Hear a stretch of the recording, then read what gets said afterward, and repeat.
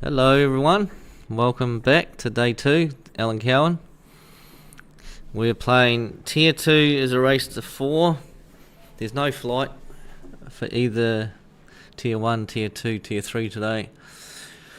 Tier 1 will be race to 4. Tier 3, when you come back in the afternoon, if you haven't got a bye, your first round will be race to 3. If you've got a bye, your first game will be race to 4. So it's a bit different than last year. Last year we had everyone bar, I think, Tier 1 race to 3 in their first game, which isn't ideal when you haven't got a flight. We've got Greg East and Craig Dunn on the left-hand table, and we've got Ronnie Simons and Amber James from Buller in the right-hand table. Ronnie's from Kaipoi, Craig's from Ashburton, and Greg's from Cashmere.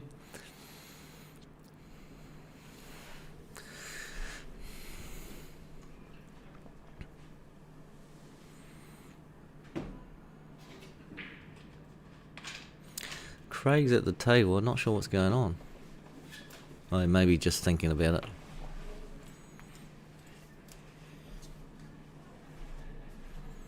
So he's going to take little one. Got the 6 over the pocket.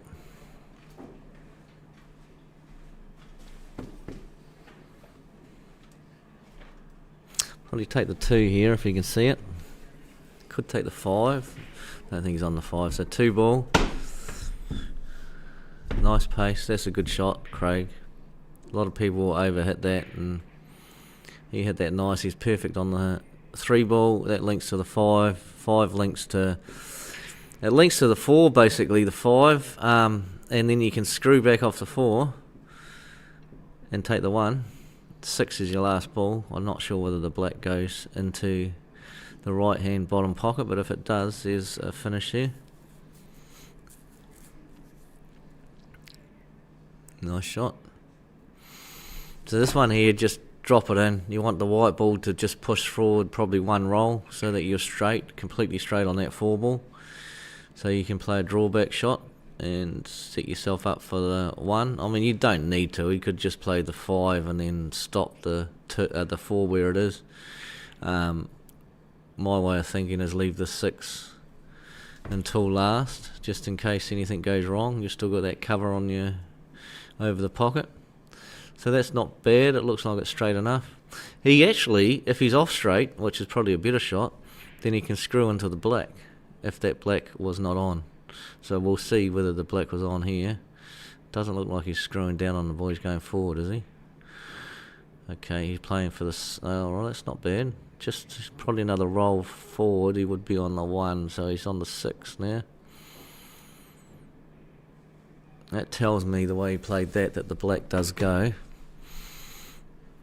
So it's all about the transition from the 1 to the black, but if he had played on the 1 before that, it would have been easier to get from the 6 to the black than from the 1 to the black.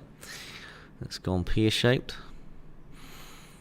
He should get this though. I don't think, he doesn't want to pot it. Oh, it wouldn't have been bad if he potted it. I thought he might snooker himself. Greg East, good player Greg. At the table for the first time. Well, I think he might have broke. On the other table, we've got Amber James and Ronnie Simons, and that is, I think that's a great matchup. Actually, both of these games are a great matchup. I can't pick the winner of either of them. So this is what it should be like all the way through today with the tier system.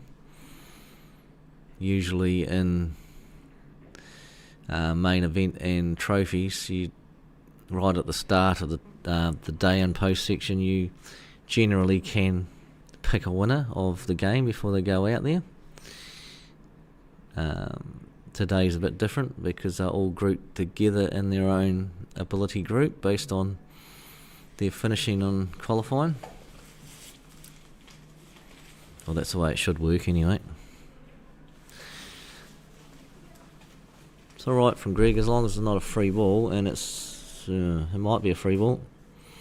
If it isn't a free ball, he's got a shot at this into the left-hand pocket. I don't know how he gets on the black though, and I don't think that black goes anywhere now that the 11 ball's there.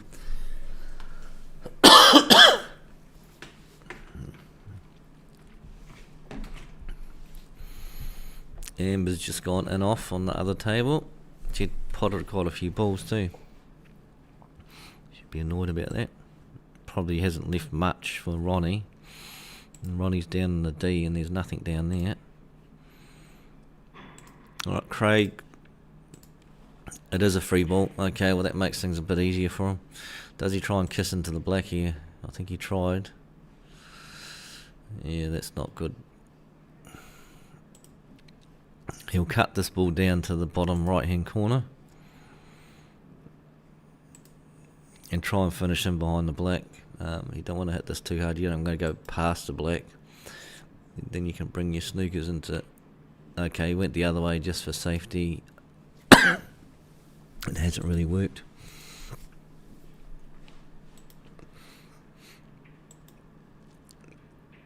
Tell me, Paul, is Shirley out? I believe so, yeah.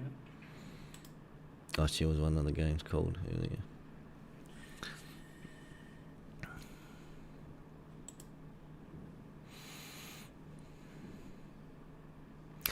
So Greg, probably in the same boat here with the black ball, and if the 9 went, so he played pot and safety shot there.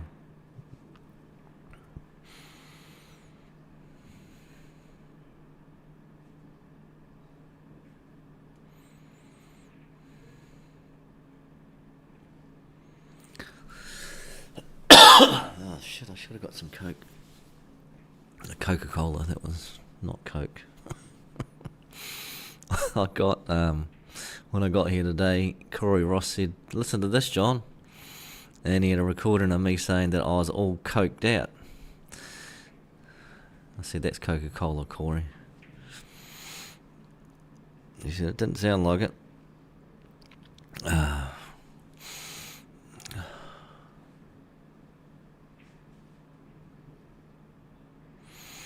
Greg, hardest ball is still that 9 ball. Don't think it goes anywhere. It might go into the middle pocket that he's hitting this 11 in, but he has to get behind it somehow. And this transition from the 13 to the 12 ball, he's on the wrong side, I think, with the white. He needs to push the white ball through. He went that way. Oh, okay, so he played for the 9 into that middle pocket, so that did go. Just didn't get there with the white ball, and he's in a bit of trouble now. Don't hit the black. Don't hit the black. Don't hit the 1. Don't hit. Oh. He might have got away with it. Crunchy from Charlotte yesterday. No, I didn't. Charlotte, if you're out there, I'm crunchy-less. So you know the way upstairs. I'm Coca-Cola-less. Coca-Cola-less. I've got to go down and get a drink shortly because I'm dry as anything and I'm coughing. So it's not good for you guys to hear me coughing. Greg got away with that previous shot. It looked like he was going to free up the 8. Well, hang on a minute. Maybe he did free the 8 up. That must be on the way Craig played that. Unless it's a double. It might be a double across the table. Doesn't look on. Looks like he's going to hit the 9 first. Yeah, double across the table. And it's in. What a shot. 1-0 to Craig. On the other table, Ronnie, I think, Amber's on bigs, I think. Because she sunk everything bar for 2 balls. So it's just pot and safety. Leave the white up the table in case you don't get it. Good shot. Perfect. She'll take that every day of the week. I mean, if she had got it, she would have been on the 10. She could have slow rolled that and possibly been on the black afterwards.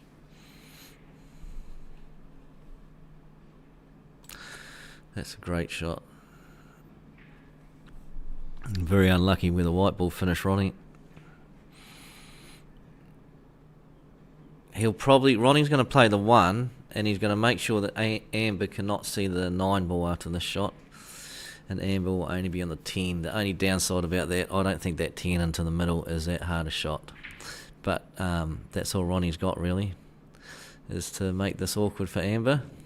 Although he has got another shot. He could clip off the 1 ball and push the 1 to the black, so you got the 6 and the 1 covering the 8 ball. he's going the other way, so he's going to leave Amber on the... He went for a finish there, Ronnie did. They're going to leave Amber on the easier one. I suppose that's not too bad either, because Amber still has to get back for the 10 ball. And it's not easy to do that. I think the way you do this to get back is go cushion first. You're going to naturally come over for the 10. You won't get right behind the 10. You have a little bit of distance, but that will be, as long as you're straight, you're fine.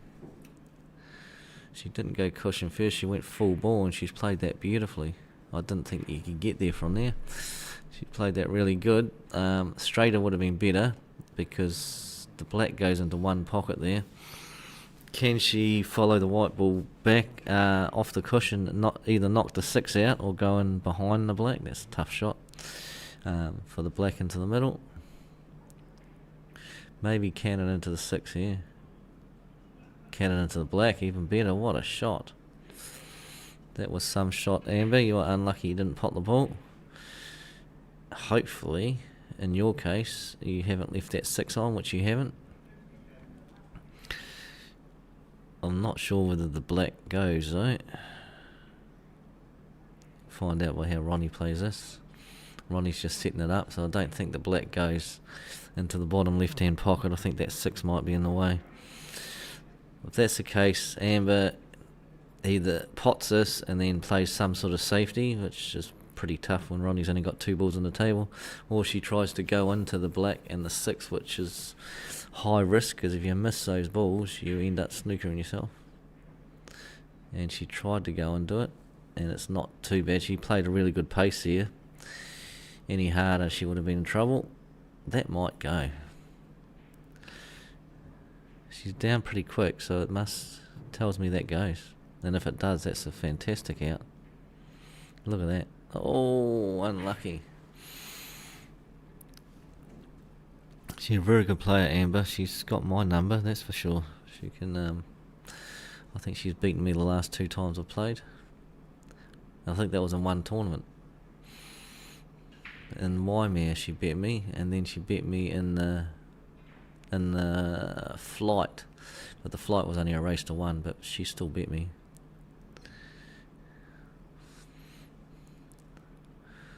Nice shot, Ronnie.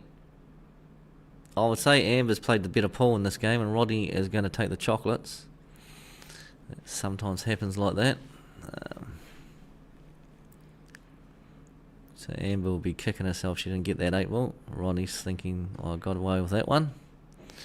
1-0 to Ronnie. Paul, well done. Back to the left-hand table. These games are going quite fast. We've got... Who is it? Greg at the table, is it? They've got a referee snooping around. It is Greg. He's on the 8. This is going to be 1-1 on this game. 1-1 in the left-hand game.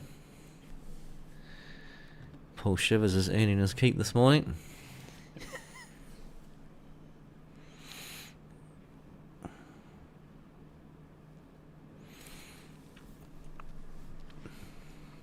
Race to 1. Might as well have just played best there. Yeah, it was the thing was with the flight up there, because there was such a big field. Everyone, the trophy and the main event, went into a flight, and they did it in Hokitika as well. But race to 1 didn't mean you're out. Race to 1 meant you played your first game. If you lost, you went to a loser side. If you won, you carried on, and everyone was guaranteed 3 matches. So it was hard to work out. I don't know how the heck they worked it out, but you were guaranteed 3 matches. So as soon as you lost your first 2, you were still in until you've lost your 3rd game. It was just a bit of fun. A lot of people decided not to play in it because of that format, but I played in it and I got beaten by Amber. I didn't get beaten twice by Amber in that. I got beaten by her in a qualifying game and then in the flight.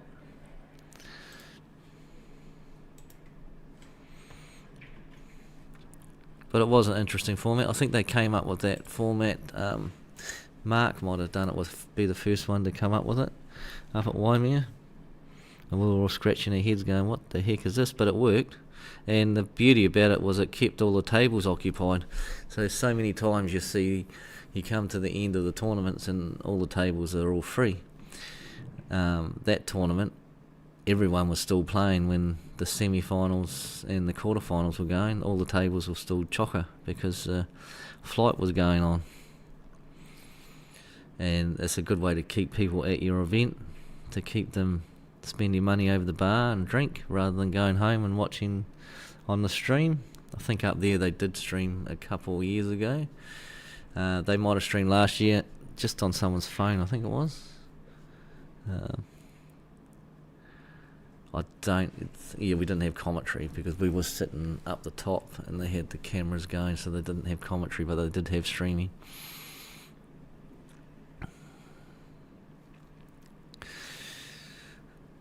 So we'll stay on Amber's game, I think, and Ronnie's.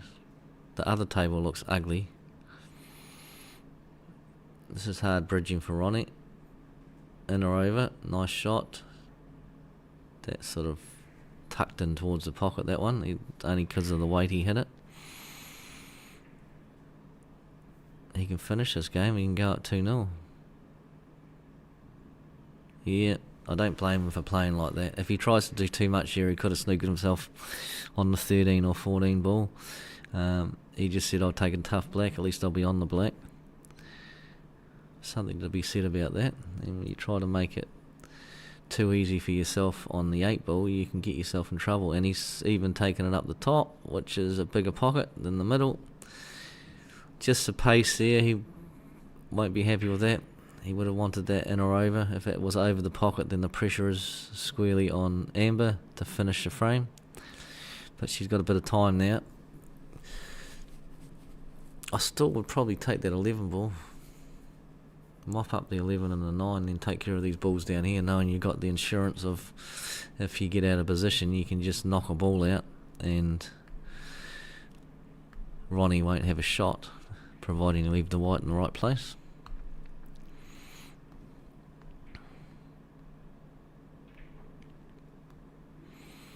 So this is difficult. The white's heading back towards the black area. Oh no, it's not. She played that good. Good thinking, Amber. So she decided the cut, although the cut was an easier shot, what value was it if she had missed it? Because she would have left Ronnie on the black. So she decided to take a double, and knowing that she'll draw the white ball back and Ronnie won't have a shot on the black. That hasn't helped Ronnie. He's getting closer to that pocket, but it still hasn't helped him. Amber might chip this 10 out. No, she doesn't need to. What I'm talking about, the 14's on. So get the 14 and hopefully get plumb on one of those 9 or 11 ball. The ones down here are the ones that you can set up by playing safe. She'll have to do it now. So she'll probably chip the 10 off the cushion. She could, she can play the 12. Just make sure you don't give him a free ball behind the 13 if she misses it. But she went for the pot, so fair enough. It's still a hard shot from Ronnie. If the white ball was further across the table, on the other side of the table, Ronnie hasn't got a shot, so he has got a shot. It's a very hard cut.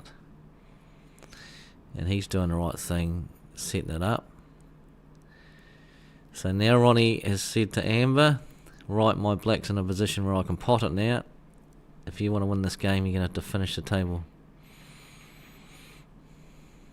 Ronnie would have liked it over the pocket completely, because there is a chance of a safe shot on the white ball if you're right up the top end of the table on the rail, top rail.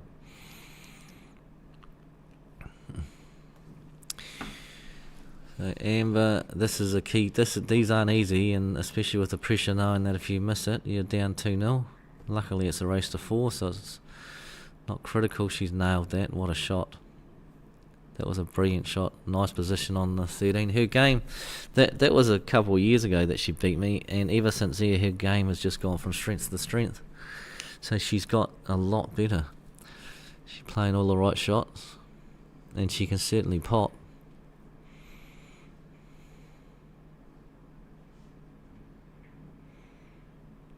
Nice shot there. She may take the 11, knowing that the white ball is going to drift down the table. And if she doesn't get it, then the white's safe where the black is. You only leave a cross double. The more positive shots are 9, but you probably won't get to that rail after this 9. And she got, she got there. So she might have been thinking too much about getting there with the white ball. But she ended up getting there, and the 9's in a better place now than what it was. So Ronnie, he wants to, if he doesn't get this in, he wants to hang this black over the pocket. The white tracking down this end of the table. He's got it. No, he hasn't. He's left a hole. That's what he didn't want to do. Amber doesn't need to take that hole anyway, because she can just screw back a little bit, come off the side rail and come out for the 11 in the same pocket as the 9 here if she wants to. She's got a number of options. I don't think it's an option to get on the 11 after this into the black pocket, but I don't think she needs it. So just spring out a bit. Oh, okay, that's a lovely little touch. So she's going to go into the black pocket, which is a massive pocket now. And just make sure your white ball's not tight to the left-hand cushion. So you want to make sure that you're springing, either screwing it back or springing it off. Yeah, that was a bit of a mistake, unless that is far enough away. So she needed to hit that a bit harder to spring it off that side cushion to come out. Could have got really unlucky there if she had clipped the black on the way through. That black would have pushed to the rail and she wouldn't have been on anything. But she might hopefully get that. Look out. Yep, nice. Good shot. 1-all pull. That was a good frame of pull, that. On the left-hand side, table's ugly again. I don't know whether this is still the same frame. I think it might be. It's 1-all. They're just playing tip-tap by the look of it.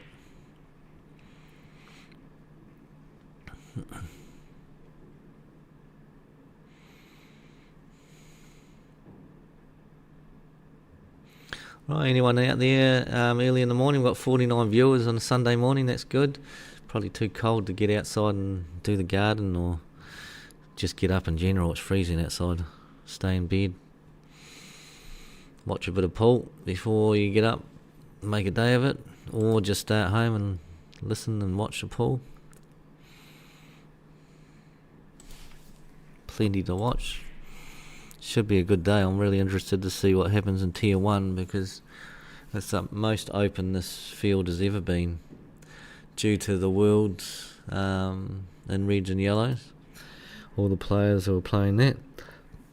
When I say all of them, it's a couple that are going to the worlds are playing in this. Kerry Michaelides, Kerry Lowe, but the Adam Shaws, Adam Lilly, Simon Singleton, Des Wilcox, Jojo Coleman, they're all practicing this weekend, so it makes it a lot easier for I wouldn't say average players, all the players just below those guys have got a genuine chance of taking the title here. Not that they haven't when they're in there, but when they're in the field it makes it a lot tougher.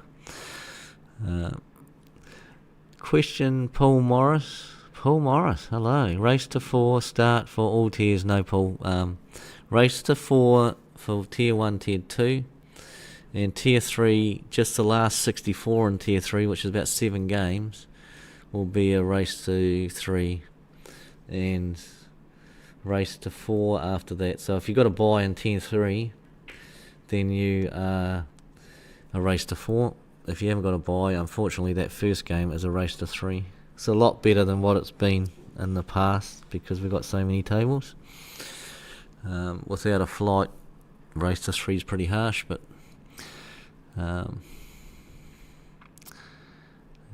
that's what we've decided on. It's a lot better this, because we've got that 26 tables compared to 14 tables. We can do that now. With the 14 table format, people were turning up and they were having huge waits, just because of that fact. We didn't have enough tables. Today you'll be turning up, and if you're not playing and you're waiting for a bye in your first round, it'll basically be just one round of pool that you're waiting for, and then you'll be back on. A number of tournaments you turn up, you got a bye, and you don't get on for 3 or 4 hours. Just purely based on numbers and numbers of tables. Staying in bed To watch was the plan before my cat decided she was ready for her morning food and annoyed me until I felt... I'm sorry to hear about that, Daryl. Thanks for it, though. Thank you for letting us know that. We have to check in by 11:45. Yeah, be here. I don't want to really put my foot in it there. I would say 11:30 that you'd probably... It was 11:50. 11:50 is the start time, so just Yeah, so get here at 11:30 just so you can get comfortable, feel the warmth of the club, get your queue out. There's nothing worse than getting your queue out of the case that's been sitting in your car all day. It's freezing outside, you get it out and it's cold as anything. So get your queue out, let it warm up a bit to the conditions, have a chat, have a drink, get ready, and bang, you're on the table at 11:50. Unless you had a buy. Right, so where were we anyway? We're focused on back to Greg and Craig Dunn.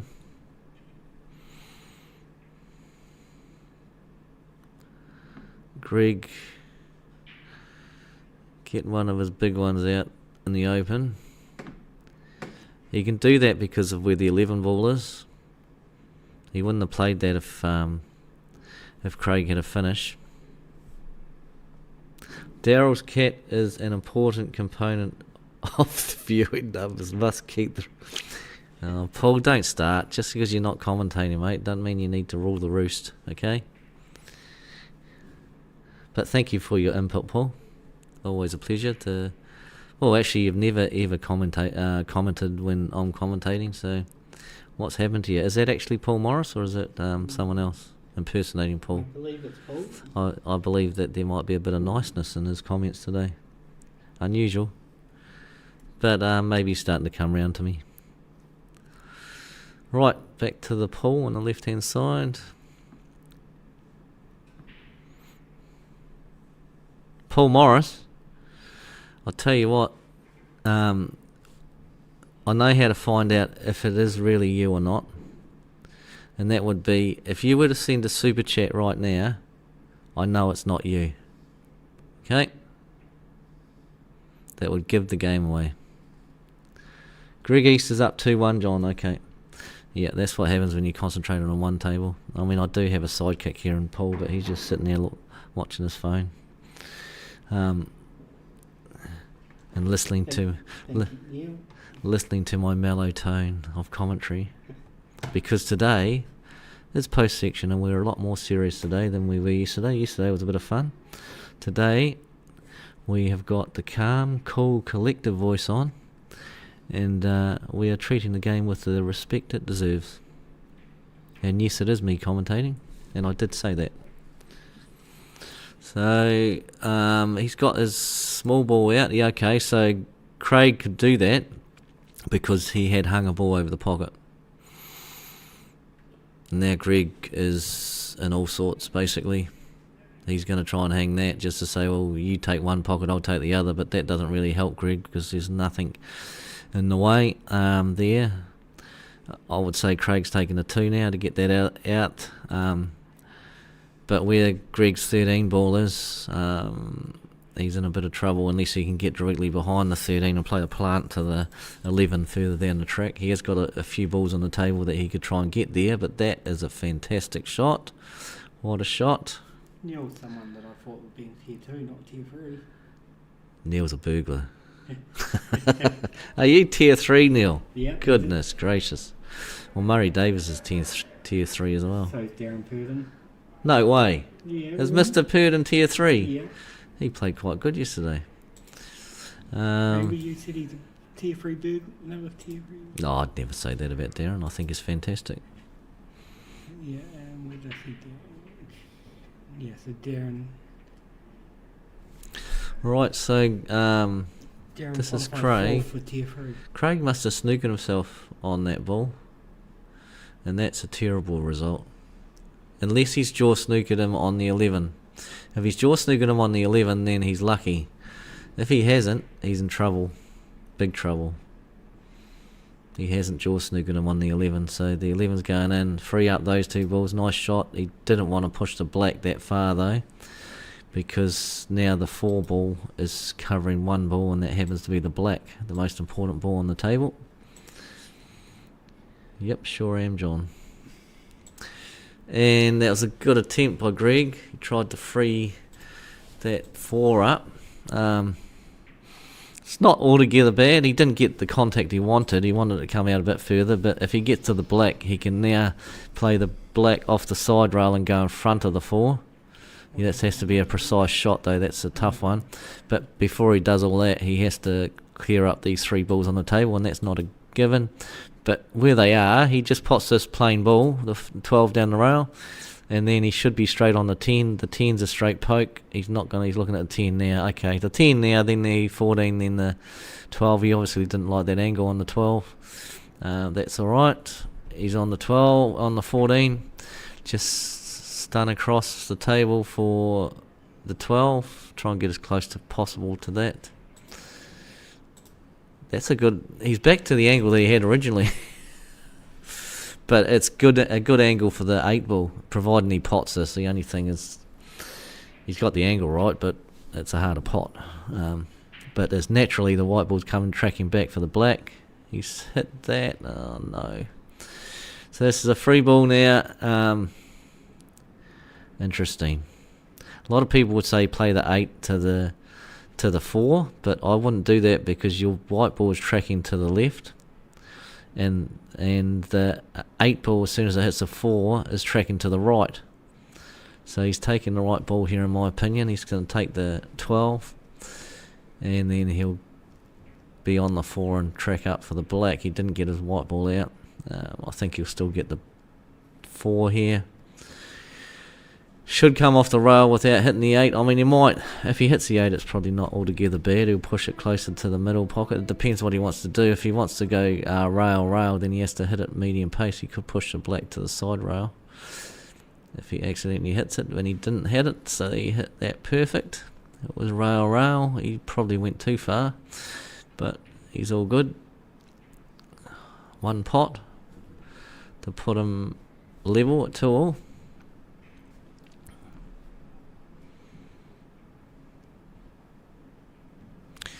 And he's nailed it. Good finish. Good way of taking that out. As I said, a lot of people would have played the black to the 4, and that would have been a big mistake. Right hand table. Ronnie at the table just played safe. 2, 4, 6, 8, 10, 12 balls on the table, so that the ball is down. Not sure who's... so Ronnie must be on the big ones, I think he just hit.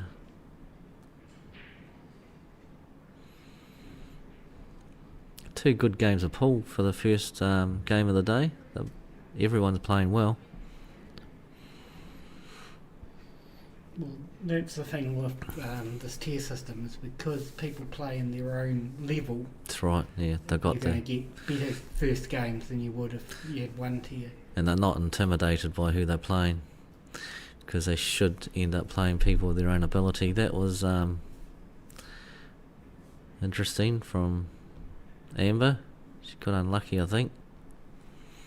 Has she? It looks like that's a horrible result if that's not on. It's on at the top, not on in the middle, is it? Oh, it might be on in the middle. She's not sure. It might be one of those ones where if you push through, you're going to hit the 5 with a white. So she's taken it. Oh, that's a beautiful shot. It rolled out. That rolled out. People, referee to the table. Maybe the table ain't level. Oh, there is a referee at the table. Ronnie's there. It might have had a bit of chalk or something, I don't know. But it looked like it was in off the stick, and normally those ones nap in and it napped out.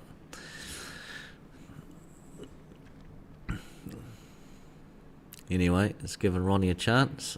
This isn't difficult. Just, so you're going to play for the gap between the 6 and the 14, and he did. Perfect. Yeah, I was going to say you needed to be inch perfect there. It was only a little window, and he played it well. Is he going to play the 14 into the other pocket? Oh, he's going to play the 14 now. Fair enough, because it was quite hard to get from... Oh dear. from the 13 to the 14. He didn't execute the shot though, missed the pot, and worse, he went in off. So Amber's got a chance now with her balls all out in the open. I would probably take that 3, Amber, just for the mere fact that it's not really doing anything up there, and it gives you a better chance to get closer to your balls down here. Unless you say to yourself, oh, there's no one going to miss this one. I think I'd take the 3, because I wouldn't be that confident. It's not a bad option taking this one. She's playing the 5. She's going to push the white ball through in the same line, and if she misses, it's only going to leave Ronnie the 13 ball. Although it would have left on the 14 for a cut, but you can see what she was doing, and she's played that with authority, and she's nailed it. That was a great pot. 2 ball, you're going to push this through. This is outstanding, Amber. Your game has improved out of sight. You were good enough 2 years ago to smash me. I'd hate to see what I'd be like now if I came up against you now. You're on fire. So does she plant the 7 to the 3, or she probably the shot would be the 6. But you'd probably need to screw that off the 6, and if you're going to do that, you're elevating your cue. So I don't mind what she's doing here. Just play a plant, pocket weight. Very nice. Go in. Oh, come on. That pocket has not been very generous for Amber. First of all, sorry.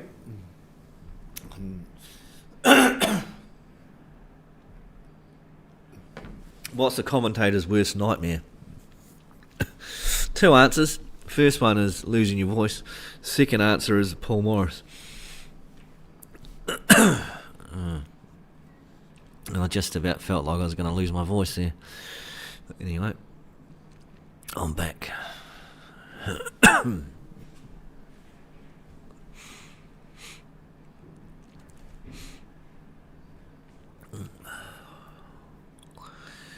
So Ronnie's on the 8, and in it goes, and he takes, he draws it back to 2-all. 2-all there, Paul. Thank you.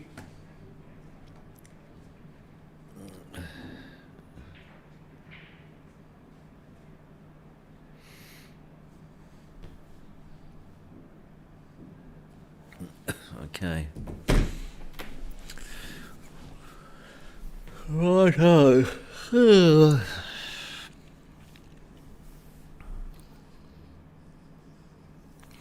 I must say that there's I don't normally watch myself back streaming. Well, that's a lie. I do it all the time.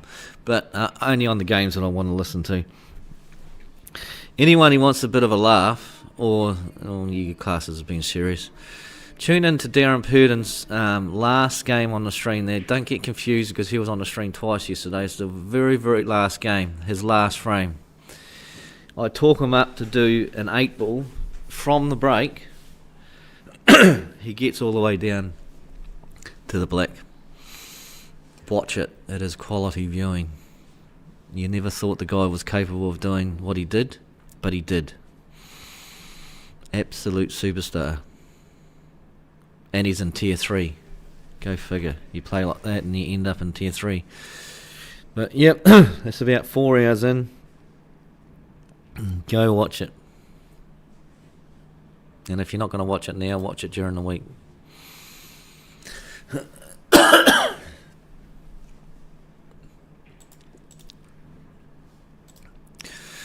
Righto, where are we going to go to? We'll stay on the left-hand side table, I think. Greg is on the little ones. Greg's got control with the 5 over the pocket. Paul beat Trisha and you for now. So Paul Morris, what was he doing commentating when he was playing? What a disgrace. How is that even possible? Multitasking. Unless you didn't turn up. I thought Paul was sitting in his bed having time off because he's done this enormous job getting this tournament. Well done, Paul. having a cup of tea and maybe a Tim Tam, listening to some quality commentating, wishing that he was here, only hoping that he was as good as what we are on the commentary team. Basically saying that I might be Paul Morris's idol. Not sure whether that's the case, but it may explain why I get all the abuse I do from him. Did you hear that, Paul? Are you listening? No, he won't be listening. Okay, Craig. Okay, I don't think he's done enough there. This 2 is going to go in behind and hold the pocket. I don't think it's on. No, it didn't. So Craig has now got the opportunity to hit probably take the 12. Well, he can play 12, 9. He can finish this game. That 9's on. So Greg needed to hold the pocket on that shot.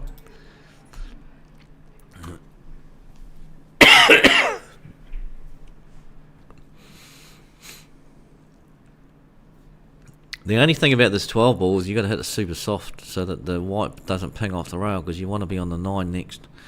And hitting it soft like that, you could compromise the pot. Could hit, yeah.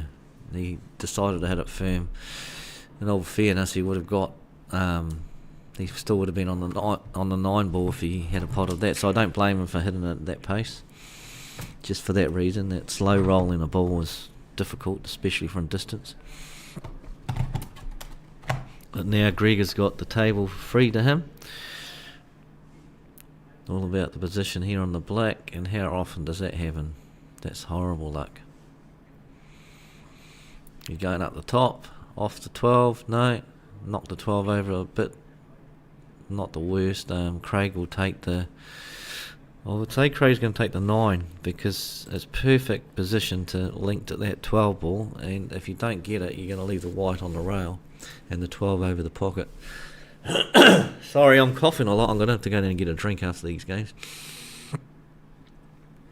providing the bar's open. And it's a non-alcoholic drink. That is a great shot.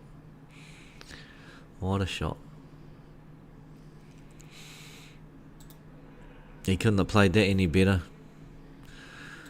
They just come off the side rail and you'll be out for the plant in behind the 15. The key to the 15 ball is finishing high.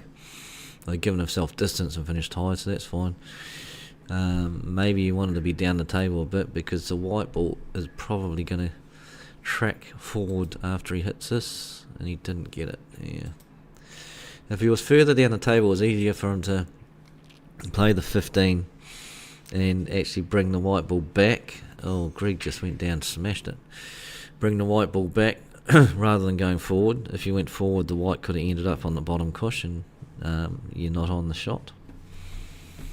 So this one here is the 11 and deep down screw it back, and you'll be on the 15 in the same pocket. You got a kiss on the 15, you probably didn't want that. They didn't get the reaction he wanted off the cue ball. I think he's still alright. He could Chinese snooker. Oh no, he tried to. So he tried to Chinese snooker Greg there to make it awkward on the black, but that went pear-shaped. And Greg said, "Thank you very much. I'm going to pick the white ball up, and this game is over." 3-2 to Greg East. 3-2 to Greg East. Thanks, Paul.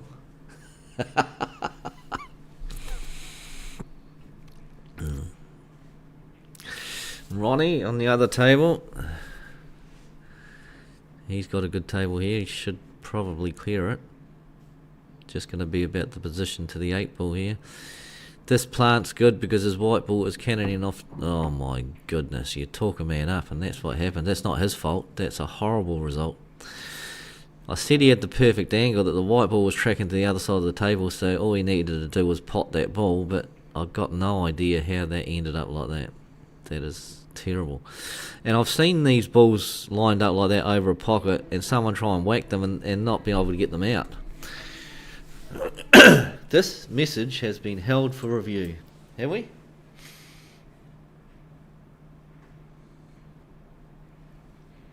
That's because that star on the end of in. The what? That's because he's put a star on the end of in the white was the reason that got held. Oh, really? Yeah. Oh, right. because they're all saying it feels unusual to see Ronnie in something other than green while at a pool tournament. So instead of in his referee green. Oh yeah. Well, there you go, and oh my God, who hit that? Is that Amber? Oh, how do you get out of this, Amber? This here, people, is going to be play again combo. Amber can't do anything. She might as well just rack the balls up now. This is over. Hey mate, did New Brighton win this year? They did. I don't want to talk about it.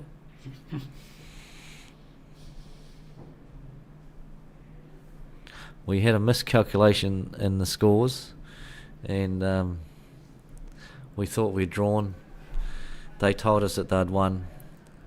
We looked back on the scoreboard, they were right, we were wrong. Our elation turned to disappointment. There were tears everywhere. You had to scrape me up off the floor. I had to then do a speech and hand over Tracy. It's the trophy to New Brighton, to Adam Gaff, who's a person that I probably don't want to be handing the shield over. He's a very, very nice person, very handsome, really too nice. I mean, I can't say a bad word about the man, but it was a horrible situation. And actually, no, it wasn't. It was Leighton, so yeah, okay, I'll take that all back. I handed Leighton to captain. And then to top it all off, I had to take their photo. Well, I didn't actually. I had to tell them how to stand, for Christ's sake. They're standing up round the table and you can see the lights in the photo. I said, take a knee. Take a knee, and if you've ever taken a photo of a team round the table, you have your front part of your team kneeling down, and the back part of the team, who are all the short ones, over the top of them. Then you get a great photo and you don't get the light shining on you. But thanks very much. Who was it? Daniel Jang. Daniel Jang. Oh yeah, thanks Daniel. Oh, Daniel Jang was in the team. That's why he's winding you up. Thanks Daniel. I hope I gave you the appropriate answer. I think I might have said some expletives to your team too about getting out of the club quickly. No, it was all in good fun. It was one of the best nights of pool I've ever had. I didn't play, but to see Dean Skelton come back and win 2 frames when he was down 3-0 to Leighton, and we thought he only needed 2, and we were yelling and screaming, thought, oh, the worst we can do is draw. And then Dean was happy. He'd achieved something in his life, only to receive the news that the captain, Mr. Renwick, had stuffed up the scoring. And we went from heroes to 0 very quickly. And the other thing is that we only held the shield for 7 days, but what a 7 days it was. Tracy was back home where she belonged, and now she's over the other side of the city. She probably isn't very happy staying at Leighton's house during the week. There'd been not much excitement there, I wouldn't think. The Renwick Boys' house is the place to be for Tracy, but unfortunately we've lost her. And those people who have got no idea what I'm talking about, Tracy has got her photo on the back of the Tier 1 shield. And the amount of people who have said to me, has Tracy passed away? No, she hasn't passed away. Because you generally do that when you put someone's photo on something. So, yeah. No, Tracy's kicking, and she's doing a good job for Canterbury 8 Ball. Right, back to the pool. Ronnie's on the big one. I'm not sure exactly how that black got out there. I was too busy talking about myself and the shield and disappointments and everything, and somehow she knocked the black out. Oh, and somehow she's going to win the frame. That was impossible. I'm going to watch that back, I tell you, when I get home, because how did Amber get the black out to start with? How did she win the frame? How did Ronnie lose that? Oh my goodness. When you think you've seen... Oh, here we go. I've got a replay. What's she saying? Okay, we're having a look. Amber plays the 7.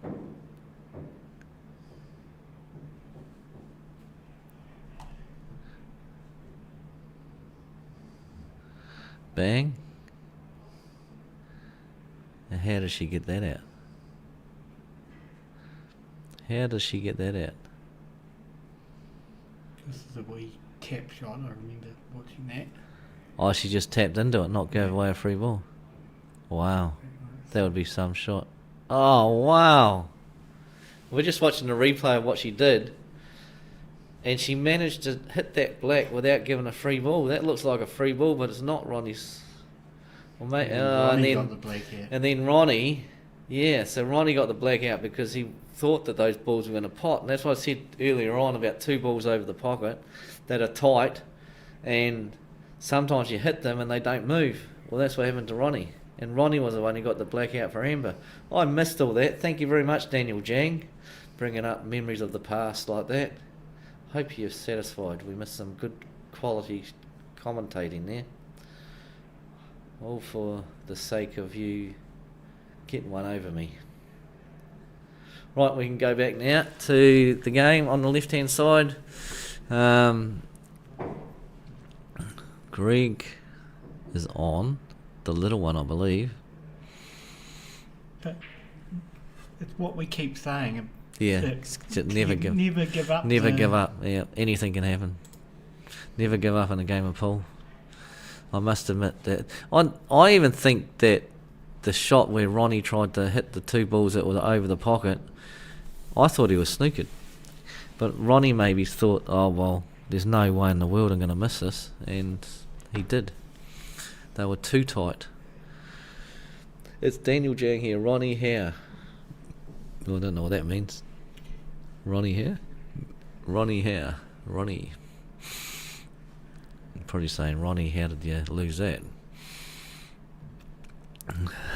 He'll look back on that game and if he doesn't win this match, he'll be kicking himself, really.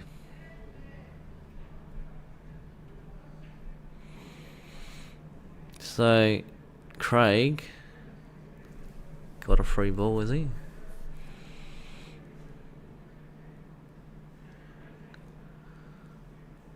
If he's got a free ball, I think it is. He's going to try and promote the 1. No, he's not. He's taken the 4. 4 goes in. That must be on. You don't want to follow this through because you'll hit the 1, I think. You want to draw it back and then take a long black. Draw it back, take a long black. Follow it through, be perfect on the black. I don't know. I don't know how to play this game anymore. Maybe I should have been playing this weekend. I've lost my touch. That was a great shot. He actually deserved to be a bit better on the black than what he is, but I didn't think that was possible.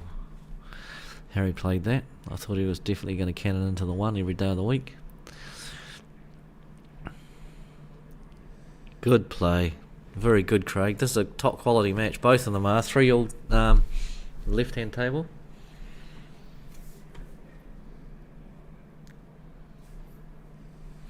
Oh my goodness. Ronnie was on the black in the last frame, missed a straight black to the corner. Yeah. Oh, really? Yeah. Yeah, we watched it. That's what we watched back. Yeah, but he missed one.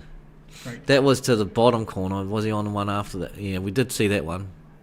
It was an absolute shocker. But what we were fascinated with was how did the black actually get out? And that's what we went to rewind to see what happened.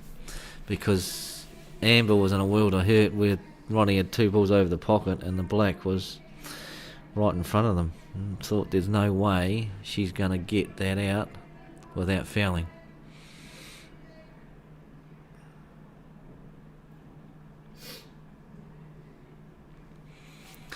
So on to the right hand game. Amber's up 3-2. The left hand game's Hill.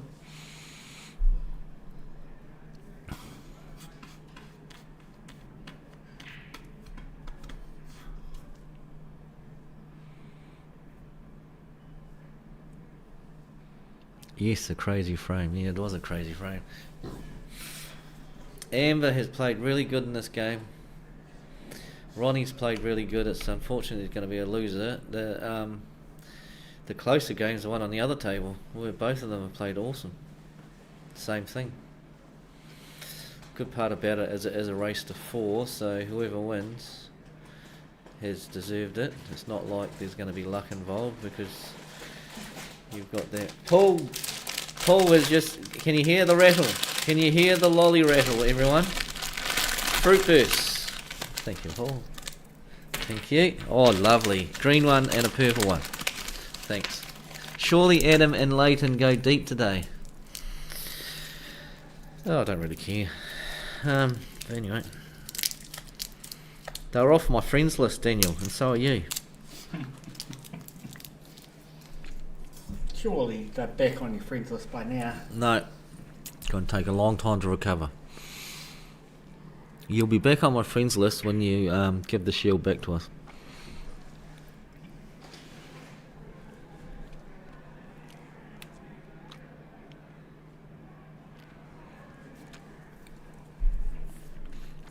Oh, Ronnie. That is that same pocket. John's he had trouble. John's in the stream tier. He's Hey? Daryl. Well, what tier are you in? I'm in my own little tournament. He's in the commentary tier. No. Yeah. I'm in tier 4. I had this tournament last year, and what's his name? Ryan Clark turned up late to registration, got kicked out of the tournament. Anyway, he turned up the next day and I said, hold this, Ryan. I got him to take a photo of the Allan Cowan trophy, and I posted, winner of tier 4, Ryan Clark. You got a few comments. One of them was from Hannah Wood, and she said, finally won something. Well, he was in a class of his own because he was the only entry, and people genuinely thought he won. I mean, what's wrong with you? No, just kidding, Ryan. But that's what, true story, did happen.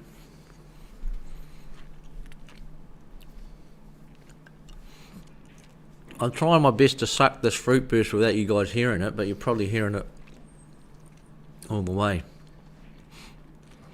And if you are, I apologise. Paul Shiver's fault. Worst news is, this is the first one, there's another one sitting here. Right, Amber, what have we got? She's asking for a free ball. Ronnie's saying, I'm a referee, that's not a free ball. No, he's not. He's saying I'm going to have to get a ref to ask whether it's a free ball. And I'm not happy about it.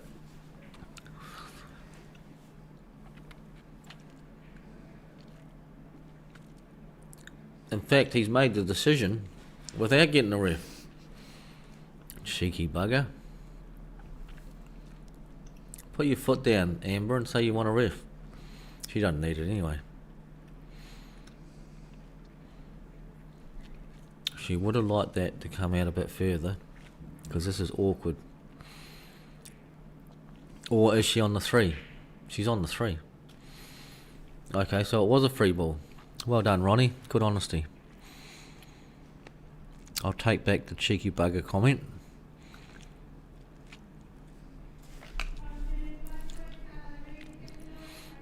So one black, Amber, to get to the round of 32.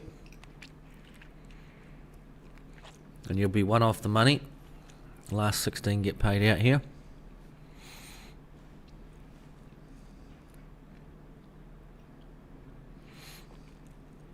And it goes. Nothing but net. Well done. Great game. Well played. Both players played well. Had to be a loser. Ronnie, you can concentrate on reffing now. Unfortunately, there's no more pool for you today, but you played very well. Come up against the top player. Amber has got better and better.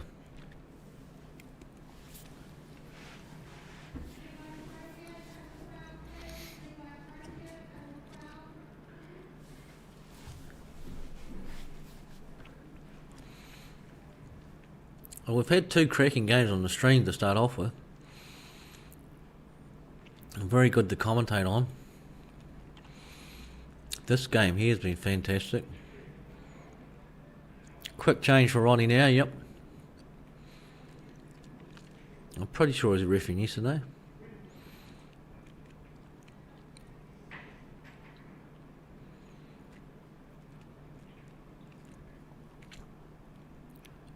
Not a bad result for Greg. He's lucky he didn't force a 6 dead on the rail there. What are you doing? You're doing 7. Does he want to take the 2 after the 7? It's an easier ball, but here you go, 7, 3, 6, 2, black. It's probably a better way. It's a safer way, because if you miss a 3, you won't leave Craig on anything. So 7, 3, no, he's going 7, 2. The only problem about this is now you have to finish the table, because the 2 blocks are 13 and the 9, but if he was to play the 3 down the table, then the 13 and the 9 don't go anywhere. So he's backed himself, and that's turned out very good. Take the 6, draw this back just a bit.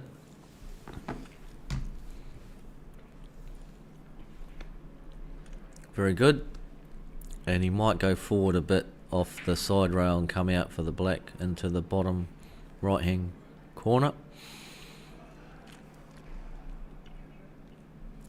No, he could hold for it, so that's a good shot.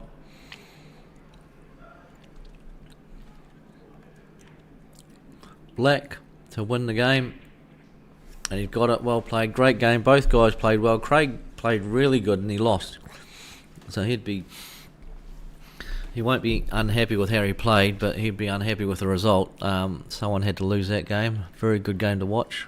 Very well played, guys.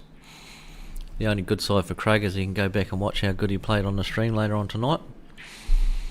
Be very proud of that. Greg East moves on to the last 32. I'm going to go and get a drink.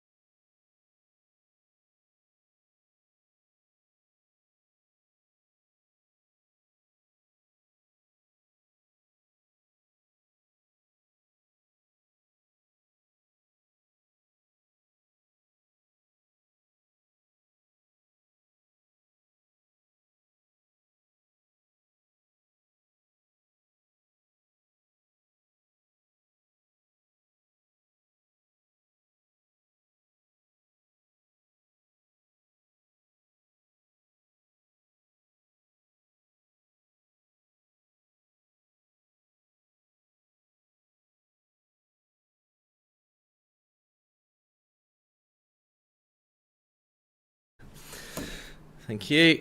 Back, people. Had to go and get a couple of cans of Coke and do the rounds to see how Shirley's going. How's Dean is going. And I bumped into Amber and talked about her game as well.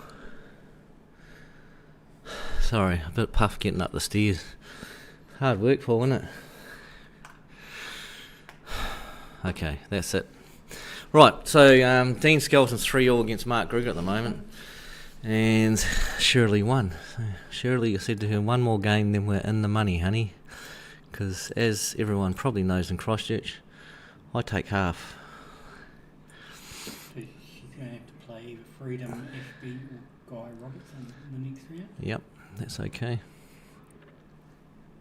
So Cooper's getting bonus pull. This is the second time he's been on the stream. He was on yesterday. And a lazy.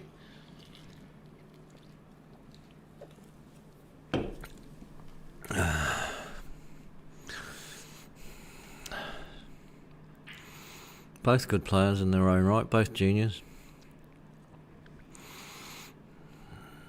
I think. I know Cooper is. I'm pretty sure Olazy is.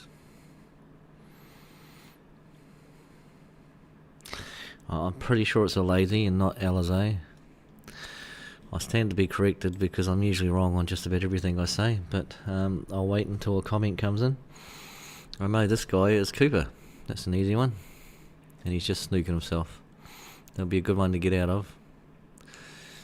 He didn't get out. Can we put... I'm going to honk. Can we put the...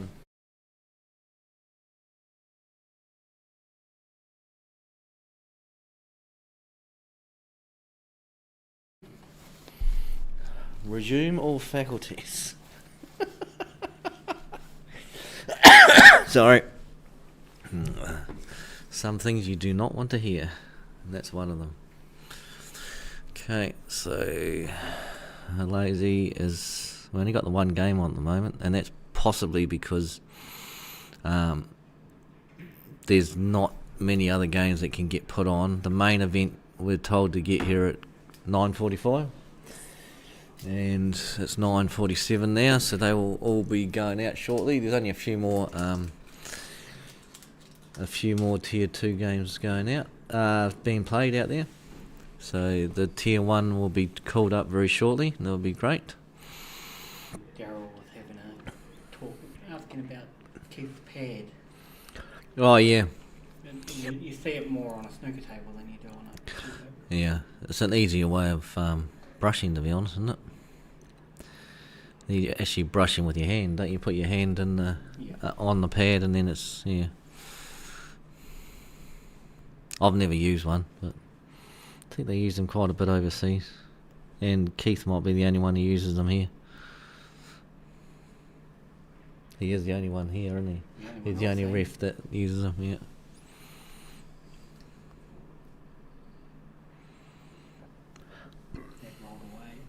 No, he hit it. No, he hit it bad. Yeah. And I think to top it all off, he's left a free ball. So Alizé's not taken it. I'm sure that's a free ball on the 6 and the 4. Yeah, I think he missed a trick there.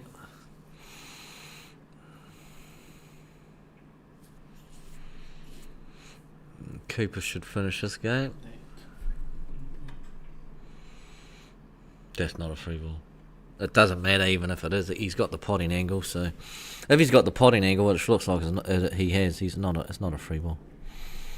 He's going to go into the 4, as he know. He held nicely on the black, so this will be first game. 1-0 to Cooper. I'm surprised that Cooper's actually in tier 2, to be honest.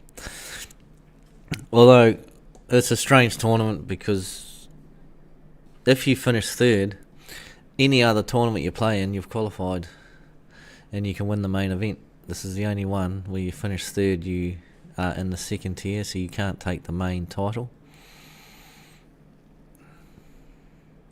It makes it really interesting when you're playing your section play. Every frame matters, because it is quite difficult to get in those top 2 places. Everyone's trying to get in there so that they can have a chance to take the main title out.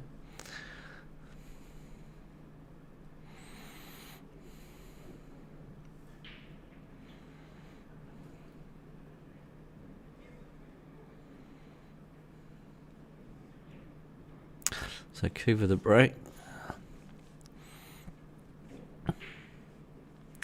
That's a pretty good break. I notice he's not using a smart rack. Actually, I haven't seen anyone use the smart racks.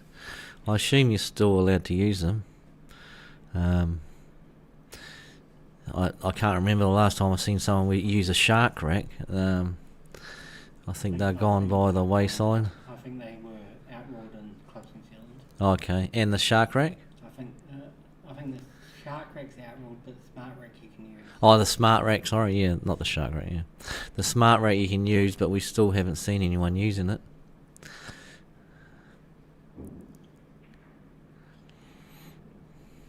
Oh, well, have I got one? Surely he's got one and I could use it if I want to.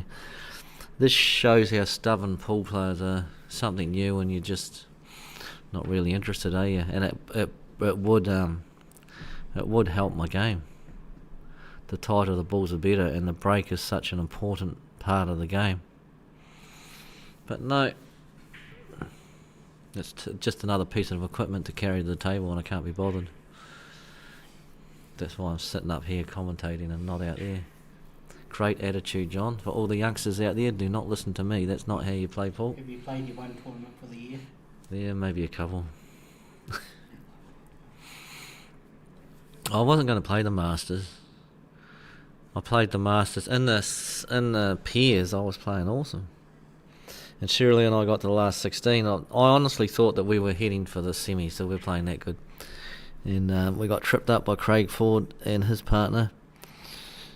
And then I thought after that day, oh my God, I'm going to do quite well on the singles here. And that lasted for all of one game because Paul Blackler destroyed me on the stream table. First game. And that was the end of it. And then I was on the flight, but I don't know.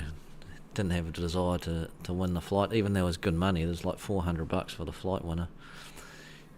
My thoughts are, if you're not taking, or you're not doing well on the main event, then the tournament's over as far as I'm concerned. I think you have to play in the flights here in Canterbury Oval, so that's fine. You can play in them, but you don't. My attitude was I'm not 100% into the idea of whether I win or lose. It's more blasé and having a bit of letting your arm loose and that sort of stuff. If you win, you win. If you don't, well, doesn't really matter. The main title's gone. And here I am sounding like I get to the end of tournaments and collect a lot of titles, or I don't. Sounds good though.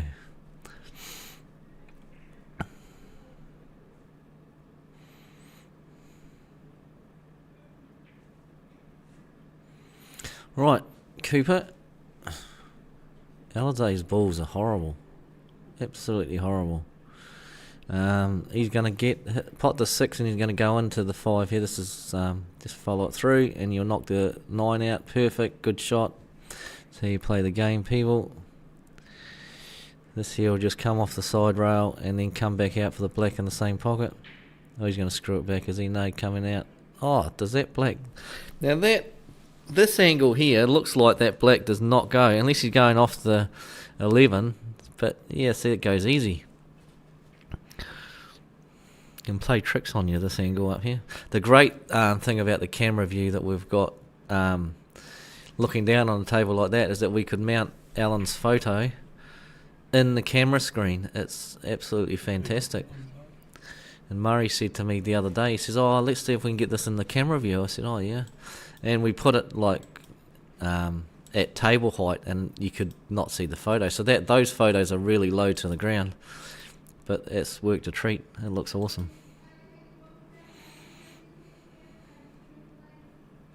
What we did do in the Allan Cowan tournament at Papanui, we had those 2 signs at the front of the room. So when you walked in, that was the first thing you saw.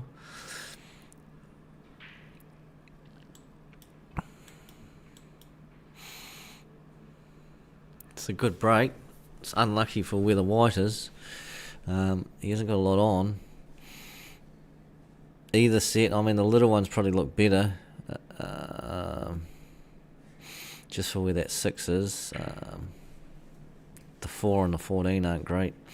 So he's going to plant the little one this is a hard first one. He's got it. Well played. Is he on? And you think he's probably going to come up with another plant here, unless he takes the 5. That plant, it looks easy, the 2 to the 1, but there's distance between the balls, and that's never easy.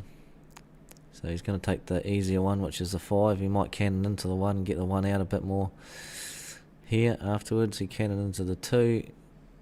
Okay, that's turned out good, because now he can just roll the 1 in and he'll be on the 2. The key to this is not to go too far on with the white ball after you hit the 1 ball in, because you want it so that your 1's travelling down the table, down this end of the table where the black is after this 2. Okay, he'd push that through too far, and as you can see that angle, he'd have to go up bulk end of the table and come back down to be on his next ball, but he didn't get the first part of the equation anyway, which was the pot, so it doesn't matter. And tier 1 have just been called out now.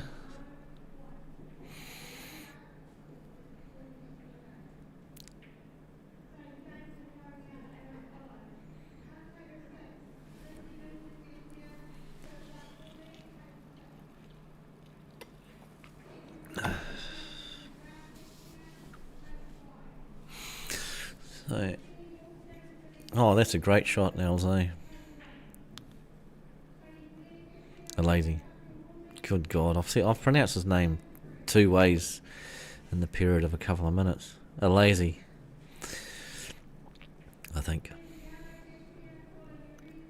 That doesn't look like it's on either. Looks like the 2's in the way, but it was on easy. Okay, now the 9 doesn't look like it's on, but that will be on. I think I need to go and get my eyes tested. That's pretty good. That's pretty good for Cooper, because now he's got control of that pocket. He can work on all his other balls and save those 2 to last. Alizé, a lazy. I think it's a lazy. I'm feeling lazy. I want to go to bed, go back to sleep, and wake up with a different attitude. Oh my goodness! I was downstairs this morning, and I had Allan's trophy, and I said, we'll put that here. There were 4 women around the table: Shirley, Tracy, Maxine, a couple of other ones. You can't put it there. That's fine. No, you can't put it there, so I'll put it there then. You can't put it there, you have to put it on the... Anyway, on the back seat, I said, can I get the prize money and put that out on the table? No, we're doing other stuff. I said, oh, come on, we just need to get this in the bag. No! Basically, if you're a man, do not stand in the middle of 5 women and ask for something, because you'll get beaten down to a pulp. That's what happened. So anyway... And they're all lovely ladies, but yeah, I felt a little bit small, to be honest. Any thoughts, Paul? Counselling session? Oh, hard luck. Just missed the edge of it. It's a combo to Cooper. Cooper would be knocking the 6 in. Get it out of the way. Okay, he doesn't need to, because he's going to take the 9, which is the only problem where the 6 is. So that's the right ball. Take your hardest ball on the table. 12's not particularly great for him either. It goes in 1 pocket, but I would take, down this end, I'd take the 14 or the 13, just for the mere fact that 12 only goes in the 1 pocket. You don't want to be leaving it to last, because if you don't get that position, then you're in a bit of trouble. So he'll be going 14, 13, either 12, 10 or 10, 12. Don't go on off. Oh my goodness. So 13, this is hard now to get from the 13 to the... What are you playing? I don't know if he can get that out, especially with the... You can't jack up on the ball, because you're right on the cushion, you're on the knuckle. So I think the only thing he does is lay up. Just make sure you don't pot it. So he potted it. Okay, don't think that... Oh, you might double the 12. Does it go? Plant it to the 10? Don't think so. Oh, there you go. Double it. Do both. He doubled it to the middle pocket with a little slight kiss off the 10. And if he's going to tell me he played it, you got to be joking. And he didn't get that one. Rush that one a bit, I think.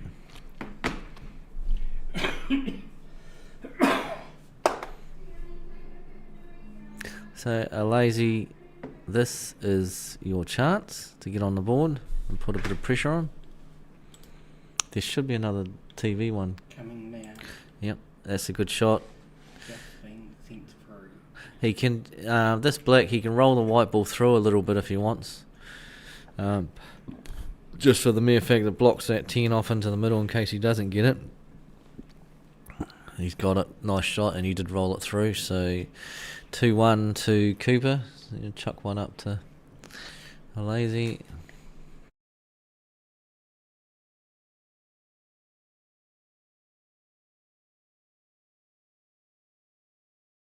Yeah, there's $2 in it.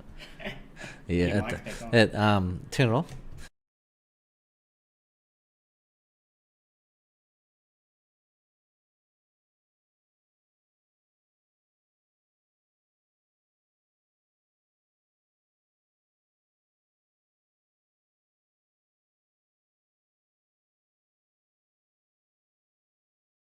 I'm going to keep getting super chats. I might get employed. No, tier 2 match. Oh, it's a tier 2 that's on. Oh, thought you would have put a tier 1 on, Tracy.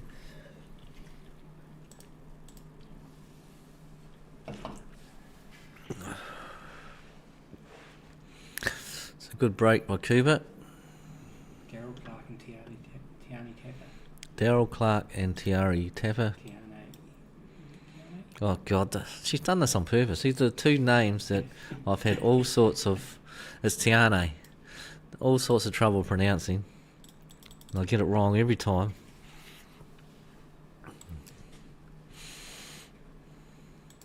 Tiari, I think it is. Tiari. Well, I don't know. No, Tiari's ain't got an R. This is an N-I. Okay, so how do you pronounce it? Tiani. Who? This is Tiani rather than Tiare. Oh, Tiani. Oh, yeah, Our thanks. first super chat of the day. Oh, you little ripper! Neville Mac. Is that McDonald? Well done, mate. Thank you. Start the ball rolling. How are you today? Thank you for your donation. Much appreciated. Does wonders for my ego. Every time I see that, I get a little bit of a boost inside.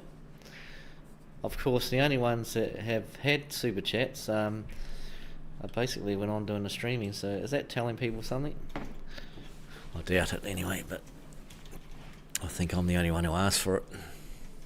Ask and you shall receive, and then when you receive, you say thank you. And I was saying thank you, Neville. Well done for your $2 super chat. Hope you're having a good day. Sitting back watching the pool. So, what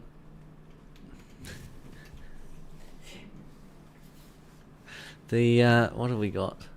What it's Tiani, right? Tiani. Oh God, I hope I'm right. And I haven't seen her play because I'd mastered Tiari, but this is Tiani, right? Oh, let's stick to the other table. Daryl did really good in Masters. Oh no, it wasn't Daryl. That was John Stewart in the Masters, Papua Nui Masters, I think it was. He looks a bit like John Stewart. Daryl was here helping with the table setup yesterday. He worked his, not yesterday, 2 days ago. Worked his butt off. Really, it was good.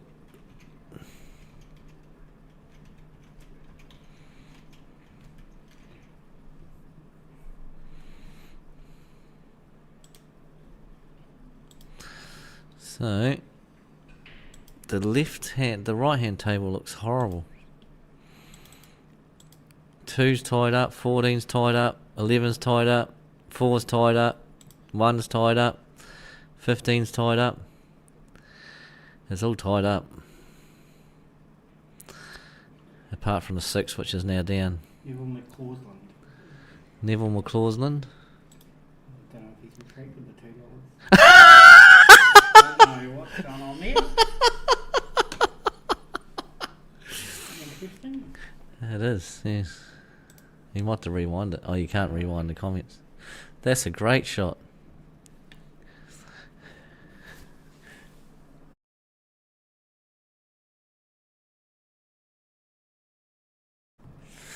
Right, so Alizé, he's managed to get most of his balls out and pot them. Just missed that one. He would have been perfect on the one if he had got it.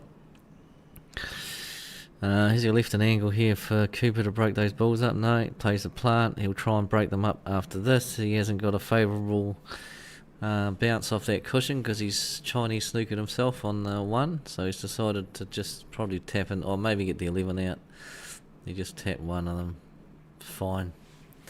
I think he would have liked the 14 to come out a bit more so the 14 was on.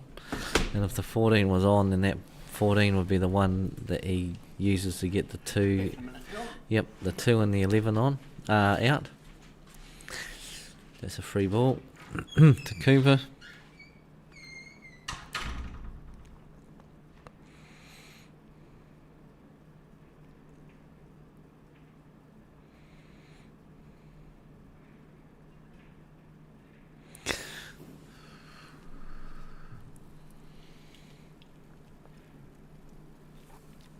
We're up to 74 viewers, which is quite good. So thank you everyone for tuning in.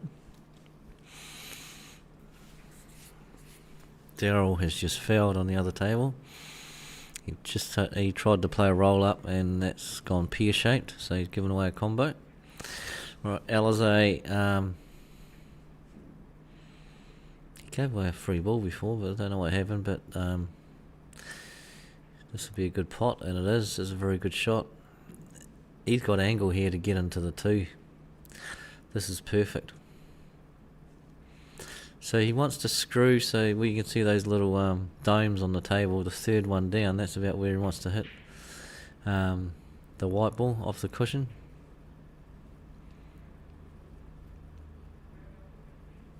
Feels so strange hearing someone else being called Daryl. Well, Daryl, it does exist, and there's plenty of Johns in this world too. Sometimes they call Johns like toilets. I'm going to the John, which isn't very nice, is it? Oh, he screwed it that way. But yep. In fact, I've got my cousin's name's John. His name's Johnny. He was named Jonathan. When he was born, my dad says, oh goodness, you know what's going to happen.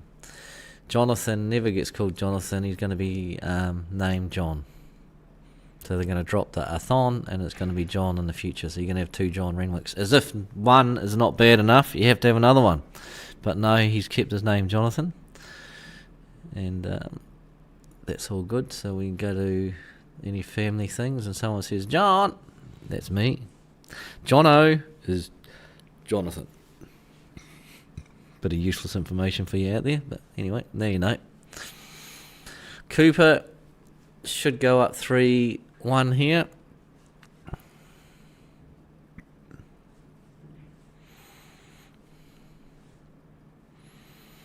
I think he wants to be pushing this white ball through and having the black into the middle. He didn't really push that through. I thought he could have just gone. I thought he could have gone side rail, top rail, and come out a little bit closer to that 8. Is he doubling it or cutting it? Yeah, I would have liked to cut that.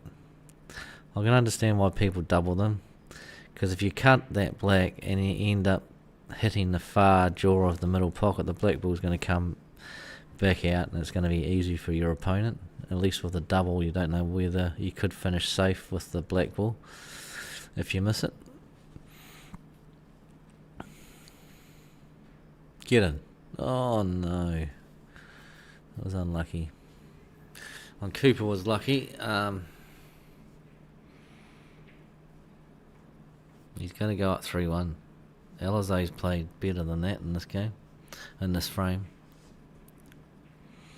So that's 3-1 to Cuba. Tiani at the table. She's on the 8. That's good. And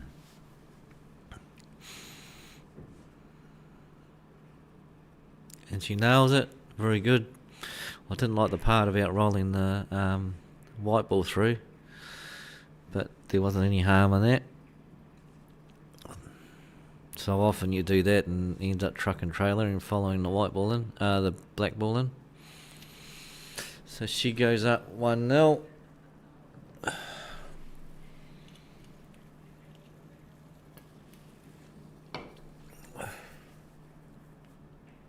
I can see Paul Morris downstairs and he's playing Paddy Noon. That would be a good game.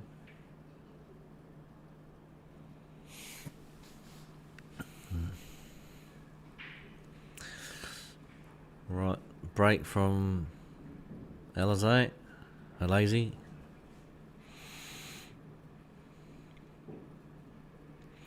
Daryl to break on the other table. I think we'll focus on the left-hand table this frame. They need to feel the love.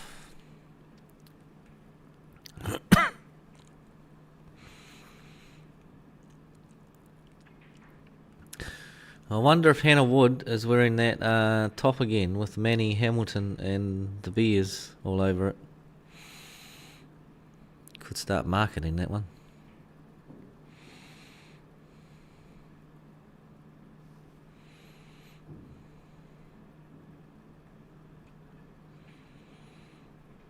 Alright, Tiani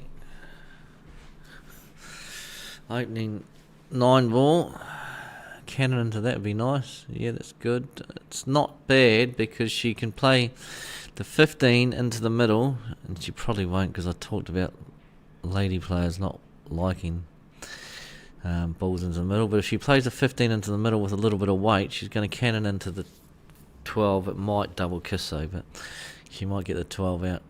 And she did. It did double quick kiss, but she played a great shot. That's exactly how you should have played that game. That shot. So she looks like she's quite a good player, this girl. I haven't seen her play before on the stream. She's getting her chance and she's impressing. Cut this 13 back to a blind pocket.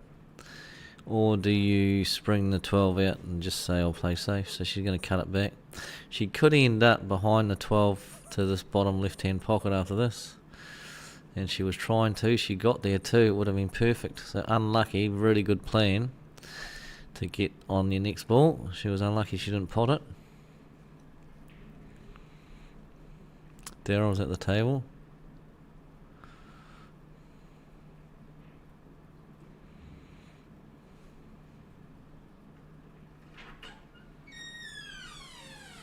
Daryl's missed it. I don't know whether this is Paul Shivers has just turned back in. I don't know whether this is last 64 anymore. It is. It is. Oh, because it was last 128. Yeah, right, it is too. Last 64. Oh, are these? That's because these are the bye matches, are they? Oh, yeah. Yeah, right. So these are last 64 matches because the players that they're playing had byes in their games. We believe. Might be wrong. But it is the last 64 match. Look up here. Tiare had the bye. Oh, yeah, right. Tiare had the bye. And Right, sorry, this is the Lazy and Cooper. Sorry, Cooper had the bye and a Lazy beat Charlotte. oh, yeah. And the other one? Tiani. And I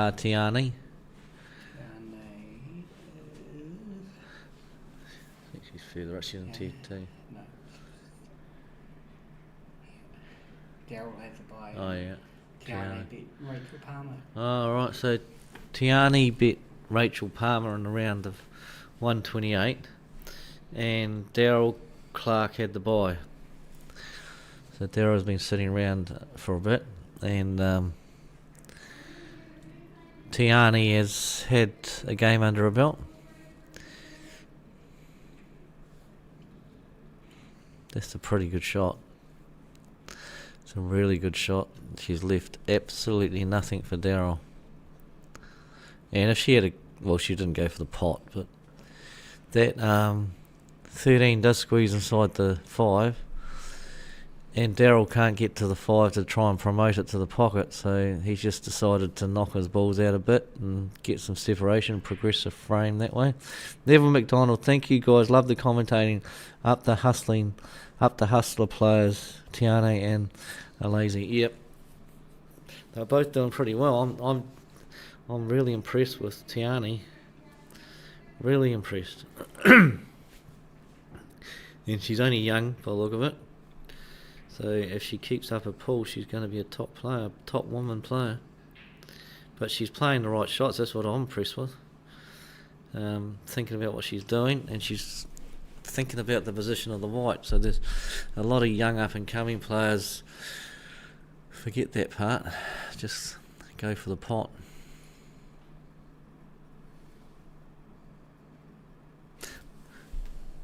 McCausland, not McDonald. Yeah.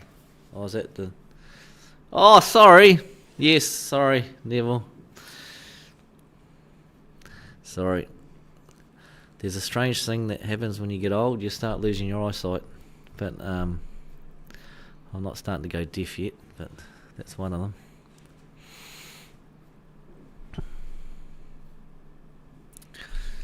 So Daryl's back at the table. This is a tough shot for an opener. If he gets it, he's on the 1. If he doesn't get it, there's probably no harm as long as it's not a free ball. He got it, and I don't think he would have left a free ball. So that was a good shot. Roll this through for the 4 in the middle, maybe. He's got to get there. He didn't get there, so... Don't think he's snookered. I think you can see the edge of the 4. Cross double it. Nope. He just got it out. He does not want to hit that 12 and push that closer to the middle pocket. He might have done just enough for that to pull up, for that not to be on that 12. If it is on, he's in a bit of trouble. No, it's not.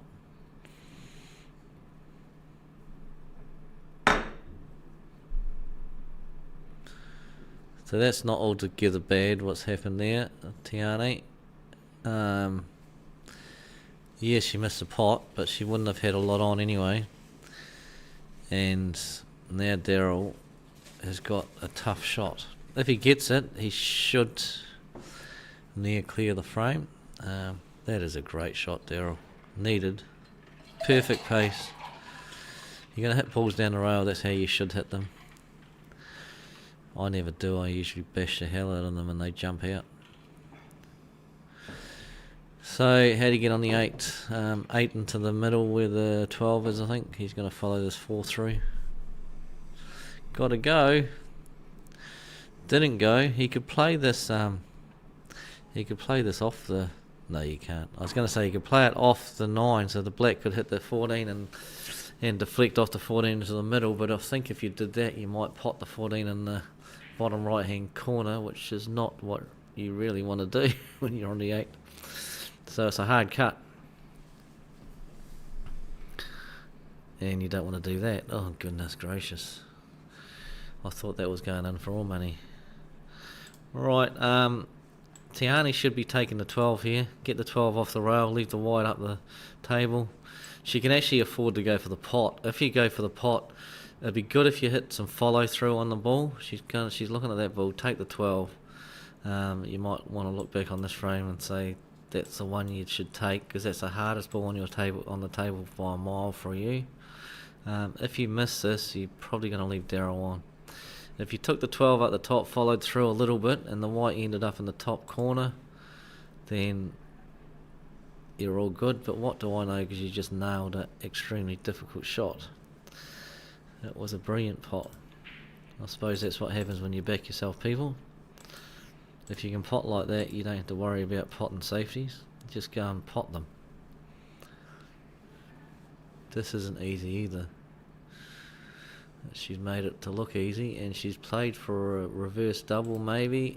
The white ball hasn't quite gone far enough. You can do the same thing here. You can pull up by just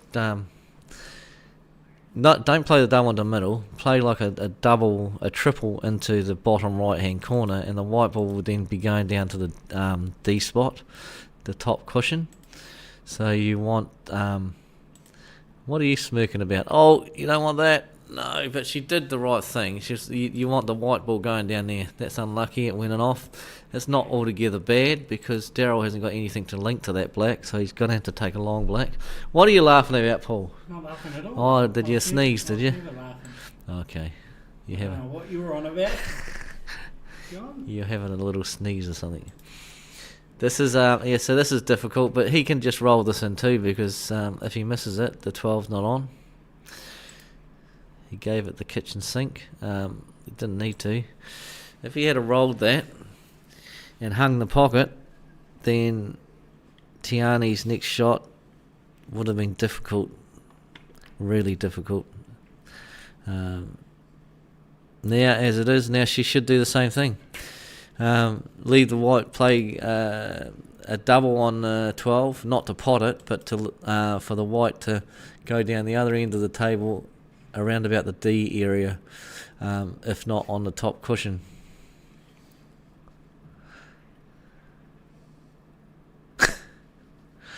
Oh my goodness, she tried to pot it. Well, that's the exhibition stuff. I'll take a long black. Can you put a little milk and sugar in it though? No, I can't. Get your own. That's from the comments. Daryl's starting to order drinks. Well, this is not Uber Eats, Daryl. We haven't got enough in the Super Chat department. Maybe if you throw some money in the Super Chat, we'll think about it. Yeah, so Daryl got that game.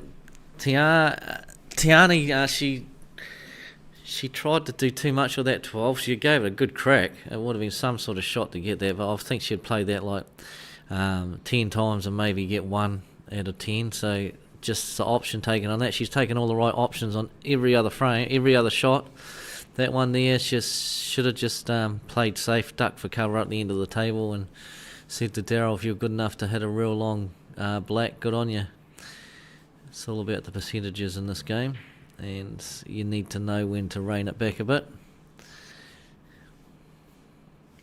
It's really important, like as your career develops, that you think about that part, because if you're playing all of the fancy shots or the non-percentage shots, should you say, you can't sustain that in a duration of a tournament. You might be able to do it in an interclub night and for one game, but if you keep playing like that, you're eventually going to come unstuck. And yeah, although it looks flash, it looks really good, it's not really the way to win tournaments. Got to be playing smart.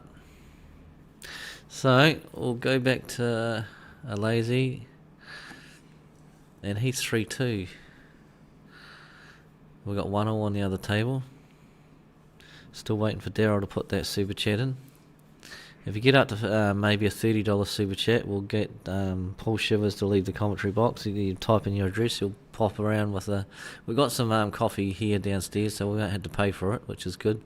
Paul is actually here to McDonald's coffee this morning. I think that's still sitting in a bin, so we could reuse the cup. Yeah, we'll get that to you. Chuck a 20 in. Thanks. It'll be delivered by John Renwick. No. That's what I've got you here for, Paul. No, I can't leave. You can't leave. You're terrified if you leave this in my hands, aren't you? I would be too. Okay. A lazy. 2 down the rail. 7 in the middle, maybe. Oh, didn't get that. He hasn't left a lot for Cooper. Will Cooper reverse double the 10 to the 5 pocket? Probably. It's a hard shot, but that's probably all he's got. Is that going to double in the middle? No, I didn't think it was. I thought the 7 was in the way. He just about got lucky enough with that 7 that it could have been not on, but I think the 7 still goes once that 5's out of the way.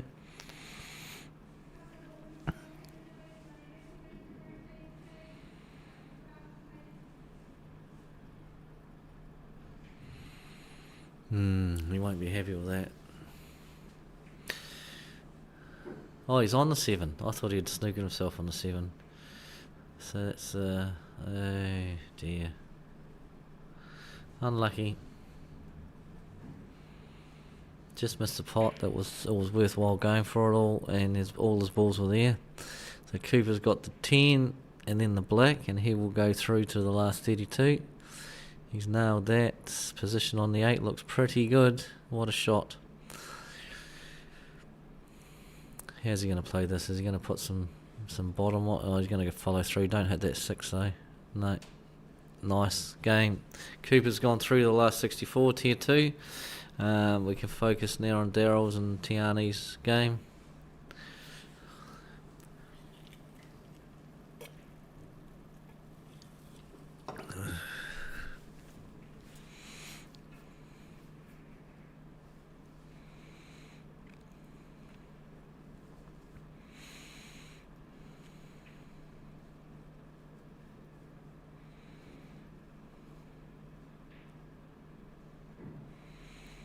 Tumble this across. It's interesting where the balls are here. I like the weight that she's playing. It's really good to see. I'm not sure of her age, but she looks quite young, and to be playing shots of that pace, that's a certain maturity there that you don't usually see in young players. That's very, very good. That's what you get told. If not down, it's over the pocket. It's a good shot, but Daryl, he'll probably end up putting this 9 ball back where it was. And that was what he really should do, because he needs control of one pocket there. The 14's no good really, because the 1 plants to the 6. So this has to go in front of the 4, and he potted it, so he's in a bit of trouble here now. He didn't want to pot that ball. If he can get somehow round to the 11 ball on the other side to put that in front, is he going to try and put this in front of the 2? He did. Didn't work. That was tough. But he's got second prize, because look where the 7 ball is now, and the Still going for tier 2. and the 11. And it is Maru Aubrey's birthday. Well, they're all tier 2 games that we've seen. Yeah. I want a tier 1.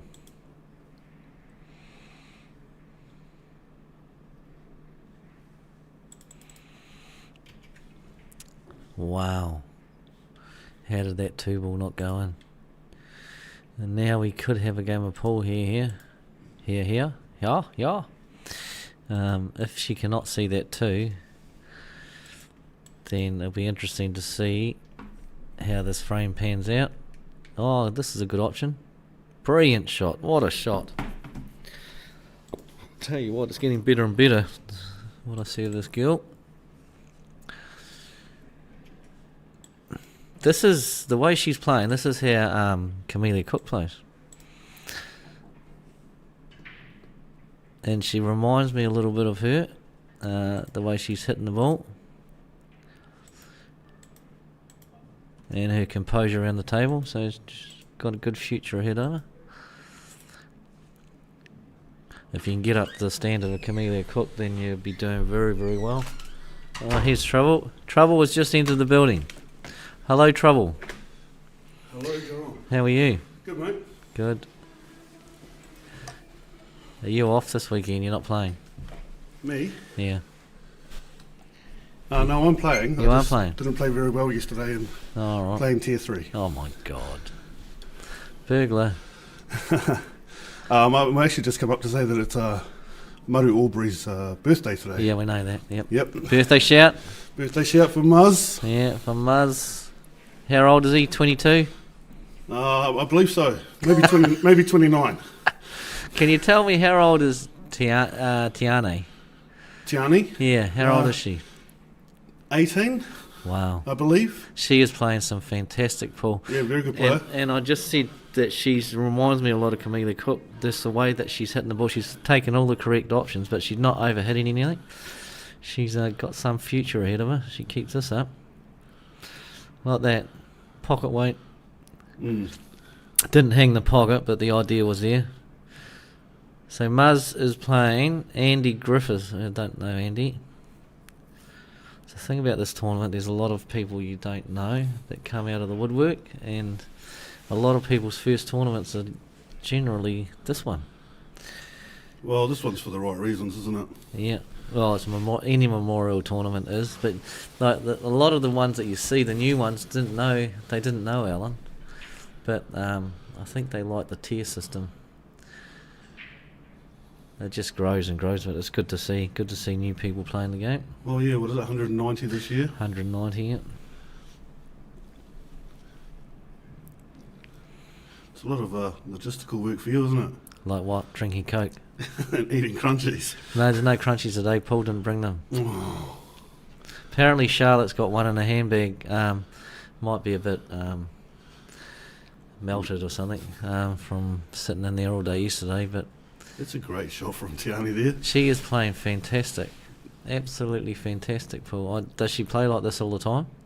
Or she saved her best for the streaming table? I think No, she plays like this all the time. She's a very thinking player. That's what I mean. For someone so young, it normally takes years and years and years to become this smart at playing this game. Because especially with our rules, you can manipulate our rules. And if you keep this up, this is winning pool that she's playing. Playing all the right shots. Yeah, plays for the Division 3 Hustlers. Yeah. Did she play in the Canterbury Women's? I'm not sure. I know she played in the Nationals. She played in the National. How did she go? Nationals is a bit tough, isn't it? But Yeah, it'd be interesting to see how she went in. I think she went a little. She went. Oh, the halfway- ladies' nationals. Yeah, Oh, right. Yes. ladies national. I think she went halfway through the trophy, maybe. Right. That's a good experience for her. She's actually my cousin. Oh, really? It'd be Yeah. interesting to see like how when she plays the Canterbury lady. By how she's playing here, she should do very well. Very well. And give them another year too. What the heck is that? You are a rock star, Yeah. are you? No, Oh, not okay. at all. Do you want to break out in song now? Is there something No. we don't know about? Nobody wants to hear me sing. Oh, right, okay. Is that energy drink? Yes, Okay. I had Hard night last night. I wouldn't say it was hard, but I had a few. A few energy drinks. Yeah. Yeah. Let's go, Murray. Well, I don't know about the idea of putting you on the stream table. Is this your first? Oh no, you've already won a game, so that's okay. Last person I saw got put on. Well, it wasn't a stream table, but it was a front table at a tournament, and it was his birthday. Was Leo Tafu, and he was playing Dean Skelton, and he got thrashed. I've never seen this guy. Have you seen him? Andy Griffin? Andy Griffiths, no, never seen him. Where's he No. from? Cashmere. Oh, never. This is what I mean about the new players coming out of the woodwork. Mm. They're the first tournament, generally this one. And the Molly Memorial, there's a lot of players that come out and play that you've never seen before. Yeah, I enjoy that. I enjoy that tournament as well. It's good fun. Yeah. You play next weekend? No, I'm retired. You've retired. He doesn't have an excuse. There's no commentary. That's no a good streaming. point, actually. I might think about it. It's too late now. The entries are in. Oh, just go down and see Darren. I'm sure he'll Yeah. pull a couple of strings. He's got a couple of strings to pull. Well, I played it last year. I did all right. No, did I do all right? I don't know. I never do all right. I do all right back here because I know what to do. The only thing is when I get to the table, all of this fantastic commentary of this is the right shot, that's the right shot, I don't take the options of the right shot. I try to finish the table and then I get unstuck. Yeah. Is that the 9 in front of the 5 there on Maru's table? Yeah. Oh, don't worry about that. We're having a session, aren't we? Come on. Can you make me feel better? No. Okay. How's Shirley doing? You're useless, Neil. Shirley's won her first game. Well, that's the saving grace, you see. Not only do I not have to pay entry fee, but if Shirley does well, I get half of her prize money because that's the agreement. Daryl fell on the black to lose that frame. Unlucky. So if you look at it that way, Neil, I'm quite smart, aren't I? Wow, you never lose from here, do you? No, but did you actually listen to what I said? That I don't, if I don't play, I don't have to pay the entry, right? Yeah. That's number one. So I'm $50 better off in my pocket. Well, it hasn't gone anywhere. But Shirley has paid her $50. And if Shirley gets, say, to the last 16, she gets $80. And our arrangement is that she has to give me half. Oh, so you actually make on this. Well, When if she plays, if and she- she makes money, you win. Yeah, but that's just what you call tough luck because I'm not playing. But she loses. She wins, but she loses. Yeah, but you see, when you sign a It bit costs of, her $50. when you sign a bit of paper, that's just it's an agreement, isn't it? So that's bad Yeah, luck. well, I think that You win some, you lose some. that contract needs to be renegotiated. No, it doesn't. It should be entry fee comes out before you go halves. Hey, can we edit the stream, please? I don't want this getting out. It should be if John plays and doesn't make money, and Shirley does, Yeah, then he gets half. it's starting to go off you now. We're both picking on him. Yeah. So this ball's going to go over the pocket. Let's talk about the pool now. Probably the only shot that Muzz had on that. Oh my God! In the first game that we saw Amber and Ronnie play, Yes. and there were two balls tight in here, on the jaws of the pocket. Mm. Two of Ronnie's balls, and they were like the ones where you hit them and they're not going to go in, right? So they were completely blocking the pocket, tight together, and Amber ended up putting her black, that's in and off, her black ball right on top of them. I said it's the end of the game. There's no way Amber's going to win this frame, and she ended up winning it. We couldn't believe it. You watch it back when you get home. It was unbelievable. Look at the black on the Daryl Clark's just put there Oh, right right. on the pocket. Yeah, well, do you want to get your opponent's ball in front of that or close to that pocket so that you can take control of the frame? That there is okay because he can go cushion first, but he probably will look a little bit better. He probably wanted to finish the game there. He's blocked off the 10, which is fine, but 11, if you get this, and if he can try and hang this somehow over the pocket, then Muzz is in a bit of trouble. Yeah, I think that's a hole there, Yeah, but it's it a was a big hole right there. option. If that ball was right over the pocket, then the tables could be turned in this frame, but I think this goes. And it does. 1-0 to Birthday Boy. Look at me, I come up here, I'm talking on the microphone, pushing the buttons. Holy heck. You're definitely pushing the button.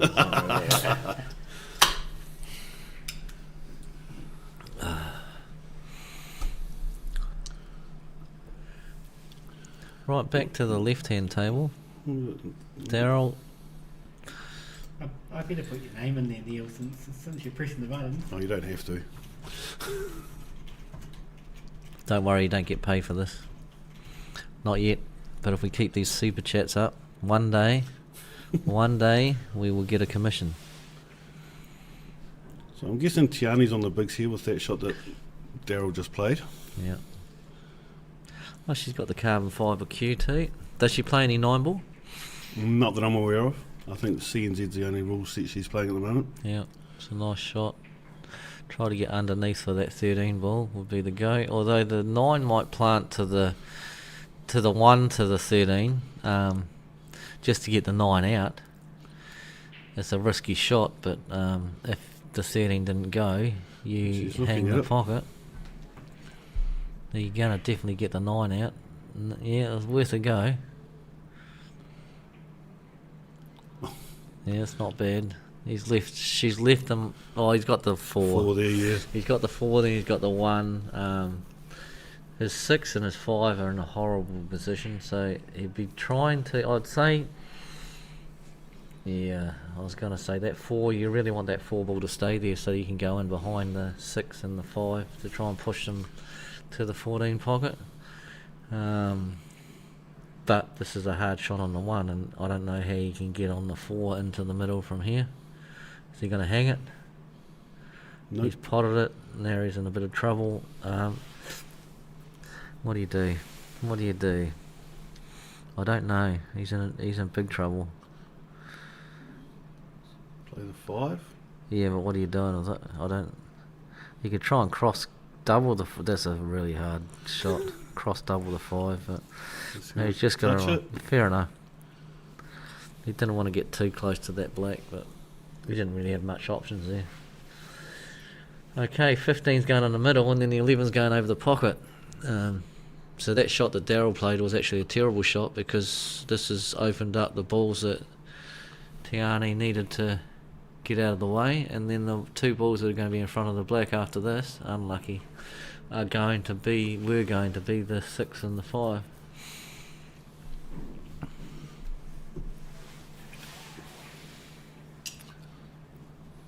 I heard that, Neil.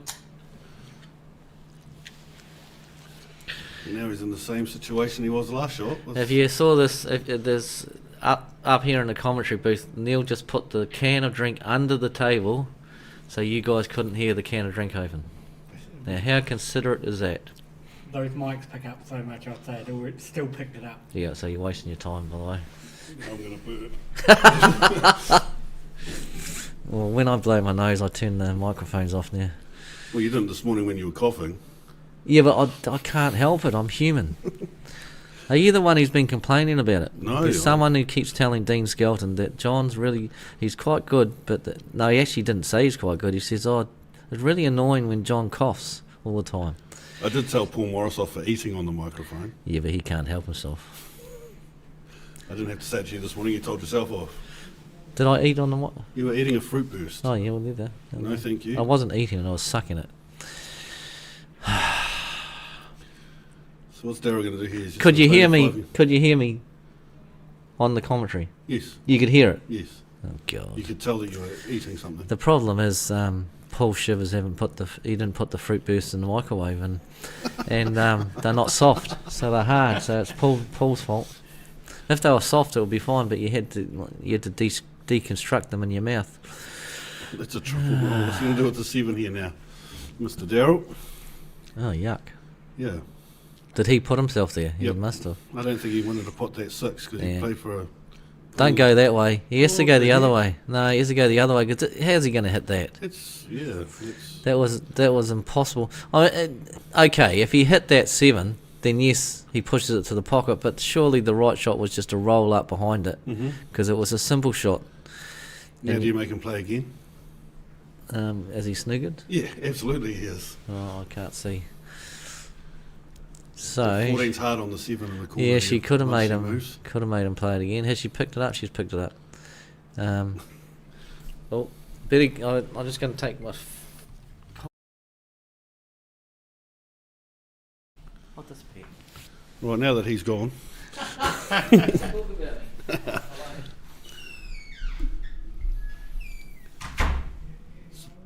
Tiani did have the option there to make Daryl play again. It just gives you another combo though. But she's chosen to pick the ball up and giving him a free ball.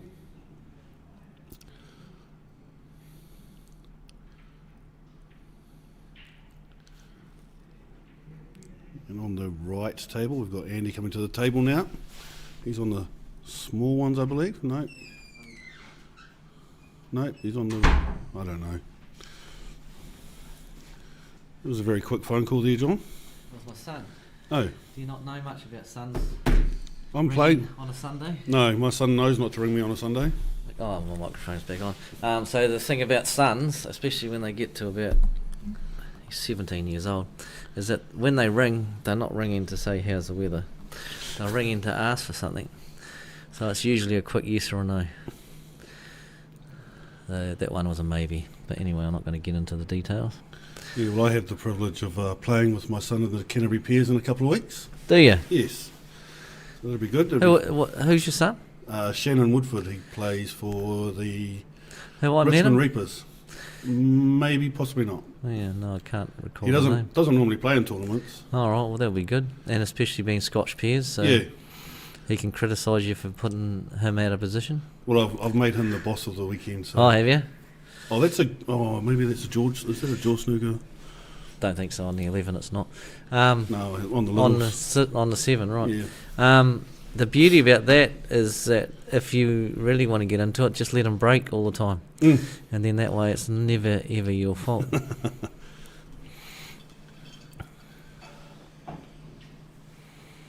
Oh.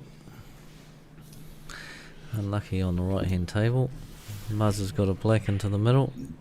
So are they? They must be calling for a ref. It is definitely a jaw snooker, so it's a free ball, and you'd be taking the 8 as a free ball, and probably after the 8, just rolling into the 7. Lovely shot, lovely double there from Muzz to take that frame. Or do you make them play it again, Neil? That's an option. Well, yeah, it's pretty hard to not give the combo away if she has to play again. That's right. And if you play it again, then it's a combo, isn't it? Mhm. And then if you play it again after that, it's a multi-combo. He's just created separation. So I don't even know why he asked. And maybe it wasn't a snooker. Maybe. But it looked for all money like it was. So this here, she can get 2 balls out here. You just screw the white ball back, put it on the bottom rail. You get the 14 and the 10 out, and then you'll turn the whole game round. Okay.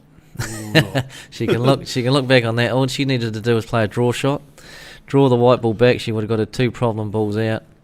I think she was playing to try and leave the ball tight to the 7, but it hasn't worked out. And this, or she was playing for a foul.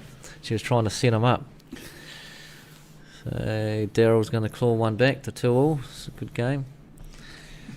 The other game, Muzz is up 2-0. So Sheryl Lee has to play Guy Robertson. Did she win? Well, she was waiting on for Guy and Freedom. Freedom's game. I don't know Guy Robertson, but I thought Freedom would be a tough game for her. So what was the score with? 4-2. Right. Never heard of him. Where's he from? Oh, it doesn't tell you there. But I can find out for you. Give me 2 seconds. Thanks, Paul. 2 seconds, caller. Yep. It's good to know that you're useful for something. Did I say that out loud? Oh, no. Timaru. Oh, he's from Timaru, that's why. He won one match yesterday. Okay. He beat Murray Davies. Well, that's some feat. 3-0. Yeah, well, I only won one game yesterday against Craig Dunn, who lost this morning to Greg East. Craig played really good today. He did. He played really well yesterday. Yeah. But if it wasn't for bad luck, I'd have none.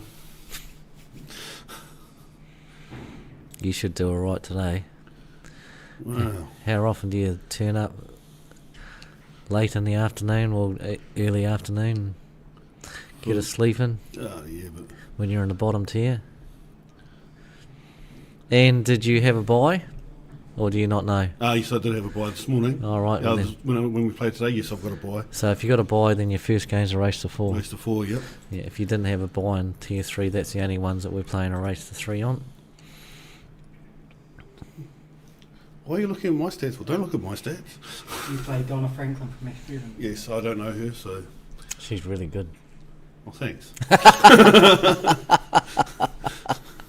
No, I don't know. Oh, yeah, I think I know We've seen her Donna. a couple of times on Yes, the stream. yes. Is Donna the one that wearing the mask Yes, on the it's table? Donna. Yeah. Oh, yes, I do know the one you're talking about Yeah. now. Yeah. These guys on the left table must be having a intermission. Yeah, toilet break.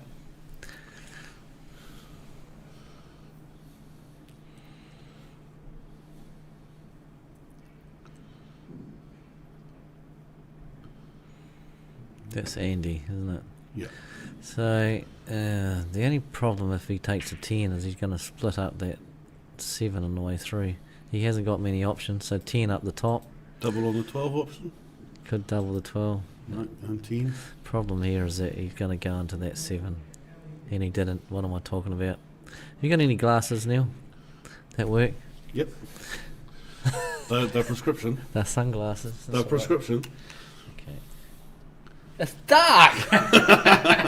Crying out loud! You just don't want me to commentate. I get the hint.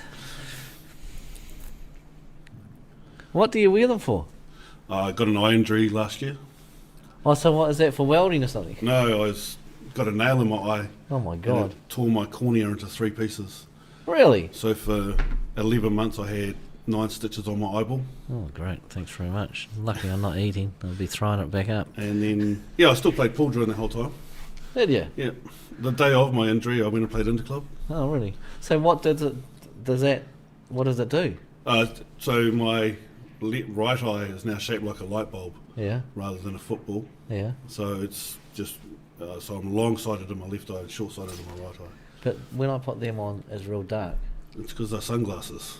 Oh, it's only sunnies. Yeah, I do have normal glasses. So when you said they're prescription, are they prescription sunglasses? Yes. No, they are. Yeah. Uh-huh. Well, there you go, people. You learn something every day. Don't get a nail in your eye. How the heck did that happen? Was it from one of those gun ramset ones? Or No, whatever? I was denailing a container after we decamped it, Yeah. and the nail broke while I had the crowbar on it. And it Flicked up and hit me in the eye. Oh, God. Yuck. And your lid wasn't shut or anything? Did it No, hit well, your eyelid I first? was wearing safety glasses, but they were on top of my head rather than on my eyes. Well, that's very clever, isn't it? There you go, young people. That's why we have health and safety Yes. around. So that answers that question, Daryl. Yuck. Oh, No, missed that completely. yep. So combo to Mars there. Okay, so when I start complaining about my eyesight, I've really got nothing to worry about, have I? No, that's just age catching up with you, John. I actually got my eyes lasered about 10 years ago because I was short-sighted, so I was having trouble when you were passing cars on the open road. Mm. They were all fuzzy in front of me. So I heard an ad on the radio about Ian Davidson, I think it was. The LASIK eye surgery. The laser eye surgery, yeah. So I got that done, but they said it only lasts for about 8 years, and now they've gone back to what they were.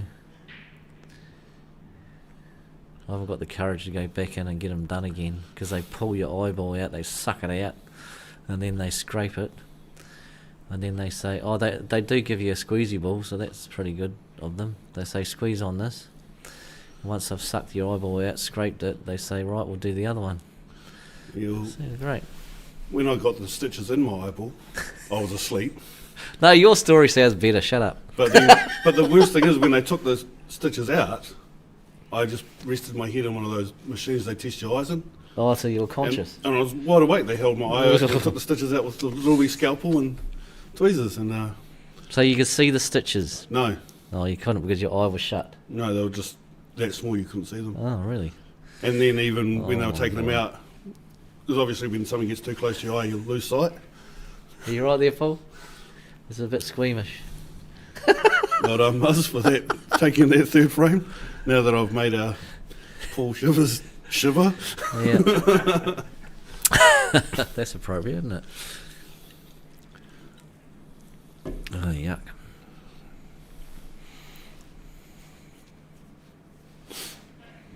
Takes me back to when I was a kid, though.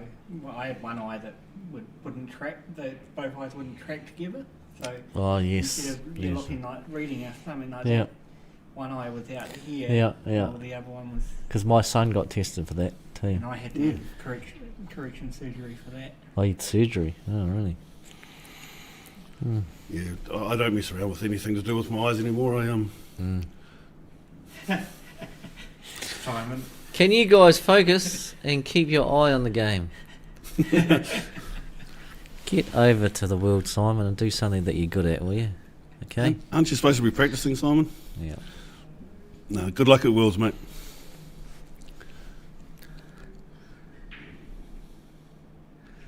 And I did believe that, I was probably telling Porkies anyway. I said to him, you want to come and do some commentary tomorrow? He said, yes, so I'm waiting for you, Simon. If you are coming up here, make sure you're not empty-handed. So I want to see you shout something for the first time in your life. I don't want to crunchy today. I'll have one of those bacon and egg bagels downstairs. Make sure you heat it up and Coca-Cola to wash it down with. Thank you. Just advise me when you're coming. Thank you.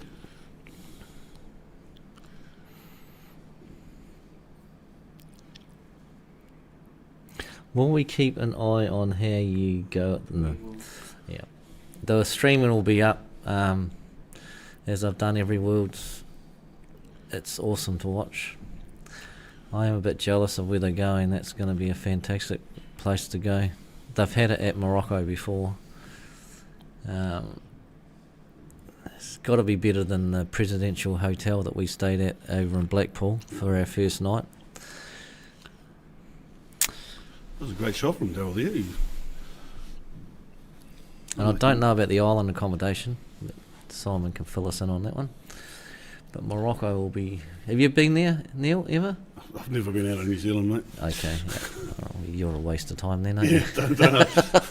I've been out of the South Island to the North Island. Yeah. But that's about it. Yeah. So you've been overseas.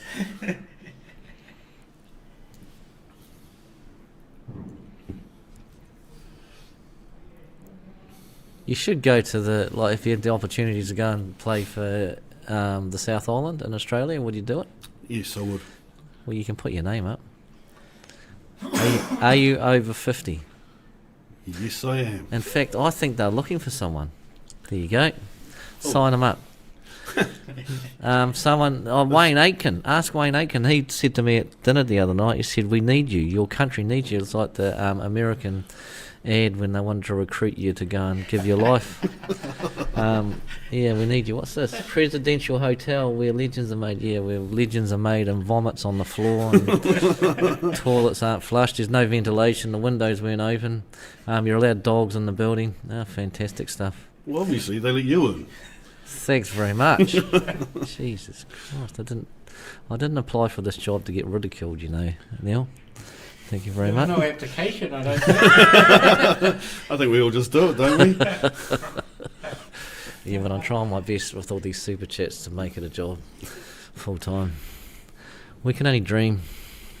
I think there's people ahead of you that would take it full time Friday. What does that? What exactly does that mean? Paul Shivers, are you saying that I'm not a legend of the commentary team? And what did you think about that, Neil? I've never asked a fellow commentator what their thoughts are of the legends of the commentary team. When the post came out and it said, follow the legend, and it's Simon Singleton's responsible for this, when it said, follow the legends of the commentary team, Alex Stones, I can't remember the last time Alex Stones streamed, Paul Morris, Santa Claus, alias, he should be better at packing presents, and John Saundercock, who's about as dry as a paper towel. What do you think about that?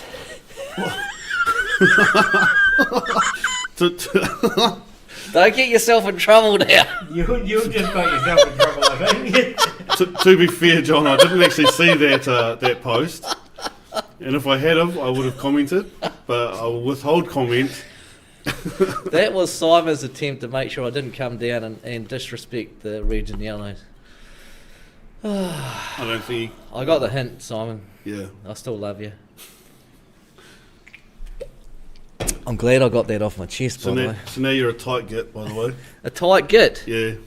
Thanks, Simon. What did you expect for $30? I didn't book it, Simon. You bought it.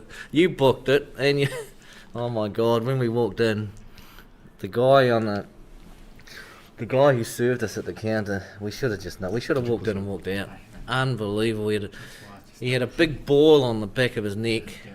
He looked like someone who was going to snoop at you late at night and have videos in the cameras and probably come in with an axe and chop your head off. It was a scary sight.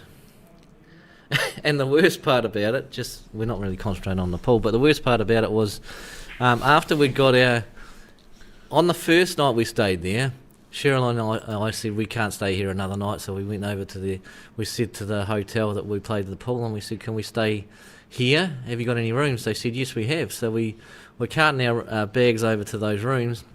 As we were doing that, Simon and Adam were walking up the stairs. We told them what we were doing, and Simon said, well, John, to be quite frank, the other accommodation's probably not much better. So we were going, oh my God, what's wrong with this place? Blackpool's supposed to be the most visited place in England, by the way. And we walked into the room in the hotel where the pool was, and it was beautiful, nice and clean, fantastic. Anyway, back to the pool. You've got to experience it, Neil. Go to Blackpool. Do it. Put on your bucket list. I've got lots of things on my bucket list. Yeah, don't go there. It's a horrible place. One of them was actually beat you in a tournament, because I haven't done that yet, John. Well, The one tournament I did play you, I had to play with a reserve queue because I broke the tip on my playing cue. Yeah, don't give up your day job. So you just had to join the long list Well behind. done, Mus. Taking that out 4-0. Oh, well done! Happy birthday to you. Yeah, you just had to join the queue behind Paul Morris, Neil. Victims. The day I lose to Paul Morris will be the day I never ever play pool again in my life. Why do you not like Paul so much? Oh, Pool. I love Paul. Oh, Yeah. He just doesn't like Santa. Oh my God! You should have seen him last night. He got put on the stream, and Shirley said he was whinging and moaning. I don't want to get on there because Renwick will roast me. The first two shots, the first break he had, he had a good break, but then white ball just tracked straight into the middle pocket, and then the next shot, he fouled. I was like that's deja a vu. great double there. Yeah, I don't know whether he won that game, to be honest. But it was good. We had him on the stream, we had Dean on the stream, we had Darren on the stream. Darren got put on the stream twice. You're finally getting your wish of a tier 1 match. Tier 1, good. Who is it? John Carrion and Jacob Glab. Oh, wow, that's a good game. John Carey and Jacob Glab. These two could actually win the tournament. Both. That's a great shot. Tiani. That was a hard cut. And she played it perfectly. She's left herself a double on the 15. Probably follow the white ball through here. And then, would you play the 14 after this? You may not want to play the 14 because that's blocking off the 2 ball. She may play to get the 10 and the 12 out into open spaces after this one. Just pop the 11 first. She didn't get there. That's probably no harm done anyway. So Daryl needs to be putting that 5 over a pocket. He could possibly play the 7. He's going to take the easy one, the 1. But he needs to probably slow this game down a bit because his 3 ball's no good. His 2 ball's no good. He needs a ball over the pocket. And he potted that. Okay, he's given himself time there. Now he's tied up the 15 ball. So he can afford to go into the 8 and the 3 now. He's got a bit of insurance. He didn't go into them. Yeah, okay, double the 7 back to the 6 pocket. Maybe. I'm not sure. I mean, that's probably the shot. You're heading the white ball down the table. You don't want that to go in. That's alright.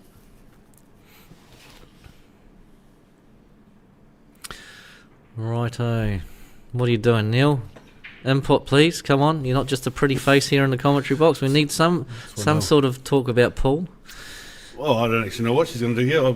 Oh, thanks for that. Yeah, Probably run well the done. 14 down into that corner pocket and then No. come back out for the 12. Wrong or run the answer. 15 behind the 6. Wrong answer, Neil. That's why you're on tier 3 and she's in tier 2, because if she takes that 14, she's opened up the 2 for Daryl.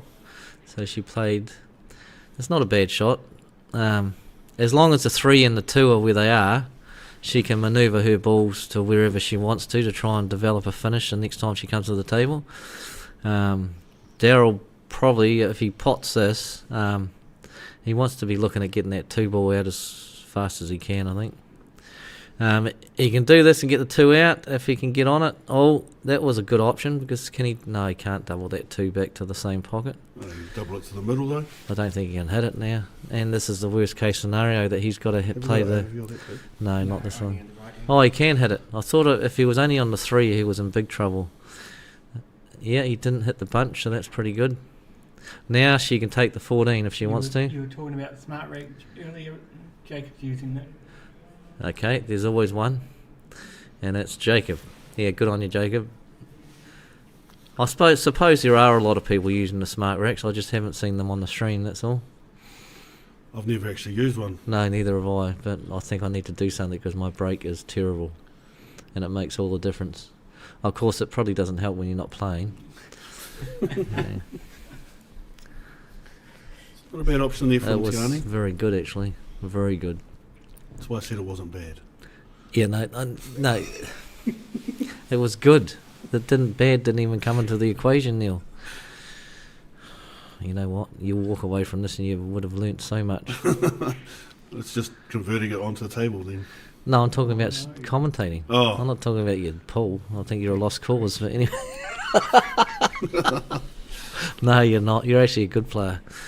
I couldn't believe it when I heard you're in tier 3. Oh, it wasn't yesterday. My God. That is a great shot by Daryl. He's turned the whole frame around by one shot. I don't think he could get it there. But he didn't want that 2 to drop. It didn't drop. I think, she can knock this in. She needs to get the 15. Get an angle on the 15 to... No, she didn't get that. I think if she had the angle on the 15 to reverse double the 15 back and knock the 12 at the same time while that 3 balls is tied up. I don't think this mark rack helps in this rule set because the front ball is the one on the dot. It can roll away. Yeah, I don't know. Can't comment because I've never used it. But I do know that my break is terrible. And it's such a big part of the game. Oh, here's John. Must be cold out there because he's still got his hoodie on. No free ball from Tiani. Isn't it? No, it's not. No. Just far enough back, so it's not. But yeah, no, that's no good from her. I mean, she got a ball out, I suppose, but now he just opens that up, and Tiani has got that 15 that should have come out somehow. She wanted that 15 out before Daryl took the 3 ball option to open it all up, because now she's in trouble. I don't know how you come back from this, to be honest. Unless she can try and put a ball in front of the 2, that would be the shot, but I don't know how you get one there. But if you put a ball completely in front of the 2 so you can't hit that 2 physically direct, then it can change the whole game. Because Daryl will have to play a plant if he wanted to finish the game, the 3 onto a big ball and onto the 2, and then you could have a bit of luck. But this 3 is going onto the 2 regardless, and this should be game. All that pace here, just softly, nice, good angle, just touch this and you take the black in the middle, I think.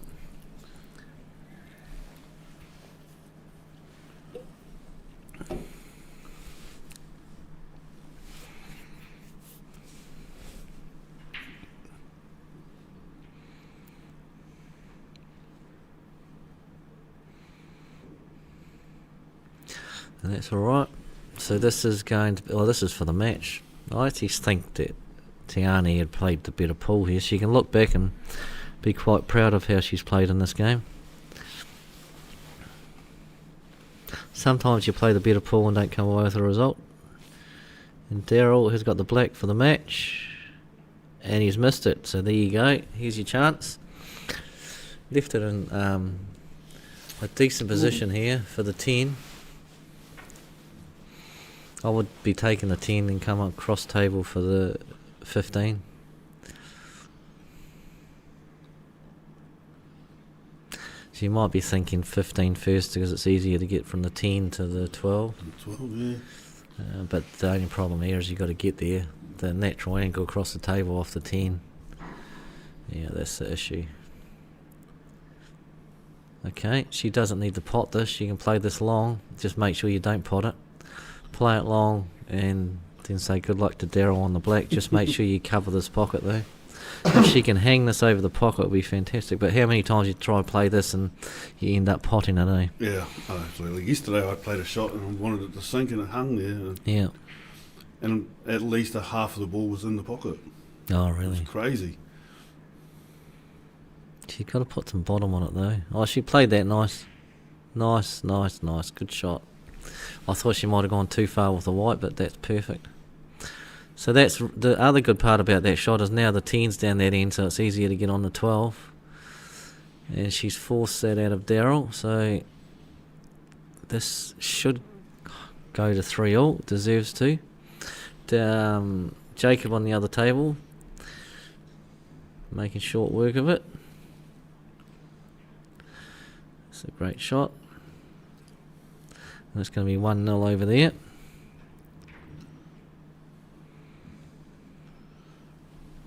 Again, just nice and easy ending. Yeah. 12 for You'd like a bit of angle to maybe come out, but I don't think you can. The more angle you got, the harder the pot is on the 12. So that's probably too much angle that she wanted. But the good part about this is if she gets the pot, then it's natural angle on the 8 to the top right pocket. Don't touch that with your cue. Yeah. So do you back yourself and go for it? I mean, she could play a safe if she wanted to, but she's going to back herself. Pot the ball, you're on the black. That's a problem. She just didn't hit that one. Daryl's got this. He might play some drawback here and play for the white ball coming back down this end of the table. There's no risk of going an off or anything like that. Just for the pure reason that if he was to miss, it's going to be no shot on the 12. on the 12.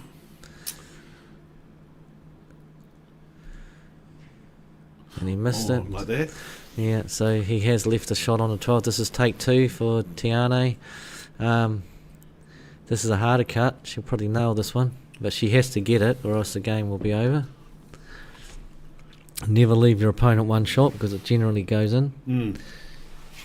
How come old mate John has a hoodie on and no collar? Oh, right. As long as you got a collared shirt on underneath, you're all right. So you tend to get away with hoodies or jackets if you want to wear them. And if it's cold. I've never heard of someone being told to take one off anyway. No, I don't think I've heard of that either. The only thing we've heard of people is caps getting told to take them off. Yeah. Oh, I slowly get into the pocket, but yeah, it was a tough shot. Hard luck. Daryl's going to get this. It's not going to truck and trailer. Well, he should get this. No, Daryl's going to get this. This is about as certain as Darren Purden doing 8-ball yesterday. Did he get one? No. I talked him up right from the break, and he got down to the black, but he snookered himself on the 8. And that's it. 4-2 to Daryl. Well played. Good game to watch. Good game to commentate on. Right. Now this is where the action is. Tier 1. Jacob, John. This game could go anyway. I think John Carrion, once he gets a roll on, he's hard to stop. And he's a very free-flowing player, like his dad. So Jacob won't want to let him in. He's got him down 1-0. He'll want to keep the pressure on, keep him down there. I don't know either of these players, so this is going to be so interesting. Jacob played for Cashmere Silver for a lot of years, and he's moved over to the coast. So he's, I think, in the Hokitika tournaments, that's where we found, come across him about 3 or 4 years ago. And he plays all of those tournaments. But he's a top player, really good player. Can make it look very easy. Both of these players are the same thing. John Carrion, and I think I asked Barry Appleton the other day whether John actually won a South Island title at Timaru. I think he might have just got. I'm not sure whether he won it. He definitely got the final. He was like the next big thing, John. He was a junior coming through. Murray Davies had him in the silver team. Everyone raved about him. Then he decided to take a couple of years off pool. But back then there weren't as many juniors as there are today. There's heaps of juniors now. Oh, there's so many juniors. It's good to see, though. Yeah. And they're all very good players. Yep. Oh, well, I haven't seen Cooper for a long time, and he's just doubled in size. It's like, who is this man? Yeah. Oh, did he have a free ball or something? I thought he fouled. When? Just then. No, he sunk 2 of his. Oh, he sunk 2 of his own. Yeah. Okay, right. And that hasn't turned out that well. Does he play the 5 down the rail? Jackie a cue up ask for a referee for no double hit, but I don't think he's not going to do that. But I'd like to see it. Exhibition shot. Yeah, good option. Take the 2 because the 10's not on. Just roll this over the pocket. Good shot. That one there, he didn't want to pot it. If he had potted it, he would have had to have played another hard shot down this end, and the white was going to stay down here, which he didn't want.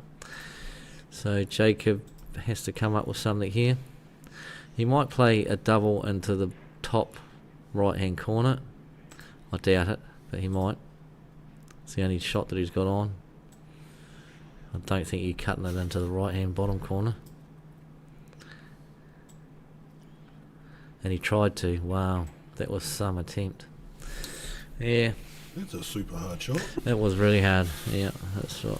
It was either one or the other, but he took the harder one. So all John's got to do here is roll that 5 over the pocket. And then Jacob's in a world of hurt. I mean, if John gets the 5, then carry on. If it hangs, then he's still in a great position. And it's not great because Jacob can sneak in there. Jacob can go on the cushion. It will come off the cushion. It will hit the 5 and it will go in. The only problem there is the 5 is then going to travel to the black. So it's not going to be a good situation after this. But he'll probably want to be playing it so that the 10 hangs. If he pots the 10, then he's in a bit of trouble.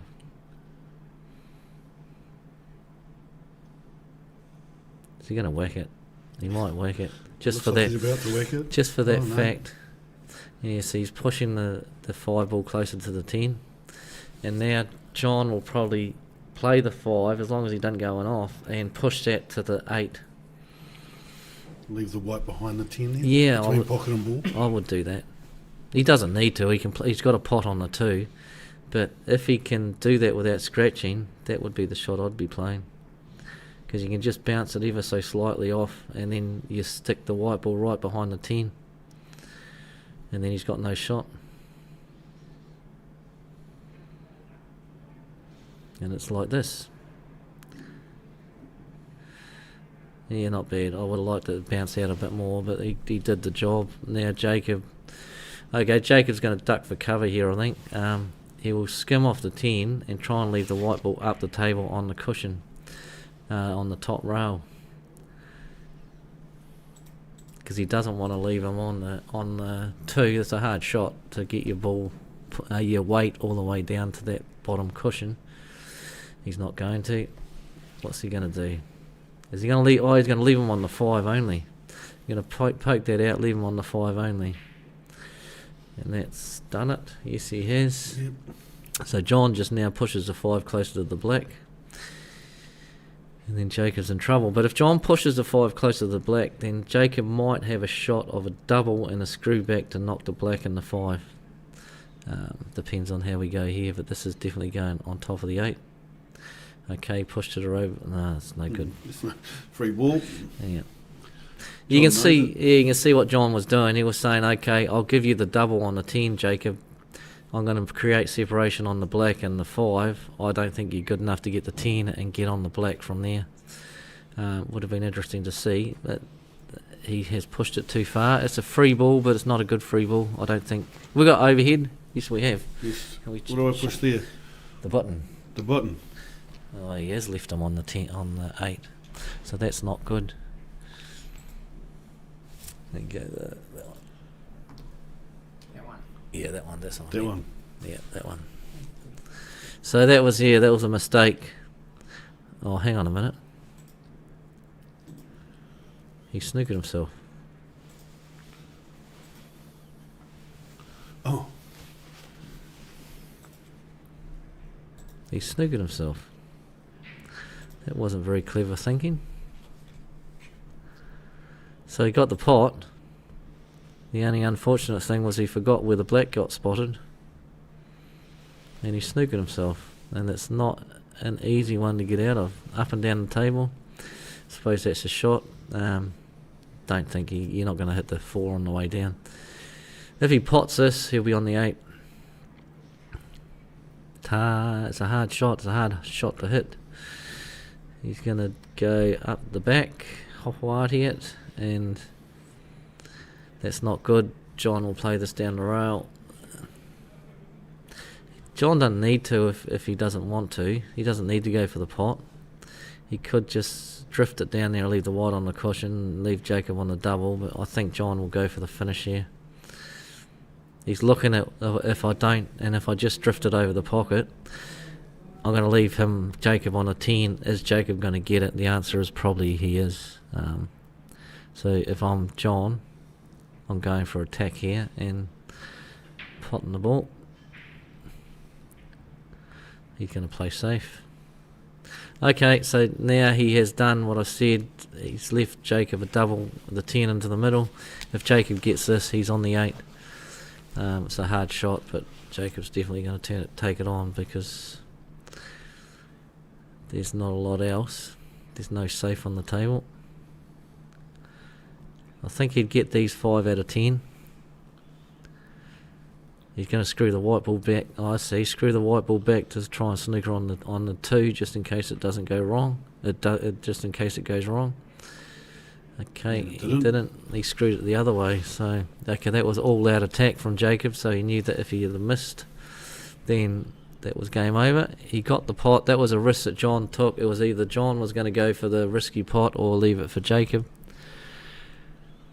And unfortunately for John, Jacob has nailed it. This should be in. Off the 4. That's, I don't know why he went off the 4. Why did he go off the 4?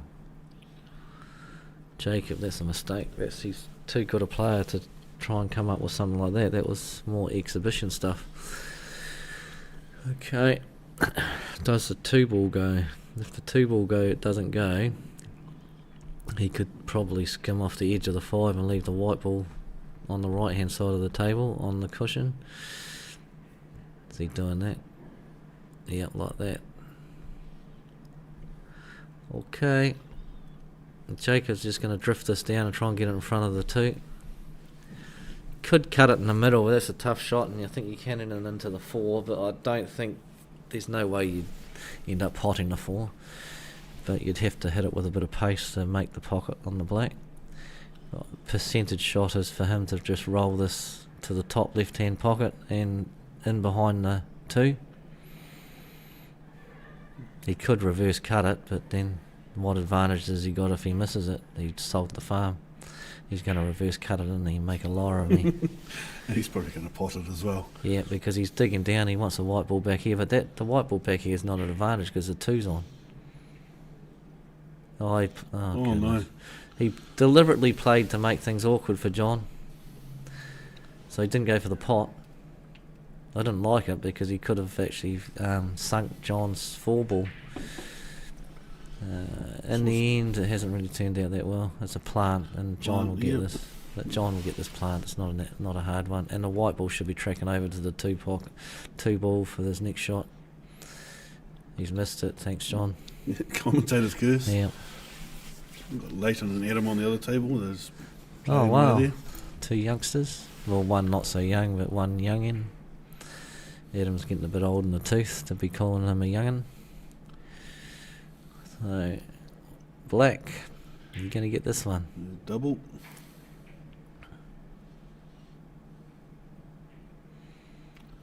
No. The number of shots of the doubles that I've seen missed this weekend is amazing. Reverse doubles, not so much. Everyone always gets the reverse doubles, but straight doubles like that, they've been missed more often than not. Right, so this should be 4, 2, 5, black. He might play the 5 into the same pocket as those 2 balls. He doesn't like the bridging. Might get. Oh, here we go. Yep. If in doubt, play left-handed. So right. Oh yeah, 5 now. That's good. Play the 5. Oh, he might be not straight enough on the 5. Oh yes, he is. So screw this back. That was a nice little tickle he got off that. I don't think he played for that. Okay, he might go he might screw this straight across and go rail, and come out for the 8. He might just tap it into rail, out for the 8. He didn't really get into it, to be honest. 8 long, or? Yeah, I think so. Because if you go in the middle, you've got a chance of the white ball going up the top corner if you hit it too hard. Yeah, you're going down the end. Oh, gee whiz, you wouldn't want to be doing that. Okay, so that's 1-1. It's a good game, that. Over here, Leighton and Adam. Yeah, Adam's on the bigs. Yeah. Tippy tap, they might be there for a while. Alright, well, I'm going to head downstairs and go and get ready. Yep. You're playing tier 3. Yep. Shucks. Can't wait. Yeah. Hopefully I don't make it on this TV table. Well, you will at the end on the finals. Okay. Here's hoping. Now, Alright, guys, have a good day. Enjoy John's commentary. Did we have that agreement of taking half your prize money? No. Did we sign that contract when you came in the door? Was that not part of letting you on the commentating Nah, not at all. arena? Not at all. Okay. Oh, bugger. I will probably donate half of it back, though, for motor neuron. the Yeah. motor neuron. Yeah. So Yeah, it's a horrible disease. it is. But anyway, have a good day. Yep. Thank you See very you all much. later. Okay, Neil. Don't forget that energy drink. I'll leave it for you. See ya. See you later.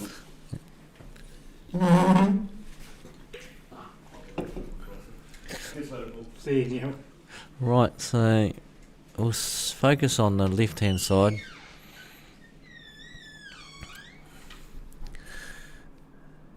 That's a good shot by Adam. He's saying you can have the 4, but you ain't getting you're not getting the 7. Leighton could. Oh my God, he's not going to go for it. Adam's just going to keep touching into the 4, and as Leighton's doing this, he's getting the 4 ball closer to the pocket. If Leighton was to pot the 4, he's in all sorts of trouble. But I would quite, if I'm Leighton, I probably would have played that ball and potted it, and then played a double on the 7. He's looking at it now. It would have been easier the previous shot, but he could play a double on the 7 and try and draw the white ball back to snooker Adam on the 15 ball, just in case he missed it. Snooker him with the black. Hard shot. What's he looking at? Oh, he's waiting for the other table.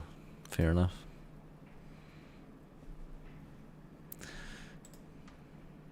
So he's got to go for this. Yeah, that sprung out far too much. That's why the last shot, if it wasn't as tight to the cushion as that, he weren't going to get that spring out. Although in saying that, he's going to count it into the 14, so he might make the 14 dead after this. It would be good. Didn't, but he hasn't done too much damage. That's pretty good. He's left the white in a great position. So Adam, is he going to go for it, or is he just going to nick the edge of the 14 and leave the white down here? He's going to go for it. He's cutting this. He's cutting it in the middle. That's a hard cut. Well, it looks a hard cut, but not for Adam today. And he's put the white ball back where it was, just about.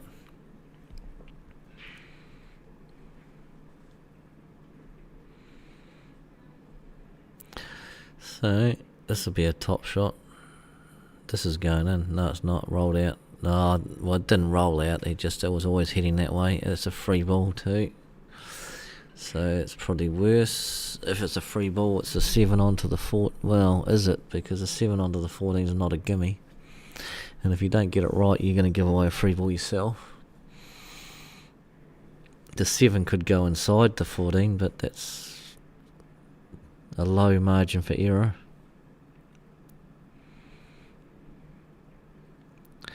So he's taking the 8. Fair enough. I don't know what I was thinking when I was calling a 7 to the 14 when he had the 8 ball and he could have played that as a free ball. That's silly. So he played the right shot.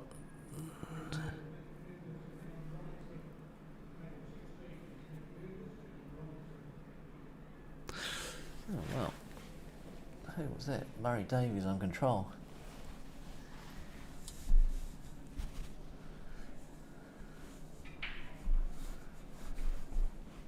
Or was it? I don't know. Anyway. So Leighton got that. Sorry, I just had to stand up there for a minute. What time are we? 11:30. Can we put the post section up, please, Paul? I want to see how Shirley went. I just looked, she still hasn't. And can you throw me a fruit burst, please? You can help yourself. Oh, yes! You shouldn't have said that. There won't be many left. Right, what do we got? Banana. Thank you. Oh, yeah, she's still playing. Oh, she's playing. I thought I saw her downstairs on control, but maybe not.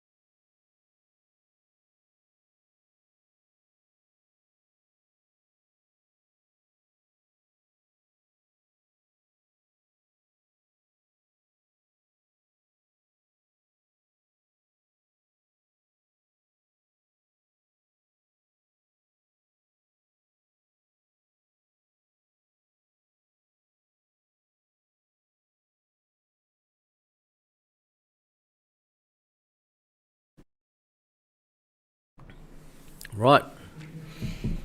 I'm back because Neil told me when I was eating those fruit bursts before that you could hear me eating. But you don't want that. Jacob to go up 2-1.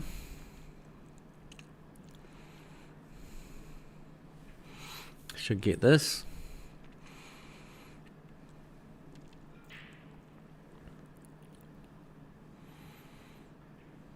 And he got it, so 2-1 to Jacob Glab. And I think Leighton's up 1-0, I'm sure he is. Well, actually, I'm not sure now. I'm questioning myself. So we're going via the replay.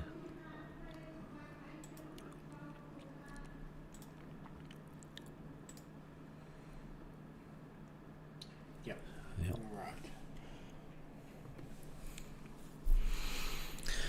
Alright, I just want to see how Dean and everyone else is doing. Whether Dean got past Mark Krieger, did he? Yeah, he's got to play Essie. He got past him. Wow, he'd be wrapped with that. Mark's a hard man to beat because when I went over there, it was 3-3. They just started the last frame. Well, now we missed the end of that frame. Of this one? Yeah. No, this one here. Of this one? Yeah. Oh my god. Yeah. Sorry, people. There you go. 2-0 to Leighton. 2-0.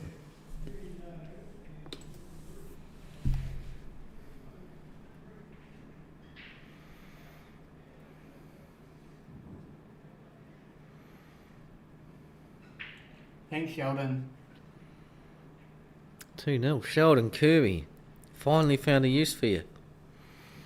That's not very nice, is it? Usually it's Charlotte telling us we've got the scores wrong. I'm still waiting for my crunchy bar, Charlotte. Hope She's it's still probably there. downstairs still. Hopefully you didn't give it to someone.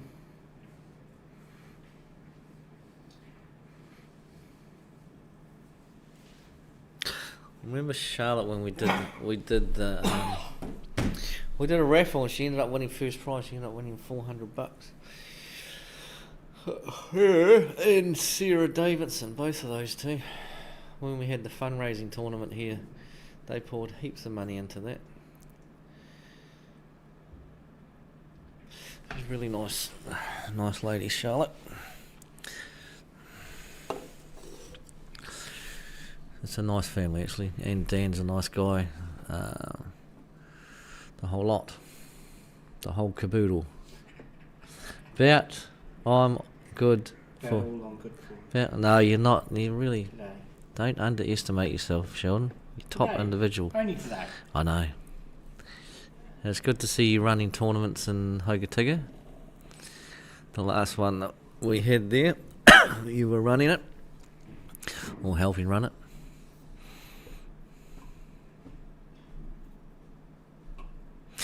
Jacob, does he want to get that 14 out? No, not just yet. He's got the 9 tied up to the black. He might as well get the 14 out. He can still pot some balls. So 10's on. I don't think the 10 was on. 10, 15 to break out the 14. You'll be on the 11. And then he's got the problem with... he's not going to break the 14 ball out there. I thought he would have played for that.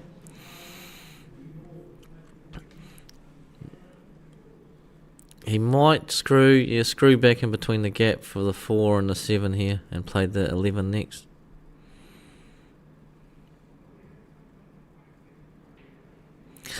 He could get in there. I don't think he had the angle to get. That was a really good shot.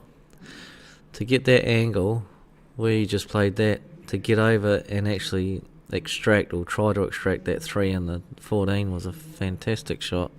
This will be better because will he do the same thing? He might be trying to extract the 9 here. No, he's just laying up. That's fair enough. He's saying that, okay, I had a try to try and open things up so I can finish at that visit, but went pear-shaped. What was the value of me potting that 11? None. So why not put the 11 over the black hole? And then I've got control of this frame. He didn't get it completely over the black hole, so he hasn't got control of this frame. But as long as that 9 ball's by the black, John is not finishing this. But he will make short work of it. I wonder if he can double. If he gets rid of the 1, the 2, the 4 and the 7, if he can double the 3 over inside of the... He didn't even look at it. The 3 inside of the 11. He got the black out, but he's made it worse. All he's done there is help Jacob. 7 in the middle and try and play for the 4. Gee whiz, they're going fast. Where's an 8 ball? Okay, the other table, Leighton's just... he's got a plane to catch because he's racing through them. Anyway, 3-0. You said he's not your mate. Oh no, he's alright. I just said he wasn't my mate because they've nicked the shield off us. They've taken Tracy to the east side of Christchurch. Oh well, it's good to share the shields around. Yep, she gets around that, Tracy. Or the shield anyway.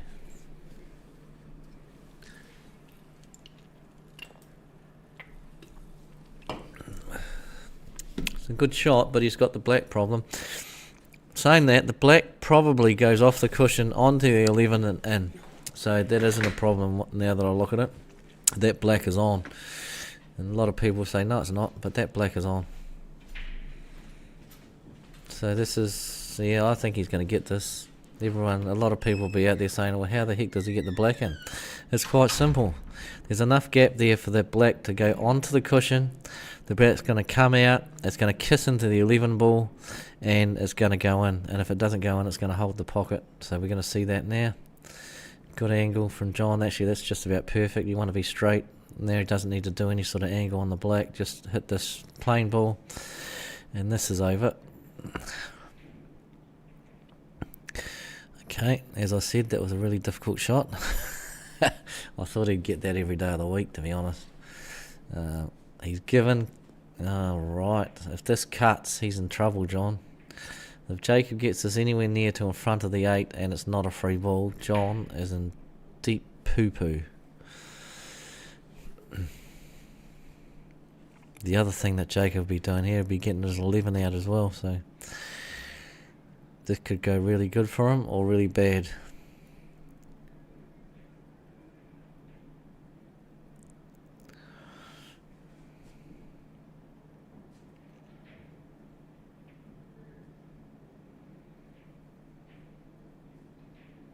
Okay, that went really bad. I did not see that happening. He hit something on there, some sort of spin that ended up taking the white ball to the pocket. I didn't think that was possible. But anyhow, tried to maybe be too fancy. John picks that one up. 2-all. Good game.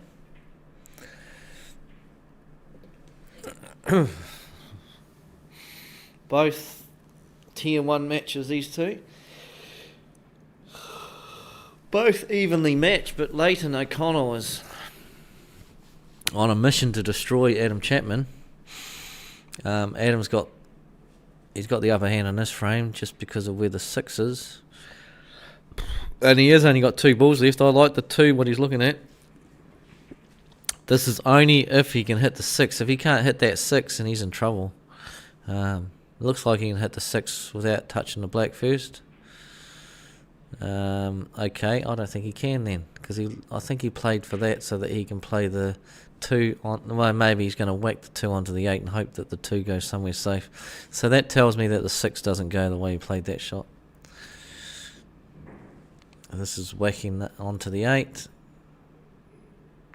You've got to get your 2 out after this. Oh, I see. It's pretty good.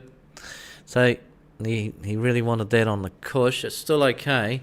And the reason he's done that is... And Leighton's going to get it out straight away, is he? Oh, he's going to put that in there. It's going to be a free ball. No, it's not. It's pretty good. Yeah, Leighton was onto that. So that where that 15 ball was where the 2 ball wanted to be, because then Adam would have played the 2 onto the 6. It would have freed the black up and the 2 would have been on. That's not a bad shot as well. Now Leighton's in big trouble because this is free ball, combo, multi-combo. Well, it's only free ball, combo, multi-combo. Because there's nowhere on that table that's not a free ball. So you can pot as many balls here as you want. And I don't think there's any way you can whack that out without giving away a combo anyway. And if you give away a combo, it will be the end of the game. So it was an awesome shot by Adam. He's just got to make sure that when Adam gets to the table, he lets him play it again 3 times. And he'll get the multi-combo and then he'll finish. Play it again, Sam. So that's 1 free ball. Don't even know why he's come to the table. But it's a free ball. Leighton's going to get put back in.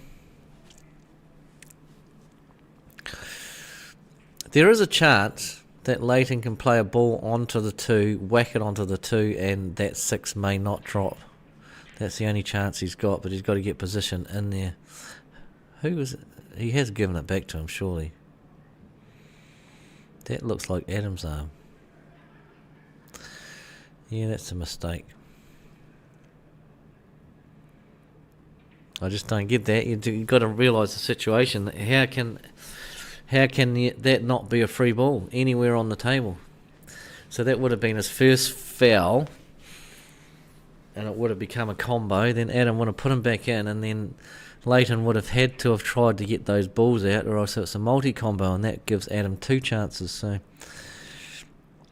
I'm not sure whether Adam thought about that too much. He's still in a good position, that's fine. And it still might happen where he just makes him play it again. Combo. Now make him play it again. Oh my goodness, no. Well, he snookered him again anyway, so what's Adam going to do? Oh, chips and gravy. Join the gravy train. It's about to come up here. Chips and gravy for Paul Shivers. Is that the right way of saying it? Shivers? Yep. And see, Adam's playing this. This is so wrong. Why would you do this? I'll have to tell him after this game. Tell him to watch it back. This will tell you if that 2 is a free ball or not. It looks a dead cert as a free ball. Because if that 2 was not a free ball, then Leighton would have played that ball that he just played and left the white on the top rail. And then he would have said that's not a free ball, but it's a free ball for all money. This game should be over by now. Adams decided to go to the table twice when he's been snookered where he didn't need to. God damn it, John, I won't be able to stop thinking about lunch now. Chips and gravy. Chips, cheese and gravy. Oh, chips, cheese and gravy, yeah. What's IDK mean? I don't know. Right. Still no update from Let's go Hustlers. No. Okay, so what's he doing? I mean, he can touch into this ball now. If he manages to spring the 10 out, then we reverse the whole situation. That's a free ball. So now Adams just gonna do the same thing. Play again. Don't hit this in. Oh my goodness, Adam. This is gonna be a free ball to Leighton if this doesn't go in. Oh my God, he's gonna get out of jail. Oh, he Q-filled.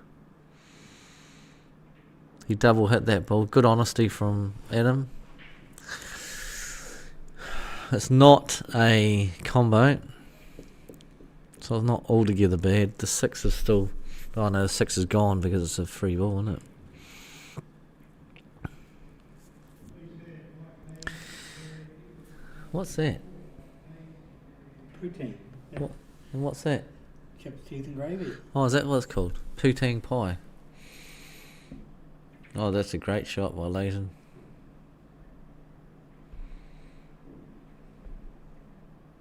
Adam's got a reprieve though. I thought that he'd blown it.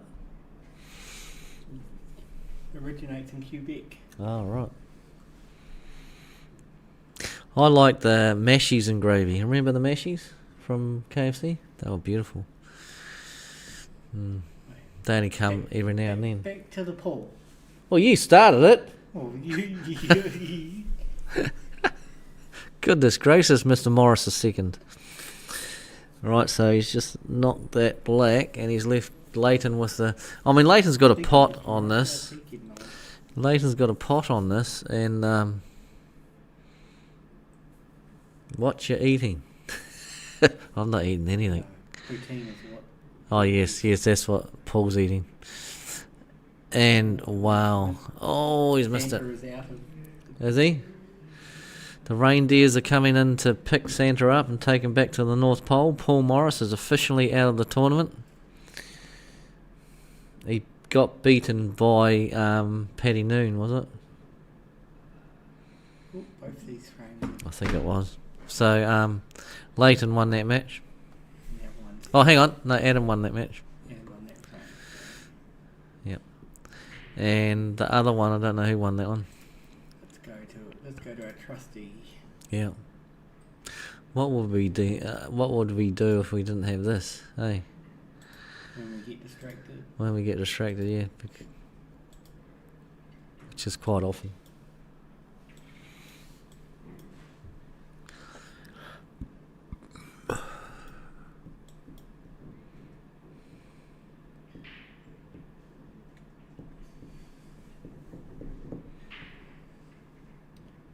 Sheldon's telling me John got it. So. Yep. And And he did. he did. John moves to the hill. Oh, wow, he does too. Yeah. That was a bit of a shock because I thought Jacob had the running in this whole game.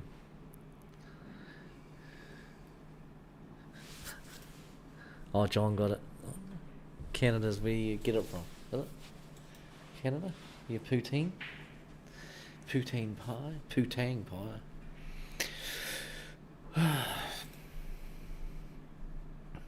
Corey Ross is still in. That's tier 2, yeah. Glenn Thompson's still in. He bet Richie Woody. Wow. If Shirley Lee wins, she plays Glenn. If Shirley wins, she plays Glenn. Where's Shirley? Oh, there. Cowan, because Shirley can. That's winnable. I could be. Oh my gosh, he might take the whole thing out. How much is first? Don't get too far ahead of yourself now. Oh yeah, no. I always seem to fall at the final hurdle when I try to back people. Calcuttas and all that. Always fall one short. Positive thinking, isn't it?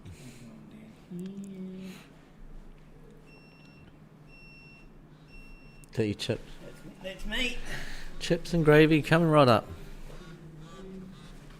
Can't forget the cheese. Yep, and the cheese.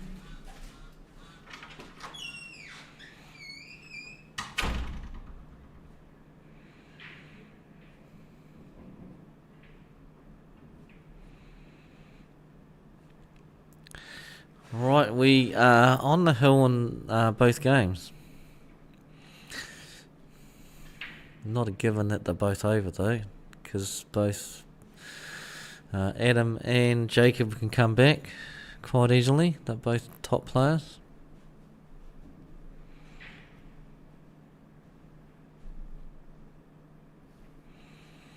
That's a shot. Lovely. Made that look easy, John, but that was far from easy. This here, would you play the 2 off the 9 into the middle? I don't know if the angle's here to do it, but he might come up with something like that. Because if he does, he can hold for the 8. I think he is. 2 off the 9. Oh! Nearly. So he's unlucky there. That would have been the match.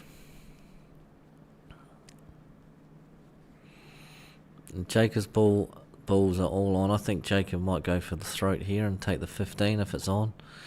That's his hardest ball on the table by a country mile. Everything else is on. This pot's not hard. It's just to get position on that ball. So get rid of it now. Free up the 8. Yes, he's freed up the 8 for John because John's only got one ball left, but Jacob's good enough to clear this table every day of the week. And where the 13's located, that's perfect to get on the 11.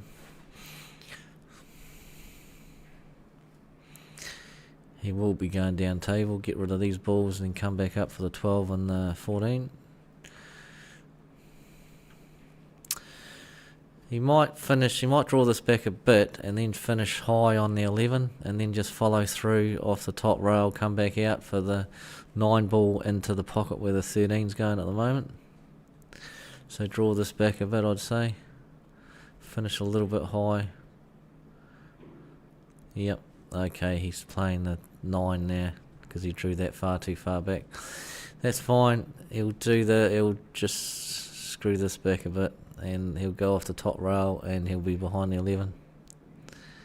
Just don't get on the cushion, that's all, on the side cushion, which he's going to. Yeah, no, that's not good.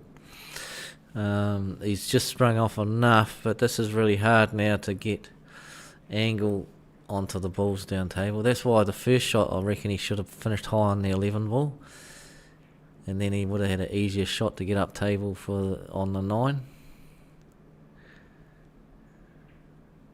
Okay, he's taken his medicine. That's probably a good option. He just said, like, if I go and power that and try and get closer to those balls, I'll risk compromising the pot. So I'll play this and I'll roll this down. If I don't get it, John's still got a hard 2. If I get it, I'm on the 14. You didn't get it.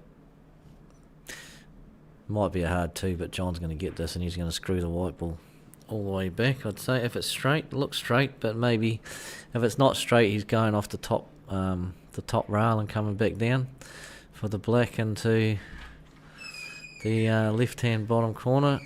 He can go in the other corner. He's screwing it back. Yep, beautiful shot. Enter the chips and gravy. So he's played this good, John. Game, easy. Game, set, match. John Carrion goes through. to the last 32 only. That's a hell of a matchup. That's the side of the draw that's really tough. Those two should really be meeting further down the track, but that's just where they finished in the draw. Both capable of going all the way, so Jacob will be a bit gutted that he ended up running into John so early. John Carrion plays Lyle Adamson. Right.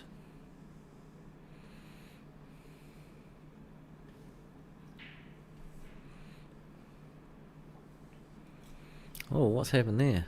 The bit of side that he came off the bottom cushion. It's a bit of a mess, to be honest. I don't know what Adam's on.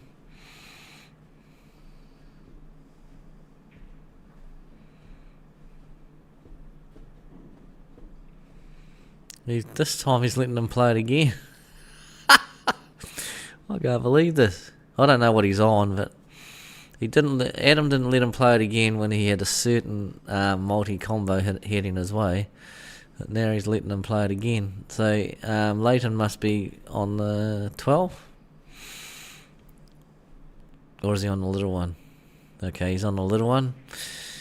The only issue about him making him play it again is he's going to count it into this. If he doesn't, it's a combo, but what's the combo going to do? He got the pot. Yeah, okay.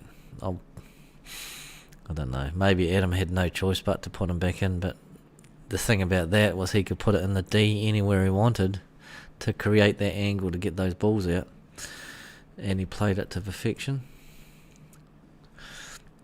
It's kind of like a reverse. Oh, he's gone that way. I thought he'd go in the middle. Adam's got a reprieve. Probably cross double this and follow the white ball through as well. You're not going to leave the 4 on. He could cut it down the rail. Cut might be the option. Either or. Cut is the option. Yeah, it's better. That's better than going across table. And saying that, there's a hole there. And Leighton is going to try and manipulate that hole. Because if he gets it right on the cushion first, onto the 12, it should go. One carry into the next. Oh, John, Dad's coming to the table. That's pretty good. Oh, he hit that too good. Unlucky. This is difficult to watch. What's difficult to watch? I'm glad you said watch and not hear. But anyway. Come on, Adam. It's hard to get back for the black though, so you're digging down. You see people doing this, you go, oh my goodness. It normally compromises the pot, so yeah. Yeah, I do that all the time, and that's you're doing it because the only way to get back for the black is to screw that white ball back. That's the only shot you can play, but as soon as you elevate that cue, it's just difficult. Your whole body's out of alignment. And this will be game, set, match to Leighton. I've got another tier 1 game. Andrew Webb, John Carrion.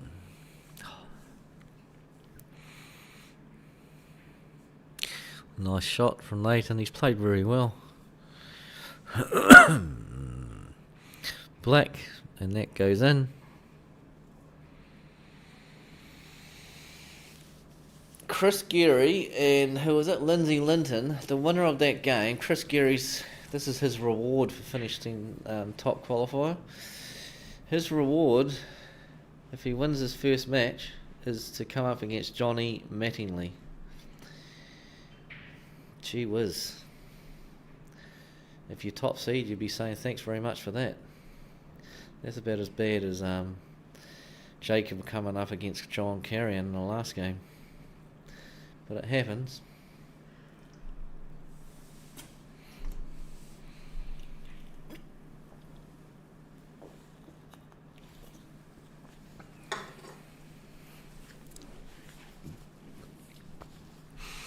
Woohoo, New Brighton. Whoop whoop. New Brighton they strike again. Leighton could go all the way. He's certainly got the game. It's just probably come down to nerves, maybe. That bottom quarter. Yeah, he's certainly got the game to win it. Just as you get further down the tournament, you just got to, as I said, you got to combat the nerves of expectation. Everyone watching. You're only a junior. Oh, what am I talking about? They lap it up. They love it. They love that environment. That's what they want to play for, so he'll be all good.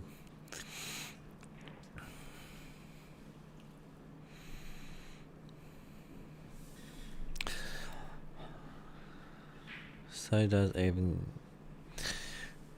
Gaff. Is he still in? Adam Gaff plays the winner of Leo Tafu and Jacob White. Yeah, that's tough too. But I would say that if, like, the number one seed, you should have a decent draw, but that's a terrible draw. He bet Adam Gaff bet Simon Williams 4-2. Well, they haven't put John Carrion and Jacob Glabs in some. Who did Adam Gaff bet Simon Williams, right? Simon came up here briefly yesterday, didn't he? Yeah, just to be annoying. And then he left. So he accomplished what he needed to do. Can you look at the tier 2, please, to see if Shirley's in the money yet? No, not yet. I'm glad you followed up the note with a not yet. Hey.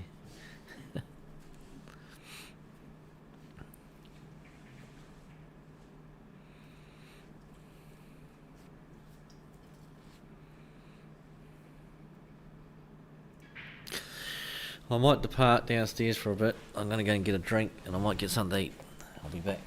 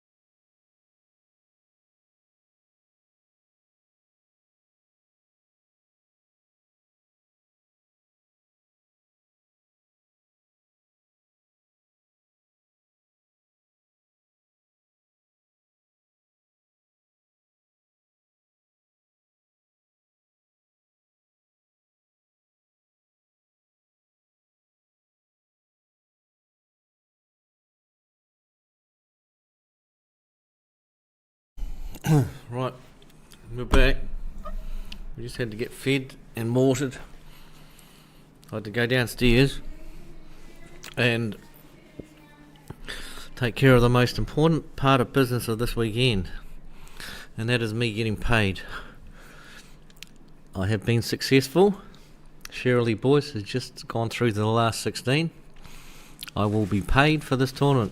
I take half, and I believe the last 16 tier 2 get money, and she might even get more money because she's got Glenn Thompson next, and that's about a 50-50 game in my opinion. So she's done very well, Shirley. I'd love to see her get to the final and even win this. It would be awesome. She'll have an angel on her shoulder.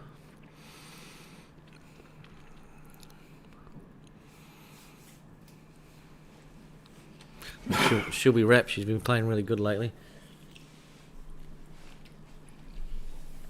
I'm going to turn the stream off for 2 seconds. Got to go blow my hot.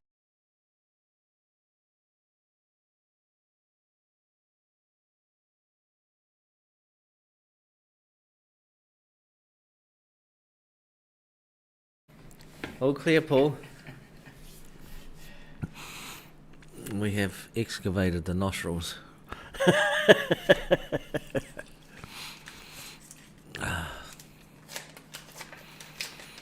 Paul Morris and I nearly have a domestic over when we're doing the prize money. I say you got to write the amount on the envelopes. He says, no, you don't. They don't need to know what they're getting. I said, you have to write the amount on the envelopes. Because if they open it up and they're supposed to get 90 and there's only 70, and they're not going to dispute it, are they? No. Unless they've seen the prize money list. But no, it's Paul's way or the highway.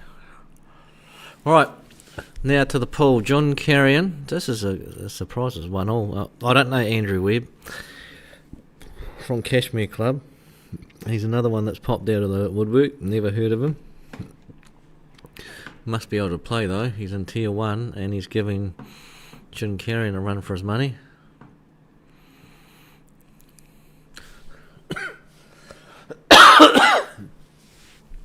Didn't get that one.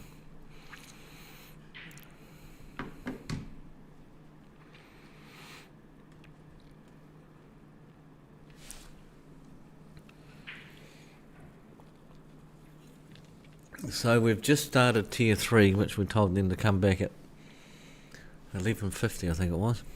So they've just gone out for their first games.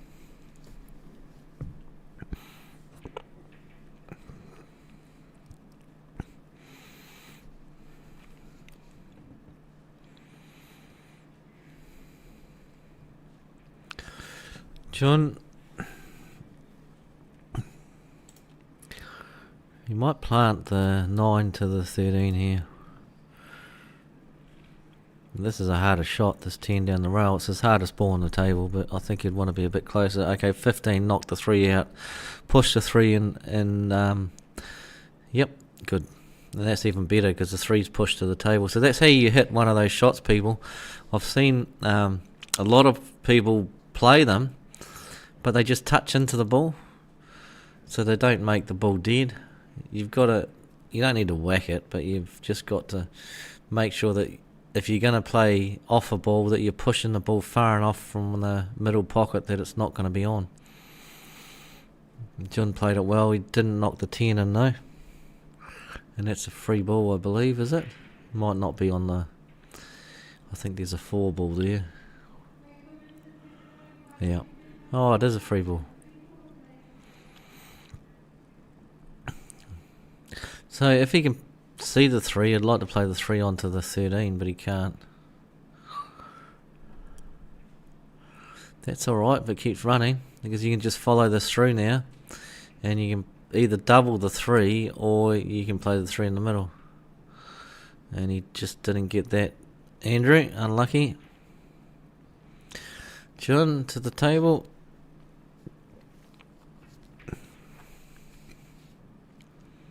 I wouldn't take the 3 because that's blocking off the not the 3, the 13. It's blocking off the 3 ball. So take this, and he'd probably want to be on the 13 after this, which he's played for. There was no point playing the 13 to last because it's harder to get on the 8. This is a lot easier.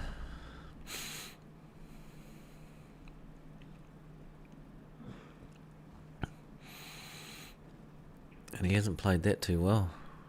He's on the wrong side of the 14 there.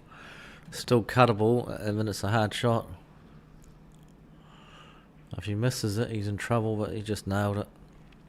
Just see ball hit it. That was probably the way to play those shots. Don't think too much. Identify the angle and just go down and hit it. The more you think about it, probably the more worry gets in your head and you put doubt in there. But Jun has taken that frame and he goes up, we believe, 2-1. That's if Paul's been doing his job while I'm away.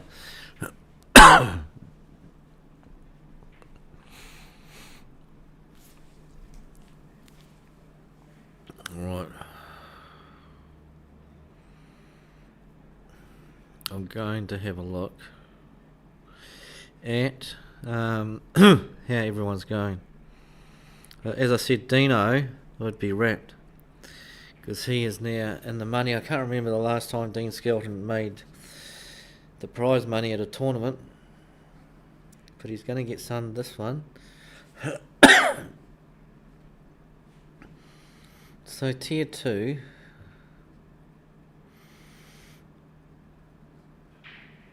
Tier 2. We have got, and I have to go further down the list, in our last 16 matches for tier 2. Shirley Boyce is going to play Glenn Thompson at the top of the draw. Muzz Aubrey's birthday is playing Sean Hope the next match. The following match, Shaden Aubrey Stewart is playing Phil King. That's in the last 32, and the winner of that will play Greg East. The next match, Errol Hume, I don't know much about him, Carlos Reyes. The next match on the other side of the draw, Corey Ross and Tom O'Hara. The next match, Daryl Clark, Cam Elgar. The following match, Cooper Collier and Dean Skelton, so Dean's got a hard one. Then the last match, Paddy Noon, and he's going to play the winner of Steve Trudgeon and Paul Blackler. Those are tough players down the end of the draw. Paddy Noon, Paul Morris. Paul Morris only just went down 4-3, and Steve Trudgeon and Paul Blackler.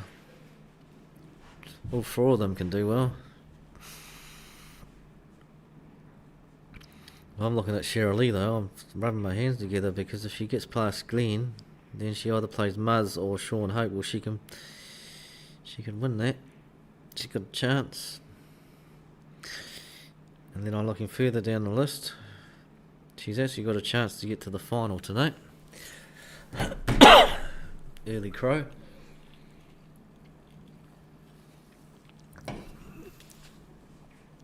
Alright.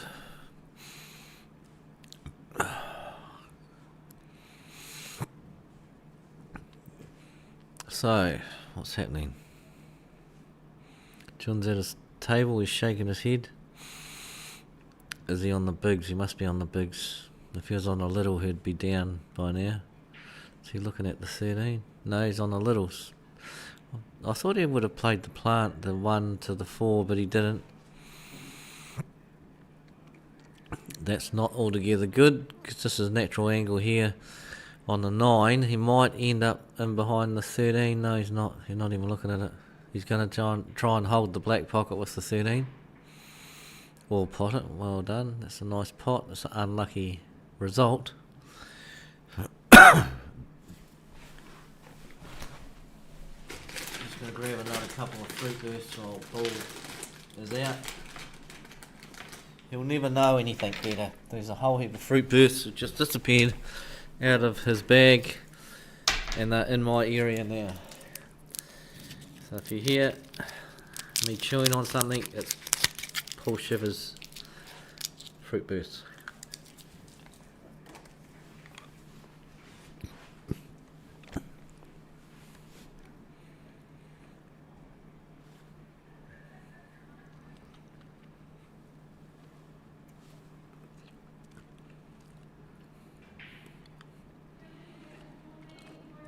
So John's balls are all there. I was going to say take the 1 because that's in a bit of a tricky spot. I'm not sure if the 6 goes. If the 6 goes, I think it goes up the top. I would say he's going to clear these balls up.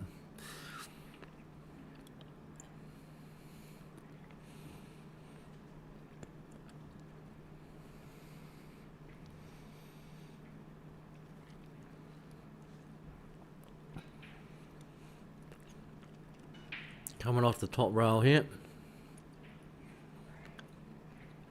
Don't go too far. He's all good.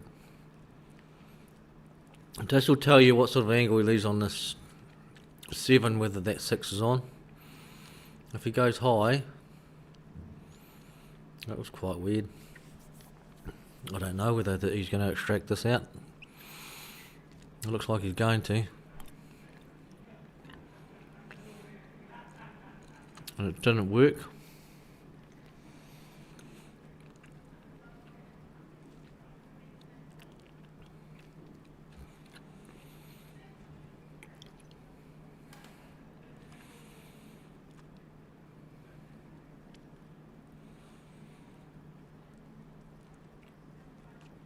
This will be a top shot if he pots this. There isn't really a safety apart from getting the 6 close to the pocket where the black and the 9 is and somehow blocking that off, but okay, he did play a safe. Not bad, but he's left the 14 on. I don't think he wanted the 14 on. So that was going to happen. So John's in trouble now. He might play the cut on the 6. I believe if you cut the 6, you may well cannon into the 8. Not sure. If he does and he pots 6, he might get really lucky and push the black to the pocket. So he cannoned into the 8, but he didn't get very lucky.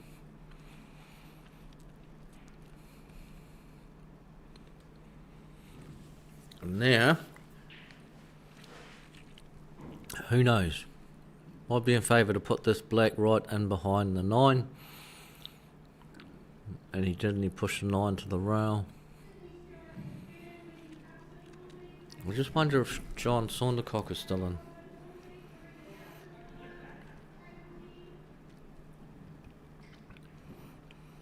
I don't think he is.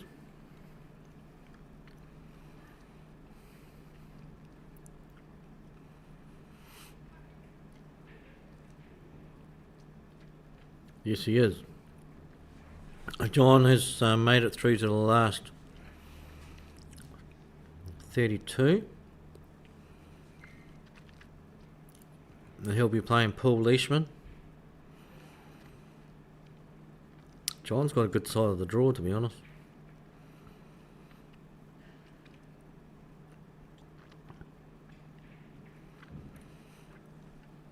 Leo, was he in? Leo's got Jacob White. In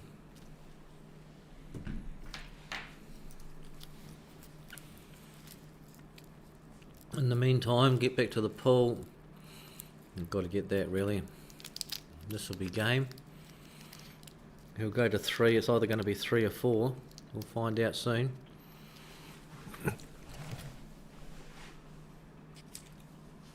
There's no other table on. There's no other game on the TV table.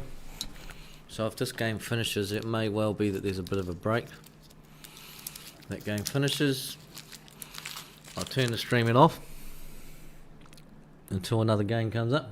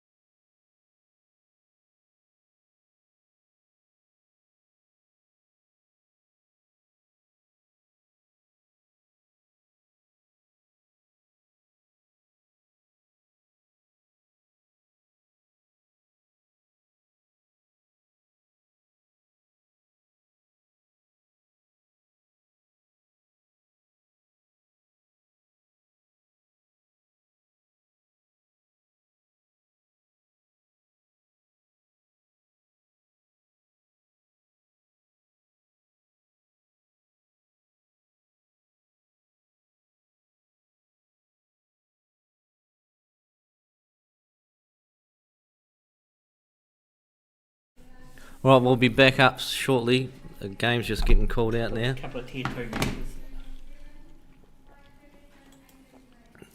Surely? No. Oh, wow.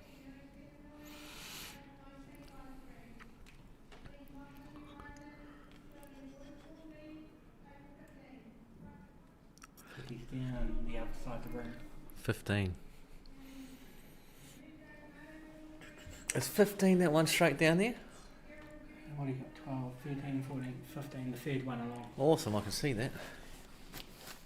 What was it really? Yeah.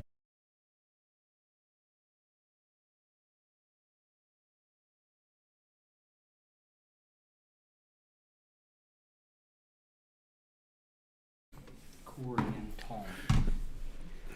Corey. Corey Ross. Tom O'Hara.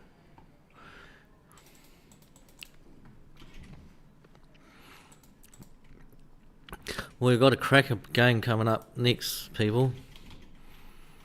On the stream table, Paul Blackler and Paddy Noon. Yeah. It's coming, sorry. This will be the game, one of the games of the tournament. This Paddy is a great player. Paul thrashed me last tournament. He's a good player. That's a stylish looking shirt he's got on. It looks like a bumblebee. What is it? He's got a bear at the back. He's got an 8-ball. He's got stripes. I wonder what shirt that is. Paul, I'm going to have to ask you.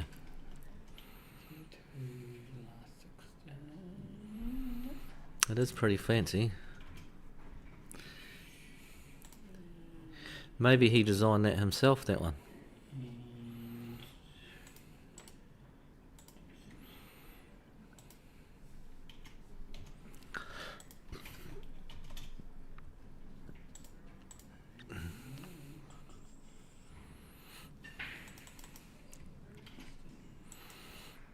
It's got Blackler written on the back of it.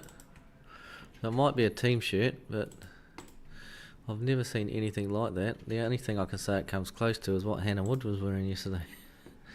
No, just joking, Paul. But it is different.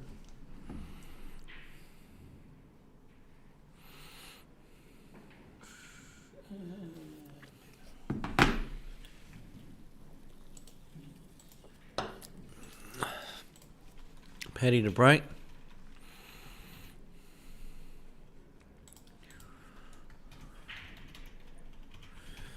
Oh dear. So he dumped the white in the first. That's never a good sign when you do that in your first break.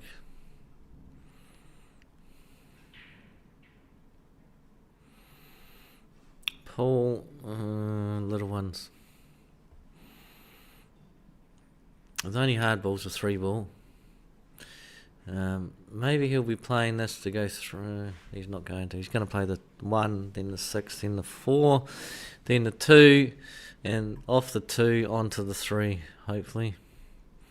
6 balls next, 4 next, and then get angle on that 2 to extract the 3 down the rail. You don't need to push much down the rail, but just a little bit.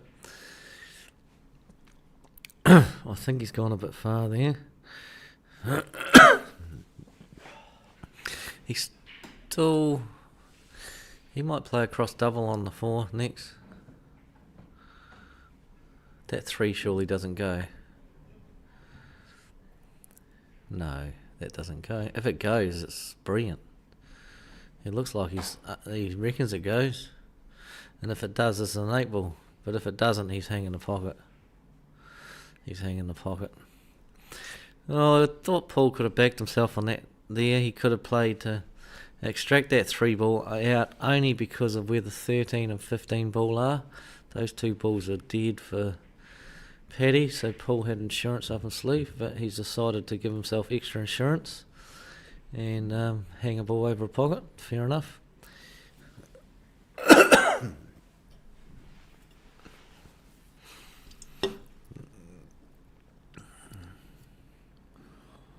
I thought this one he might have rolled the 2 down onto the 3 as well, but he's taking this. Maybe he's playing this for the 2 next. It's hard to hold. It was hard to hold. Cut this down the rail onto the 3.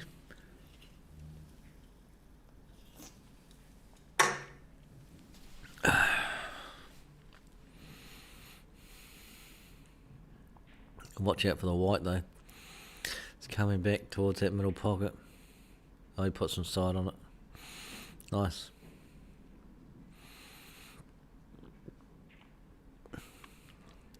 Would have liked that to. No, maybe not actually. If that was over the middle, over the pocket, sorry, he might not have been on it. If this is on, it's a hard cut. Is he going to take the cut out or just bounce it over the bag a bit? Just double kissed it. Nice shot.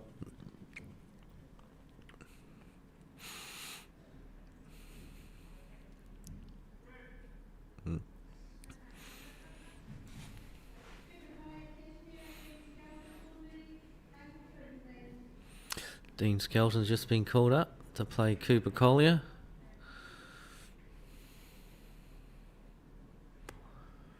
Nice shot for Paddy. I think he's playing a 9 to get into these balls. Maybe not. He's going to play the 9 and the 10. He played to get into them. The 10 was in the way. That was a problem. He'll probably play the... No, he's not. I was thinking he could play the 10 with follow. He would definitely bounce into them, but he's going to screw into them here. Yeah, he's had 2 chances now. Is that the worst result? Probably not. Does Paul play the plant, the 11 to the 2? He's definitely not going to put him in again. So either plays the plant, the 11 to the 2, or Paul takes a 15 and tries to get closer to the 2. The only problem with taking a 15 is that you could not get close enough to that side rail and you might snooker yourself. So I would probably think he's going to plant this. And if he does plant it, he has to get it right, because if he doesn't, if he hits that 2 ball fat, then he's opened up the pocket for the 11.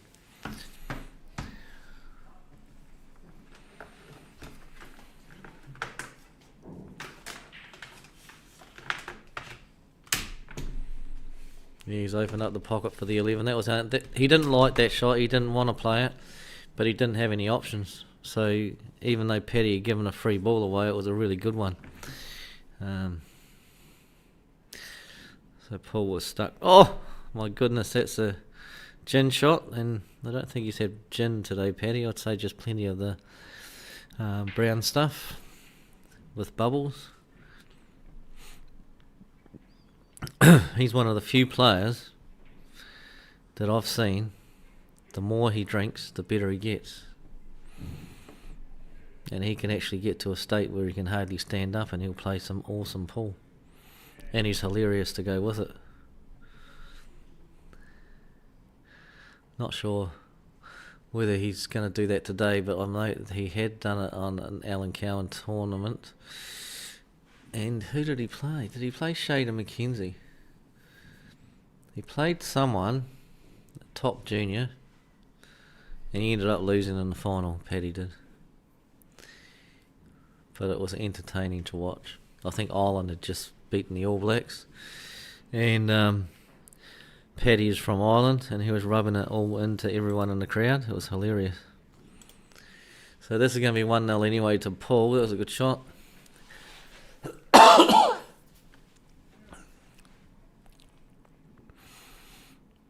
And it goes, white is okay. 1-0 to Paul.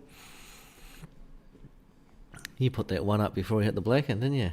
Oh my goodness. Just as it ended, oh, did before you? the white stopped. Oh, right.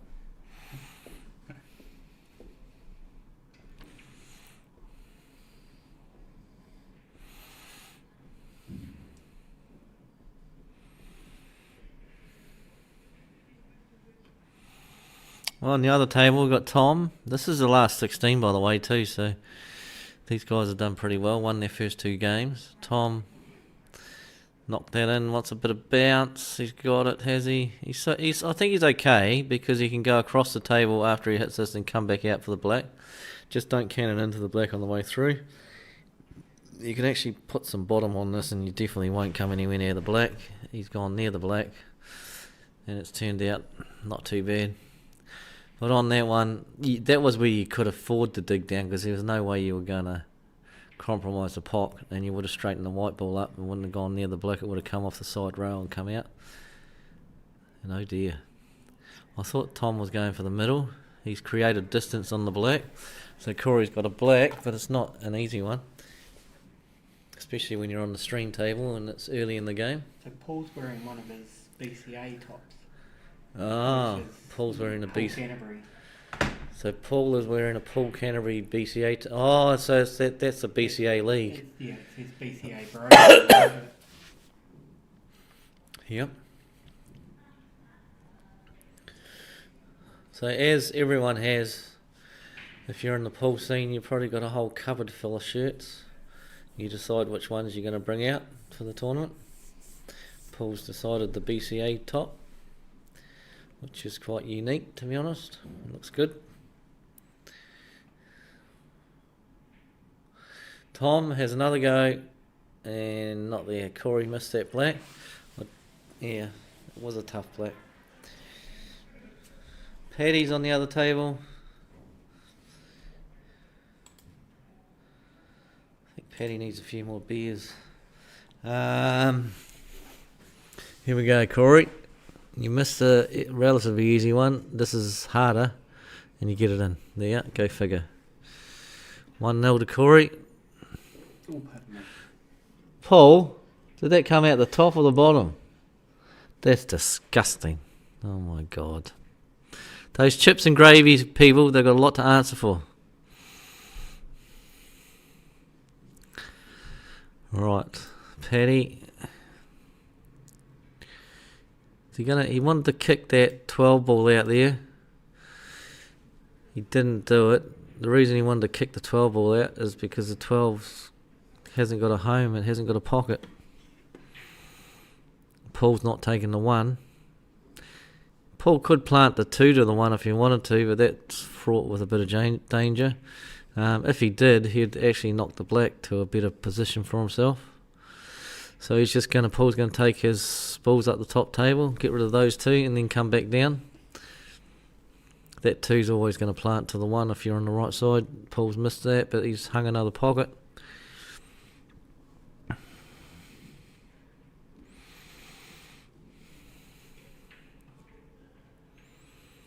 And Paddy knocked that in, it's a nice shot. He will possibly go behind the 13 for the opposite middle. No. It's okay.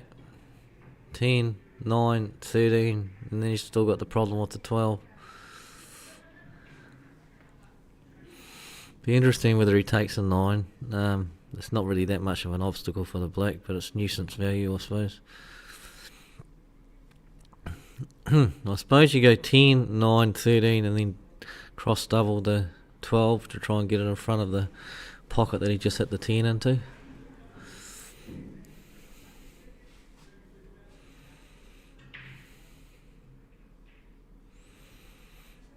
There it goes. He's got room to work this to try and get behind the 12 if he wants to, but I think he'd play for the cross double. He did. How's your luck? Not bad. So he's going for the jugular. This white ball's travelling up and down the table. This is very hard to hold if you want the white ball held down. I mean, I say it's hard. I like these shots. I think he's going to dig down on the white ball and play it like a screw shot, and the white ball should stay around this end of the table. Difficult shot to play, but when they come off like that, it's very good. Well played. 8 ball to make it 1-0. This is a good clearance from Paddy. He'll feel good after this. 1-0.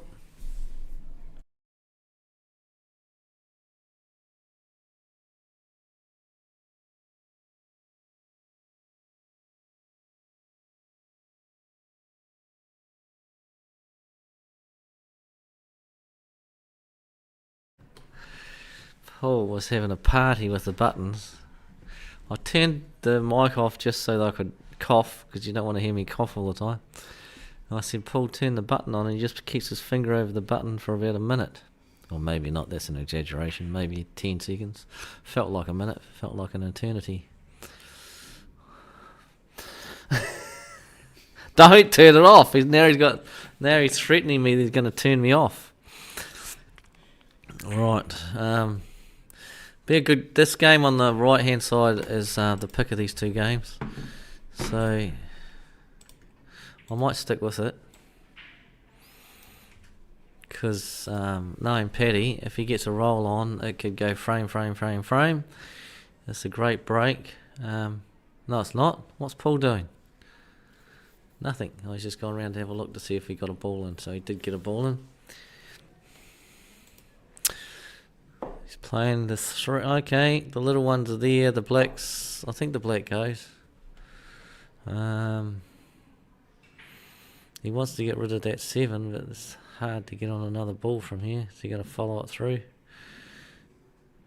He doesn't want that to go in, and it went in because there's no plan of attack after that.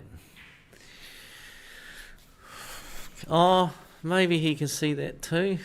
No, he's going, okay, can he see the 1? He can clip the 1.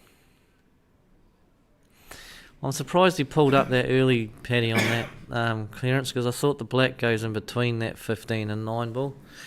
So I was surprised when he went to hang the 7 ball. I guess he was probably thinking that I can't get back down table for the other ball, so that's fair enough. And when he didn't hang it, then he was in all sorts. And on the other side, we've got Paul with an open table. There's nothing difficult here. It's just all about your white ball control. This one here, you're going to swing in behind the 9 and black and take either the 10 or the 12. Will probably be the 12 to the middle pocket after this. Definitely be the 12 because the 10 will go into the pocket that he's playing the 14 into now after he knocks the 12 in. This is just all pace. 1, 2, and he's gone too far. He won't be happy with that because he's going to be pushing the 10 over towards the rail. He doesn't want that anywhere near the rail. And what he wanted was a series of stop shots there. And he would just push that white ball too far through. So it's okay, manageable, but it's not as easy as what it was before. He probably doesn't want to hit this one too hard. You just don't quite know all the time what your cannons are going to be like when you hit into another ball. He probably will push this 10 towards the pocket, not to the rail. Which he did, and that's pretty good. So he's all good, he can reroute. He'll be going the same similar sort of shot. He'll be going 10 ball, and he'll be going rail, and out for the 15. He might not even go rail. Yes, he's going to go rail. Rail, come out, keep going.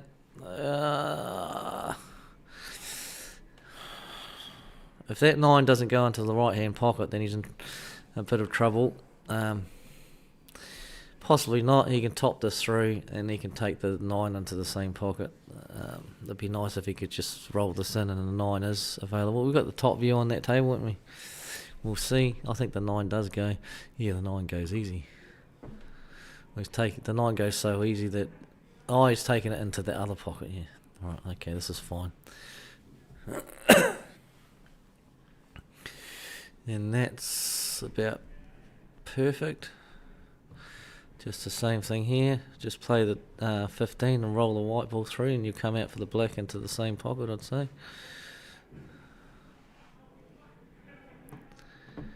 Depends if he wants to put anything on it. He might be straightening her up for the black in the middle. Yeah, alright. But he's gone about these good.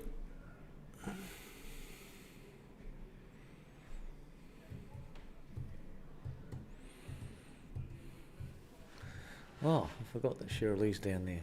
So Shirley has two small ones and the black left. In the meantime, Paul's knocked that in. Shirley's just potted the 6. She's left herself horrible on the... I don't even know why I'm telling you this. Horrible on the 5. The black is... Yeah, she could play a safe. She's looking incredibly attractive today. I think she looks attractive every day. Hey, Paul.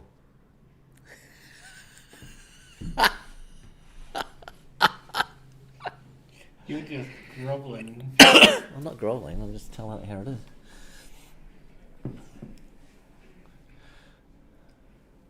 We've got heaps of mirrors at home because we've got a lot of material to look at. What are you doing, man? That's what I did. That's what I did before.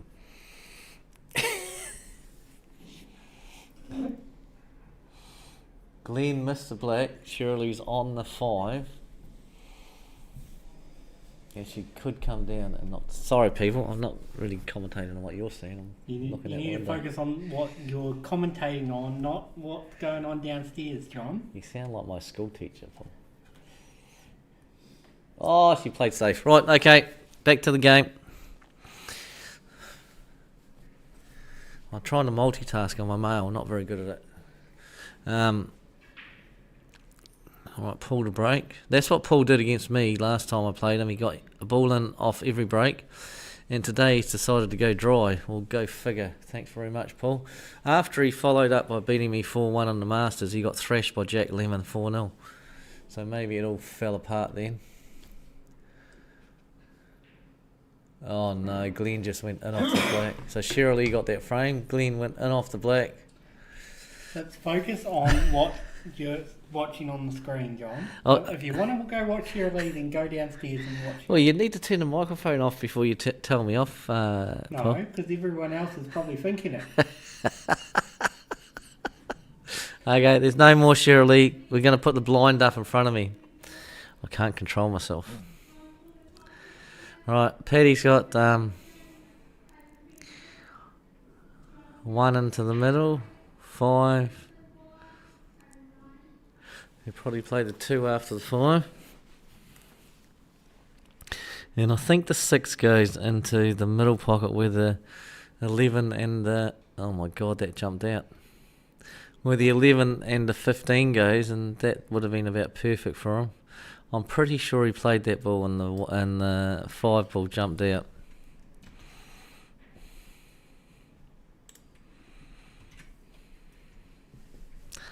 And it is a free ball, I believe.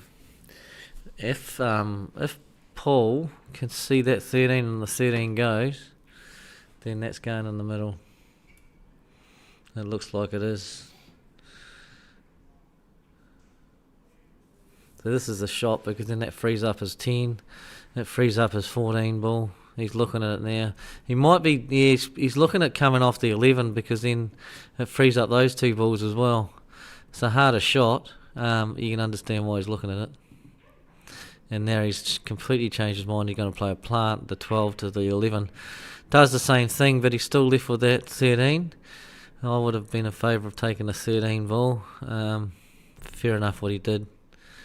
But the 13, as I said, it frees up those other 2 balls, which are problems.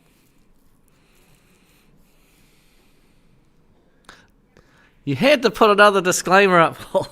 Yeah. Every couple of hours I'm putting them up. No, just after I was commentating on another table that no one else can see. I get the hint.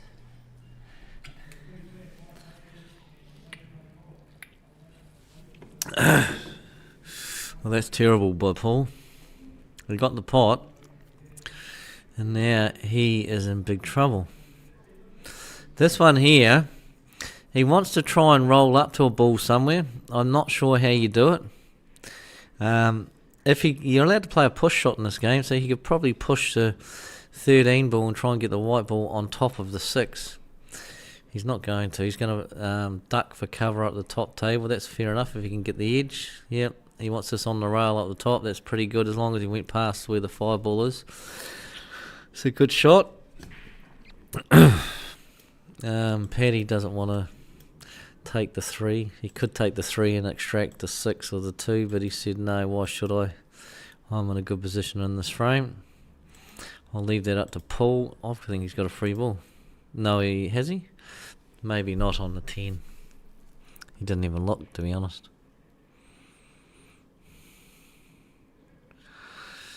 Yeah, don't like that. So with one shot, Paul has opened up all Paddy's balls. So Paddy can finish here. I think the 2 goes. Pretty sure the 2 goes through that gap of the 10 and the 14. Don't push that. Okay, yeah, he had all the balls open, and now they're not. But if the 2 still goes, then he can play the 3, and then he can play the 2 with some top. He'll knock into the 3, into the 6, and he'll free that up again. That's what he's done. He's not too. No, he's not straight. So he's all right. He can just do what I said. Play follow through. He'll knock into the 6 after he pots the 2. Looks like the 2's on. Probably give this some. No, oh goodness, great. The 2 wasn't on. That's why he hit it so softly. Has it worked out for him? Well, he hasn't left a free ball. He hasn't left anything really for Paul to put in front of the 2 apart from that cut, which looks extremely difficult. However, you don't have to get it completely in line with the pocket, this cut. You can afford to overcut it, and it can bounce off the cushion. It will still bounce on the 2 and go over the pocket, so he's got room for error here, so that's the right shot. He might pot this. Yeah, good shot, Paul, but it's a free ball, backdoor free ball maybe. I'm not sure. I've got the overhead view.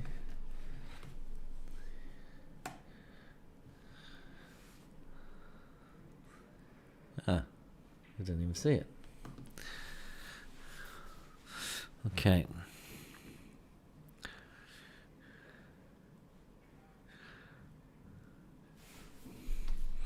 Don't know what he does here. Does he play the 10? And okay, he's going to play the 13. He's saying that the 6 ball is a hard ball for Paddy to get, so I'm going to leave him on the 2 if he misses. I wouldn't be surprised if Paul. No, he doesn't need to actually. The 14 goes. I was just going to say he could hang this over the pocket where the black is, but the 9 goes. You finish high on that 14, and the 14 drops in. Then you got the 10 into the opposite pocket. It'll be just about finishing on the black after that, but there is a way out. There's a finish in this game.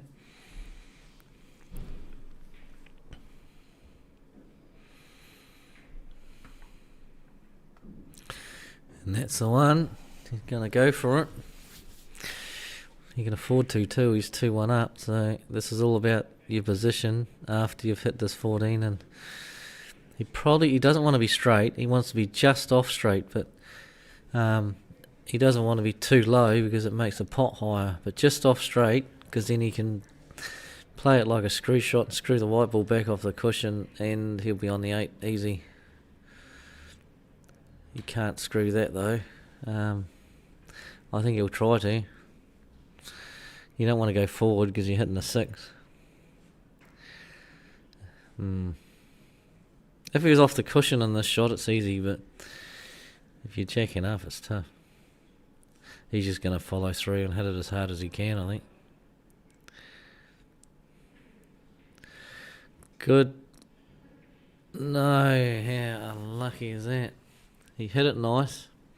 He did have to hit it with pace to get the white ball over there, and he's been unlucky.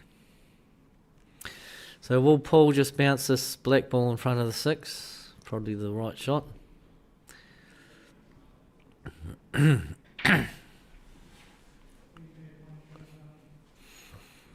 a touch shot. These are hard to get. Oh, it could go past. Okay, good shot. I didn't think that could go past and hold the pocket, but he did, and that's all that mattered, and he did it. Double the 6 across the table. He could go up the back door of it, but he thinks he can get the white ball out of the way, and he did beautifully. And how's his luck? Terrible. He needed that 2 ball to come back and hit fat on the white ball. Hit skinny, and now he's in all sorts of trouble. Double it up the table into the top right hand pocket maybe. Come off the back cushion and try and pot it in the left hand corner pocket. Don't know.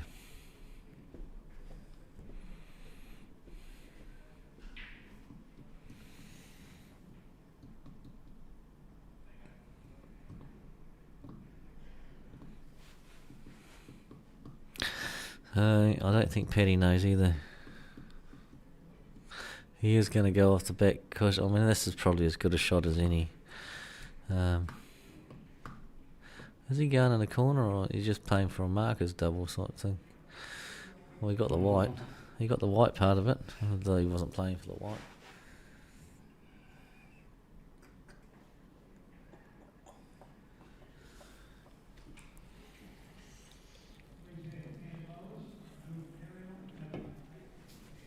Okay, so Paul's got this black. And it goes, Paul's up 3-1. On the other table, we'll give that a bit of love. Corey is 2-0 up against Tom. There's a bit of one-way traffic here. Looks like it might be 3-0 if he nails this one. Should do. Just don't hit this too hard. Oh dear. I thought he'd missed that. I thought the table had rolled it off. What'd you say? Looks as easy as 1, 2, 3. Yep. This will be 3-0 to Corey Ross. He did say that he wasn't happy how he played on the stream yesterday, so by the look of it, he's playing really good today.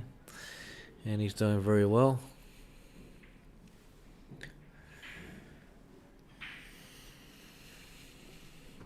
Paddy has nailed that break, got a ball down.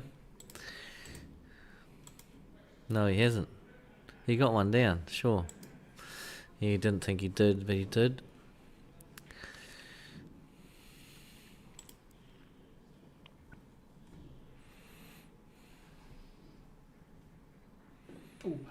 Oh my goodness. I hope we haven't got a match in this room. And when you're going to do that...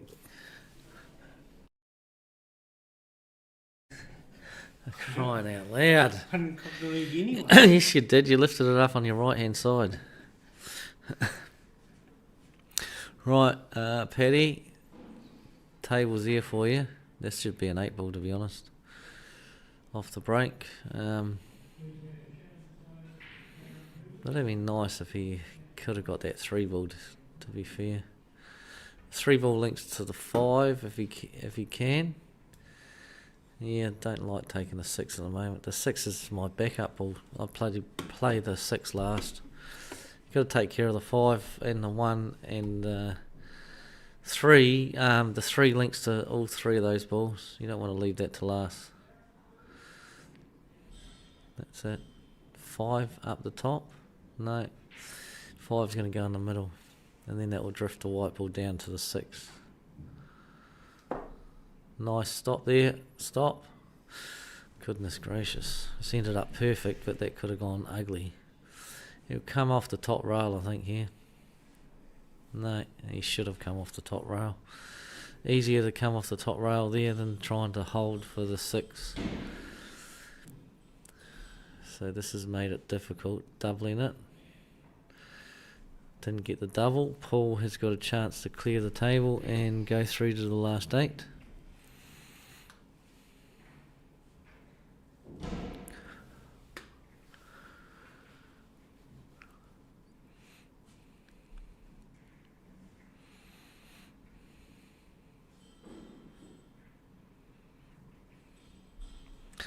And it goes. Maybe cut the 14. You could take the 9, and the 9 links nicely to the 10, and then the 14, and have the 15 as your last ball. This is just pace. You just want to play this as if you're playing pot and safe. So you want to just get this 9 ball to the pocket. You'll be perfect on the 10. So he whacks it. Yep, well done, Paul. Thank you. You talk someone up, and then you come up with an absolute clanger like that. I don't know what you're thinking. It didn't work. You're in a bit of trouble now. You almost go to say as he has to get this double if he's going for it, because maybe not. He doesn't even need to play the double. He can just play for the white to go back where it is at the moment, and then that way Paddy has not got a shot. We played for the triple. Just as well he got it, because he would have snookered him on the 6, so he's got very lucky there. But I'm sure that he played that white to end up further down the table, so that there was no shot on the 6. Lucky on that pole. This, oh, hang on, is it lucky? I forgot about the black being in the way, so that 14's not on. Same thing, just double this across. You might even be able to double it to the bottom left hand corner of this 14 and leave the white ball so that the 6 is not on anywhere. Jesus. Someone's in the gym next door making all sorts of noises. Sounded like half their guts fell out. Anyway.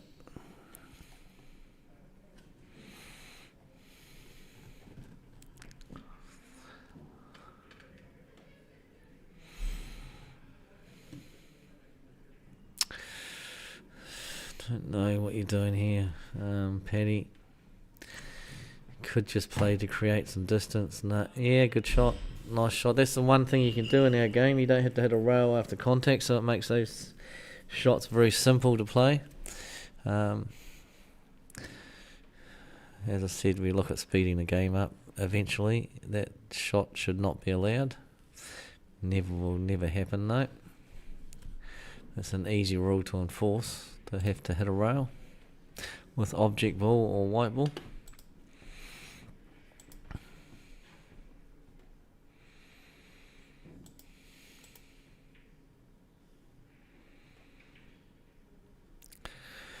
Paul could play a deliberate free ball here, and he could play it in such a way that he gives away a deliberate free ball, so it's going to be a free ball, but Paul has got a half chance of potting a ball,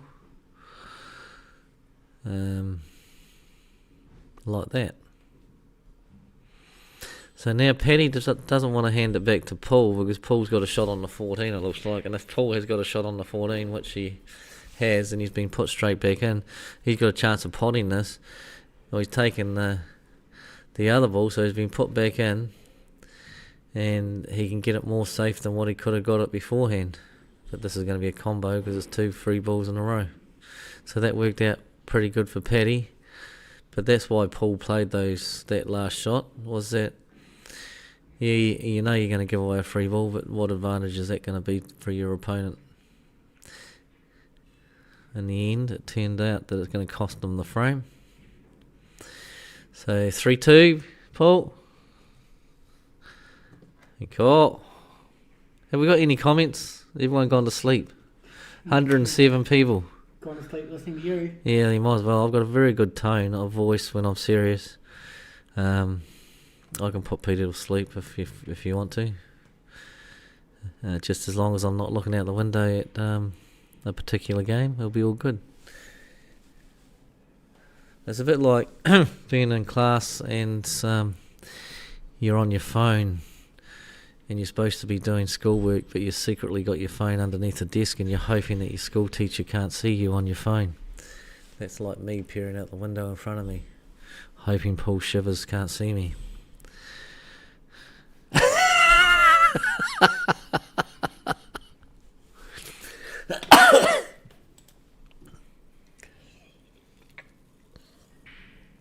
So Corey, 3-0 up. I'll still stick with this game on the right hand side because this is a lot closer. It's quite fascinating, to be honest. Here we go. I'm 5,500 words deep in an assignment. Okay, well done. In an assignment right now. And trying to keep an eye on what's going on here. So in other words, you're not doing anything, you're watching the pool. And you should be studying.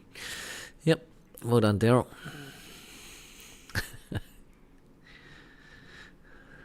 So Paul, looks like he got one off the break. Big ones is what he wants. And yeah, you can play a big one quite easy. Just plant the 11 down to the 13. That's your first starter ball. You get rid of your problem ball, which is your only one on the table. It's the 11. The whole building is moving here. Someone is downstairs doing weightlifting. And he just about put the thing through the floor. It sounded like it. That was a good shot by Paul. He's perfect on the 10, so he's got rid of his 2 problem balls. He's perfect on the 15. Just follow this through. He'll be perfect on the 11. After that, he'll be perfect on the 12. And once he's perfect on the black and he's hit that, he'll come off the table. He says, I'm perfect.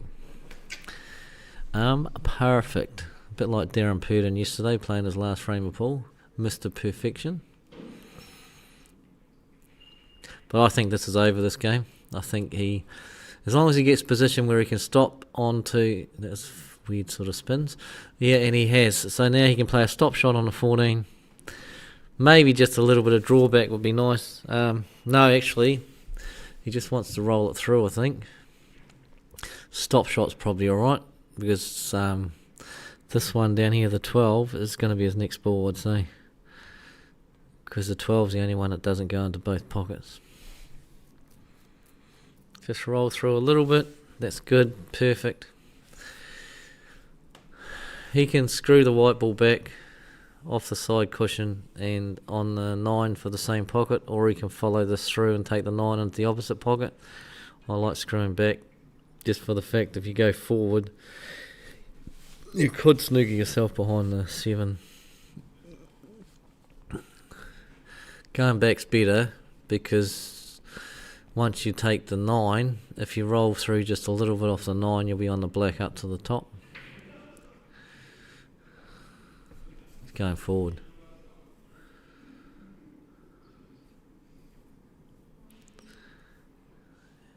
No, he wasn't. He didn't dig down on it enough. So he sort of like played that plain ball, but...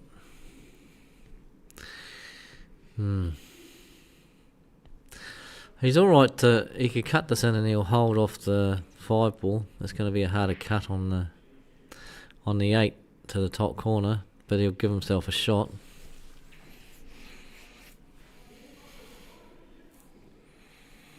In fact, if he did what that shot that I said and played it at medium pace, he should can it into the 5 direct and push the 5 so it's not on anywhere. And if he missed the 9, he might not leave Paddy on anything.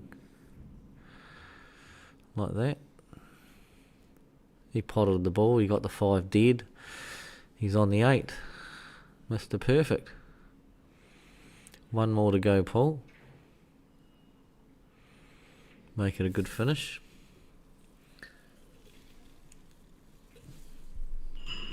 He might do the same thing here and push the 7 to the rail just as a little bit of extra assurance after he hits the black.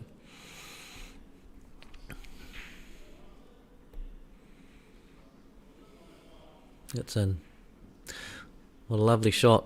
Great finish. Paul Blackler played very well. He's into the last 8 of Tier 2. Both of them really should be in Tier 1. I'm surprised they're in Tier 2, and Paul will be a big favourite to take it out, I'd say. We're going to be in the same situation shortly, where we're going to have no tables to commentate on. We might do our daily reset. Yep, and we'll do a daily reset, and they'll give us time to peer out the window. You not get growled at by the director. By the school teacher, yeah. I remember I used to have a school teacher at school who used to throw a duster at you if you weren't doing your work properly. Jesus Christ! Yeah, you haven't got pictures here, people, but that was violence, nearly. Just about threw his earpods at me. We might have another frame. Yeah, I know. Tom, you're going to put a spanner in the works. Which might mean that we won't do our reset. No.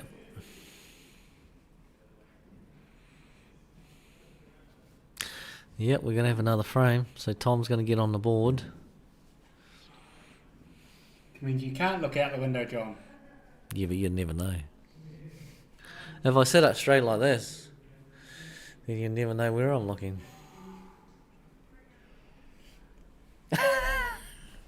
So that's our frame to Tom.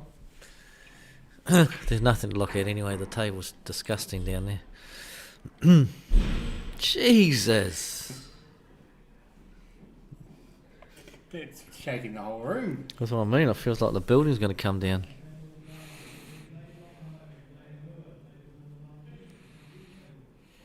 Oh, something got the TV too. That's like if you're living next to on a highway and you hear big trucks or trains coming past. When we went to Gore Southern Piers, we'd stay right beside a railway crossing, and the whole house would shake when a train came past. It'll wake you up in the middle of the night.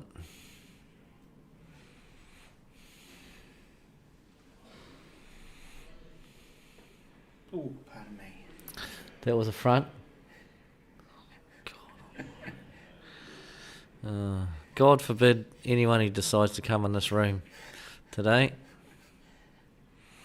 They'll probably come in, go out the door, come back in with a gas mask. Right, so it's a good break Dave, by Dave versus Dave. Dave on the stream. Dave versus Dave in the tier 1. Dave versus Dave Miller. Dave Donahoe. Yep, you got it. Yep. That'd be a good game. I'll be quietly hoping that... I mean, I like both of them, but Dave Donahoe plays for my club. And I'd love to see him do well, especially in Tier 1. Is that the 16 as well? That is 32. Oh, that's all right. And so I'd say after these 16 games for Tier 2, they'd be having a long rest before the quarterfinals. But these guys have been playing all day.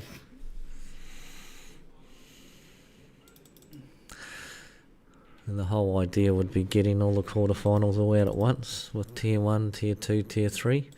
That's only 8, 4, 4, 4. It's only 12 matches. You better play them all in the hall.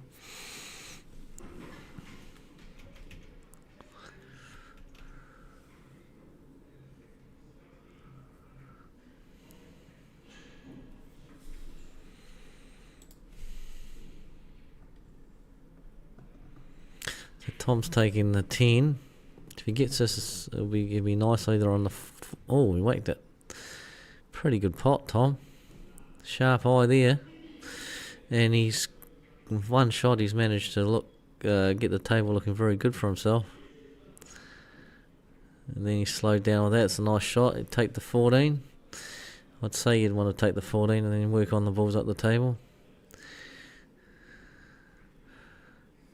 I would want to be on the 13 after this. It's hard to get on it. Big bounce. 13 may still go. I was going to say inside the 15, but I don't know about that. I think he might play the plant. If he's going to play the plant, you've got to hit it quite hard because the ball's going to go sideways. That's like that. He's lucky it didn't go on the cushion. If it had gone on the cushion, then... Good God, Paul Shivers has just left the room. Hopefully he's gone to the toilet because it stinks in here. Anyway. Oh, Tom. Unlucky. He wouldn't have been on anything. And while he's gone, I've taken 2 fruit bursts. Make sure you don't tell him that.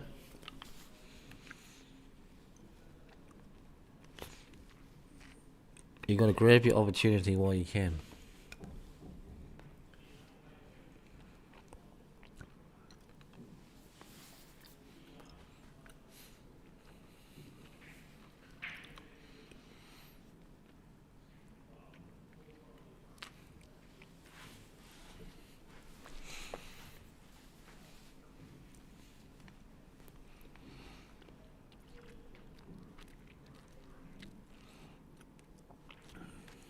So Corey, it's on the little ones. I don't know why he's not taking the 6.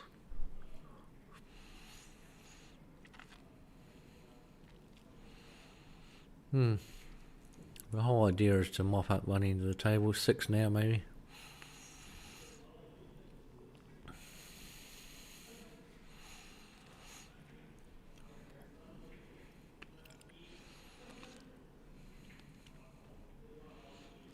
Will he coming up table for the 2 and the 7?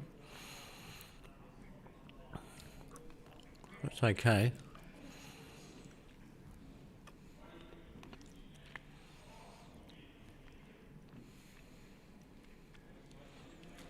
I wonder if the plant goes for the 2 and the 7 ball.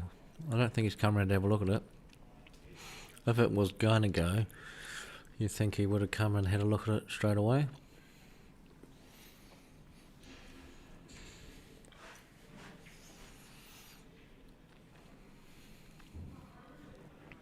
That's a fantastic shot, Corey. It's a game-winning shot, match-winning shot. You deserve good things when you come up with something like that. Just don't follow this white too far through, that's good. Probably take the 7, because then you're going to be on the 2 into the opposite middle pocket.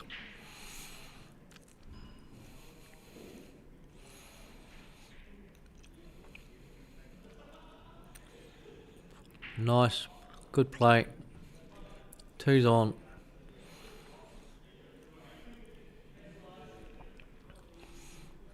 Just off straight. Be interesting to see if he goes to rail. He probably will. No, he could hold. Could he? Nice shot. Very good. Black to go through to the last 8 of tier 2. Don't know what your eye's looking at the white.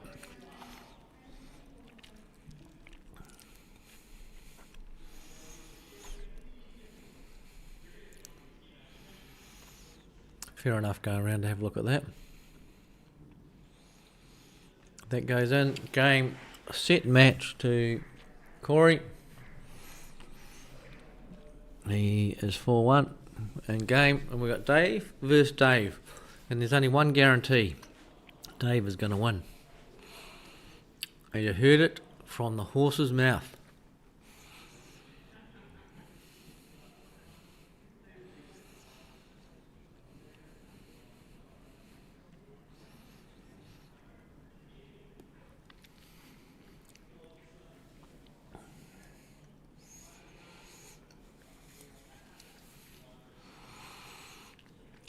I have a feeling Shirley is tying Glenn up in knots downstairs. Not allowed to talk about the game, but I am. Paul's not here. But I have a feeling that she is making the game very, very difficult for him.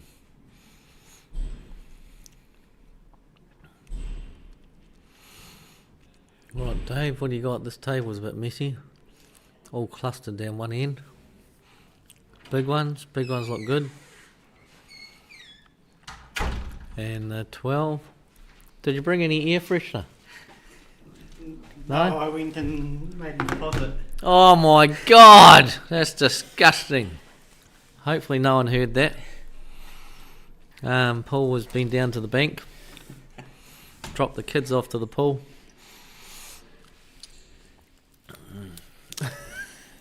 Every time you go, by the way, I take 2 fruit bursts. So they're gradually going down. Are they to be eaten, John? Yep, that's right. Don't say that or the whole packet will disappear. Well, you didn't get crunchies today, so... No. Fruit burst is nice. So we've got our first 2 players in the last 16 for the tier 1. Jimmy Hall and Brad Goodmanson. Mm-hmm.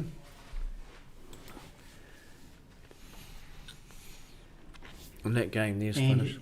We obviously we saw the Paul Black that was through the quarterfinals of tier 2. Awkward bridge in there for Dave. And obviously Corey Ross also through the quarterfinals. Yep, and he missed the pot because of it. What's going on tier 3? The top qualifier.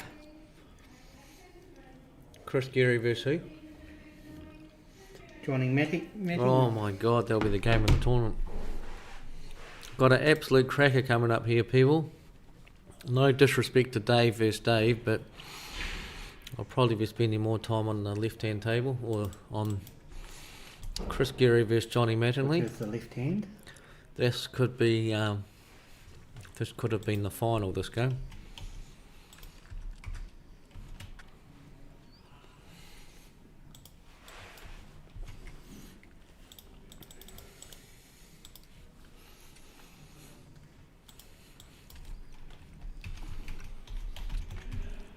So Dave with the plant, nice shot.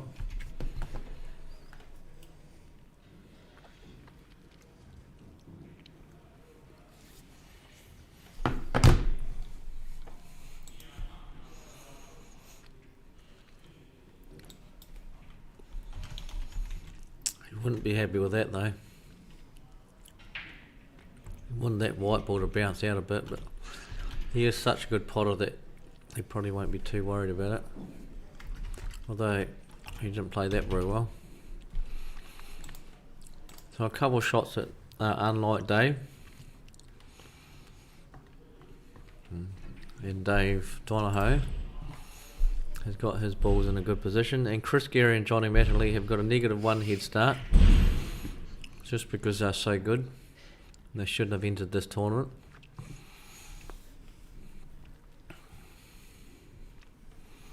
I was waiting for your comment there, John. Nice shot by Dave there.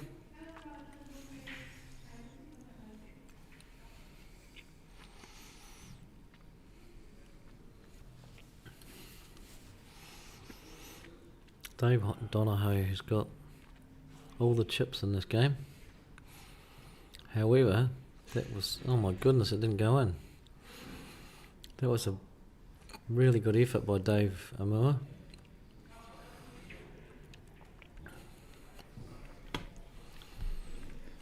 This looks easy for Dave, but the problem is the 12 ball is on, but you're kicking the 10 ball over to the left hand side when you play it.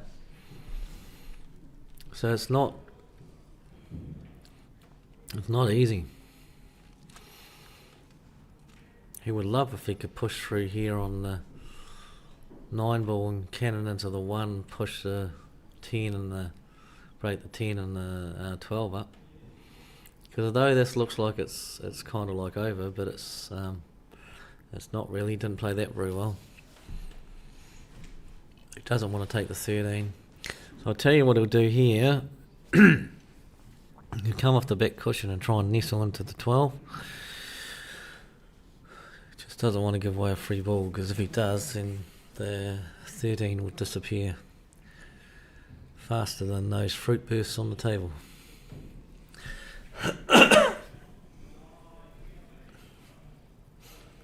That's not the one he wanted to hit. He wanted to hit the 12. Still does the job. That's given Dave a bit of time now. Don't take the 1, Dave. Get your okay, he's taking the 3 to the 7, but yeah, he's got to get the 5 and the 4 out. He's playing that down there. Doesn't really help him. That was a perfect opportunity to get the 5 and the 4 ball out, while Dave Donohoe's big balls are in a bit of trouble. But now Dave's going to get the 10 out, and Dave Amua is in. No, so Dave can do that now. Leave the 1 where it is, get your 5 and your 4 out. I'm not quite sure how you do that, but do it. He's looking at it. He's trying to figure out, is there a way I can get those out without knocking that 13? And there's always a way. Unless he's going to cover the 13 completely, he might do that. He did it. He played for. That was actually a good option, playing for a deliberate combo, because how was Dave going to get the 10 out if he had ball in hand? That was good thinking by David Miller. Unlucky he didn't pot it. Is it a free ball? It's not a free ball, so this is going to be a very tactical game.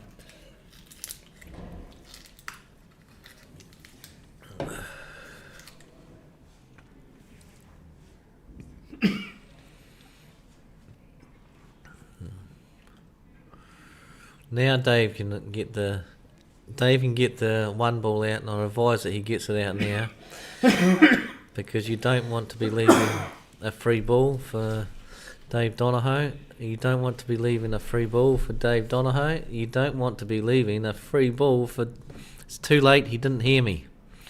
He's left a free ball for Dave Donohoe.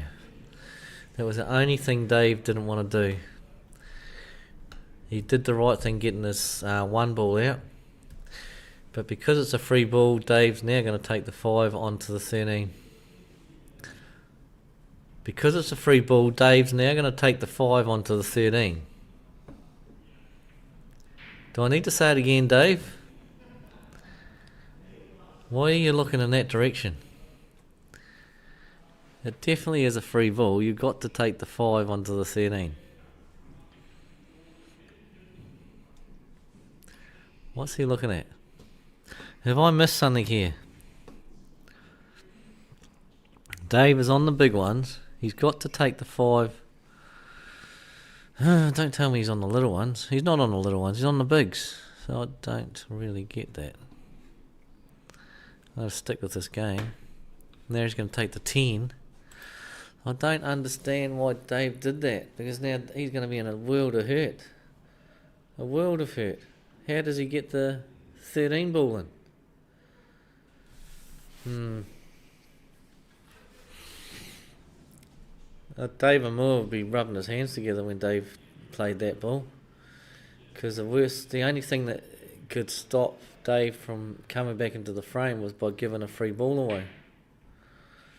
Okay, Dave's played a decent enough shot there, but Dave and Moore now just don't take that. Play the 4 in front of that 13 ball, because the reason there is that 10 sneaks in behind.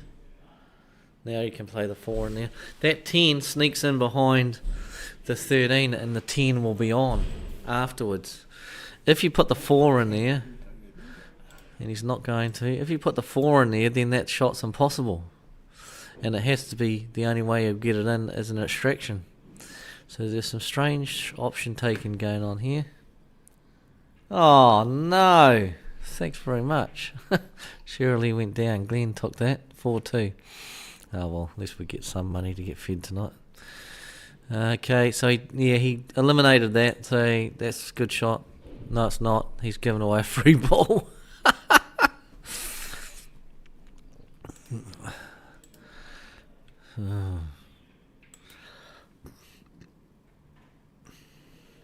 So,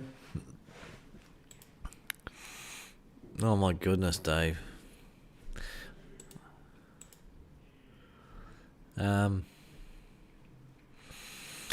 Yeah, I don't know how to commentate about that. That was extremely lucky. He's got exactly what he wanted, and his plan of attack has worked. Because all his balls are now open. I don't know how it happened, but it happened. And Dave should take this frame out. We'll focus on the other table. I've just had my puncture. Well, I haven't had my puncture. I've just got a puncture on my tyre. I've just deflated because my chances of getting a lot of money today has just been thrown out the window by Glenn Thompson, who's decided not to drink at this tournament for the first time ever. And that was all because of me. And he's doing really good. I should have kept my trap shut. Anyway, I don't know that. He's probably had a few. Right, I'm going to focus on the right-hand table until this conclusion of this game, and then we'll focus probably the rest of the match on the left-hand side, because that's going to be a crack of a game. Just on that, Johnny Mattingly has made short work of that frame. It's not given here for Dave, especially when the white ball's on the cush like that. But Johnny's up 1-0, quick as a flash. He hit a nice two ball in there, Johnny.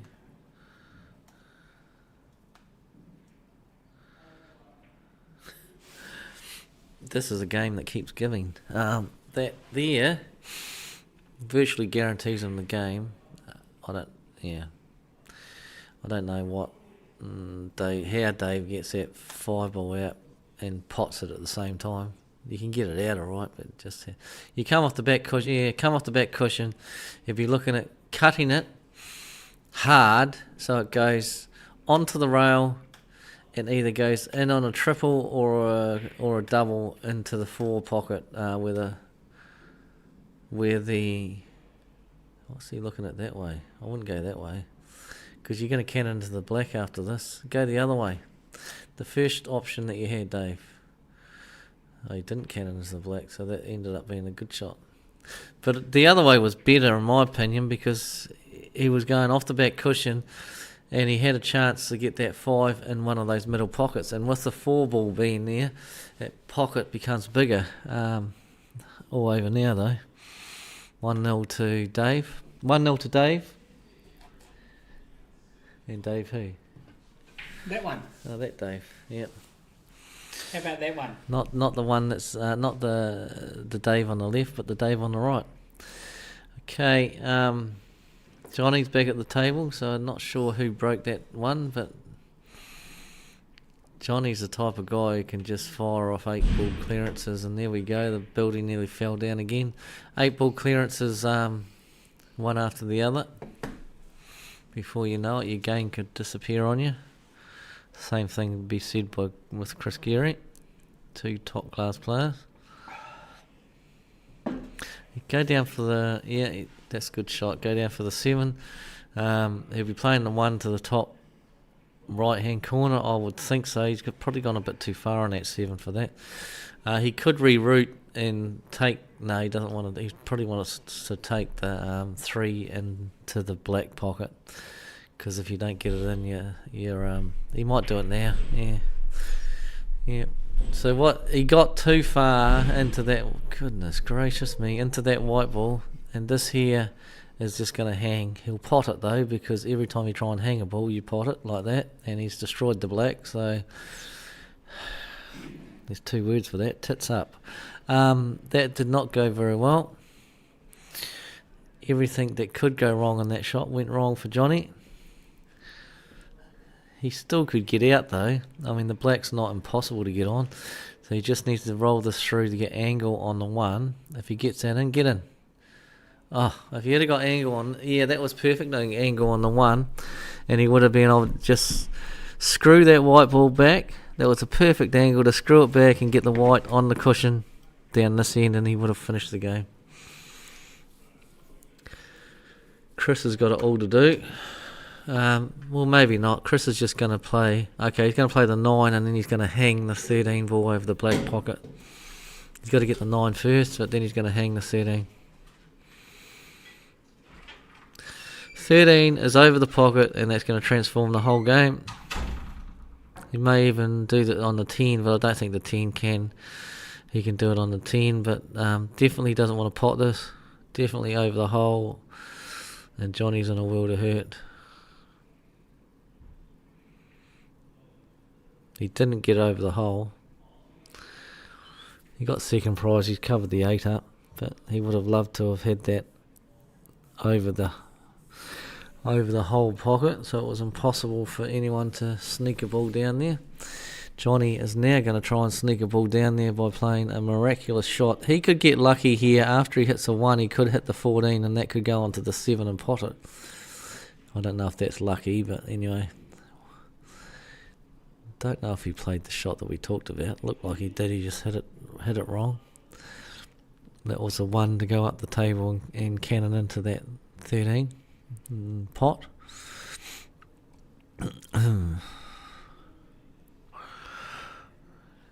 So as far as Chris goes, you now put the 11 in. And you get to the 15, roll the 15 down the rail, gets rid of 2 balls up the table. He can then, if he wants to, I don't know why he came out that far. Why did he come out that far? Is he looking at cross doubling the 15 and sending a white to the 14 and 13 and breaking them up? He might be. No, he's not. He's looking at the 14 to break them up. He's still got the 15 problem. Oh, I see. He's going to play the 10 maybe. He's going to play the 10 further over the pocket so that it eliminates that up and down the table for Johnny. That's fair enough. Get this on the other side, and it's impossible for Johnny now to play that shot. So you just tying him up a little bit more. That's a good shot. When I said to play the 15, it was there.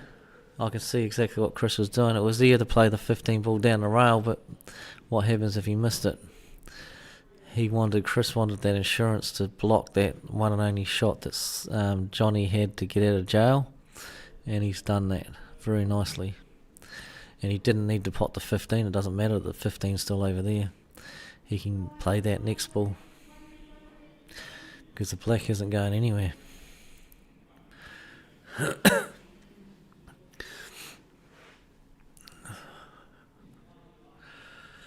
Well, What do you do? Do you put this in the bunch as well? Don't need to. You can just pop it out and say to Johnny. Johnny will probably, if Chris doesn't pot this is the only problem. If Chris doesn't pot this ball, Johnny can try and push that 1 down and put that in the bunch where the 10 is and the 13. So Chris really needs to get rid of this ball, because Johnny will make this really tight with that 1 ball in front of the 8, 13 and 10. And then Chris might start playing silly buggers with the 15, and it will be just a long game.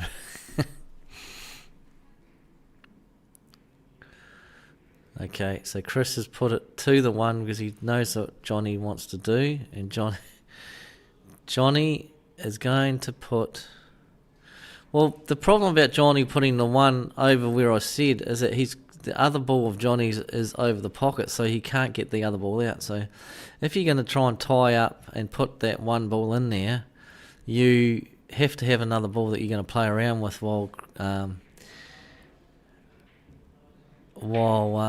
Chris is doing the same thing with his ball. But there's no point you putting the 1 in there and trying to play for a free ball. There we go.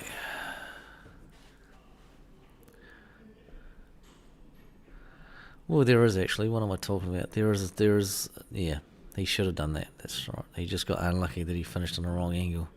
I've been up here for too long. I'm starting to go nuts.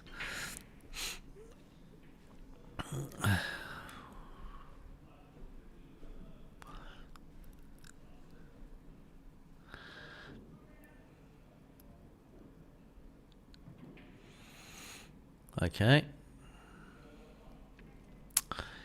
Does Chris give him the 1 ball? And then Johnny just roll into the 8?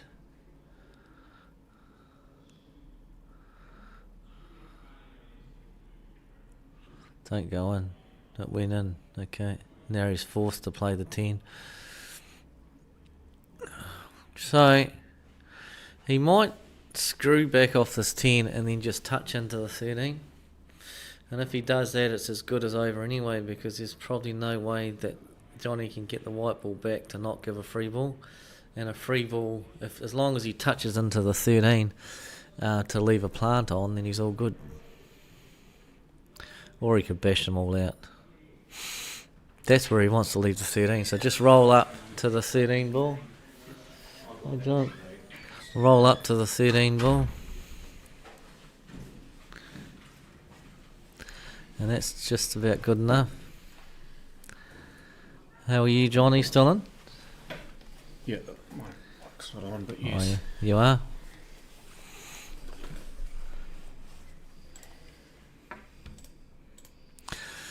So good luck to you, Johnny. Oh, I think that went in and out, that ball.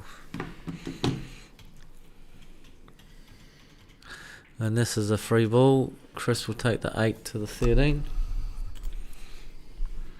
I'm excited for this game. Yeah, it's a cracker. Probably should be a final, to be honest. It could very well be a final on a different day. That's the thing that this tournament throws up.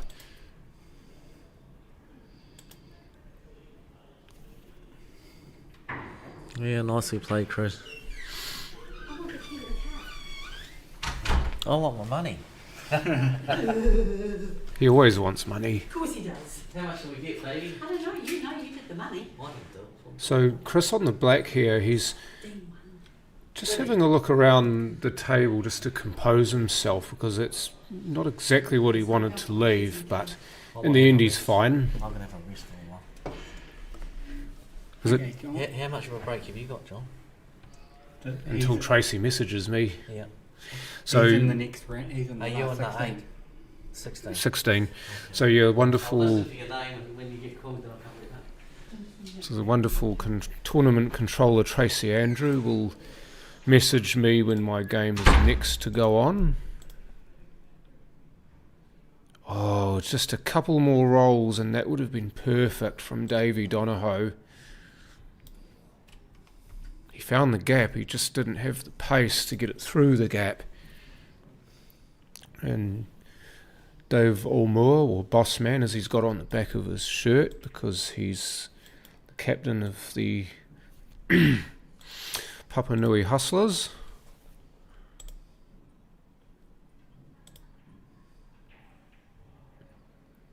Wow. How has he managed to kick that 11 in as well? Because the 5 went in off the 11, yes, but I'm just thinking that the spin from the contact on the 11 after the 5 hit it could well have spun back into the other jaw and gone in. He hit it so fast it was hard to tell, but I'm just trying to think if the geometry works on that, because it's very, very rare that you see that sort of thing happen.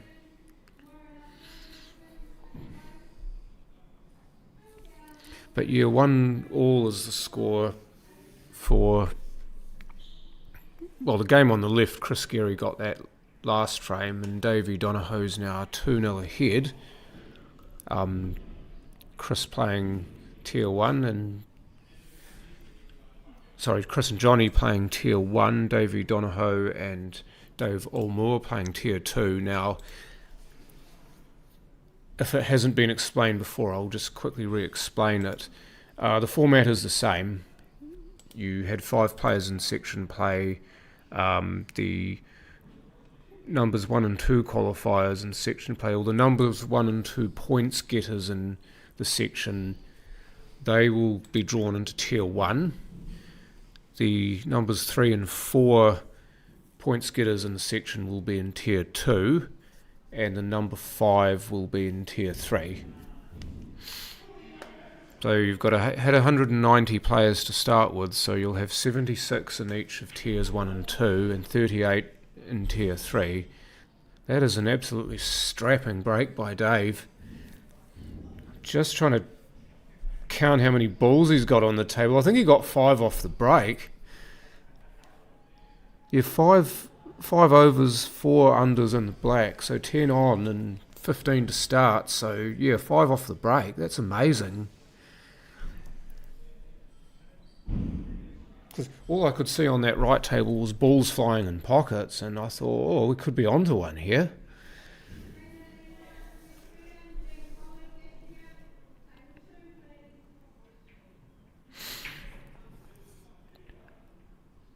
Chris has won the CNZ South Islands once in 2018, funnily enough at the club that Johnny plays for, which is the Timaru Town and Country Club.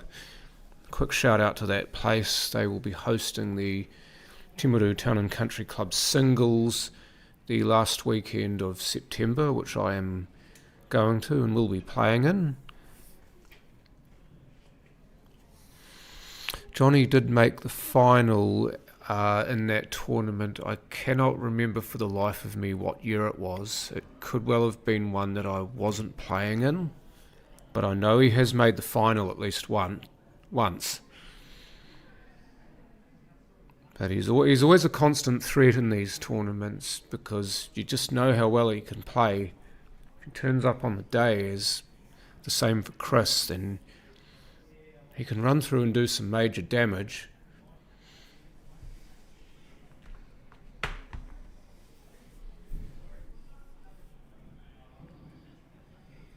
Chris deliberately playing to leave that over the pocket, because there isn't really much in the way of a finish there, so the best bet is to stop the black from going into the obvious pocket.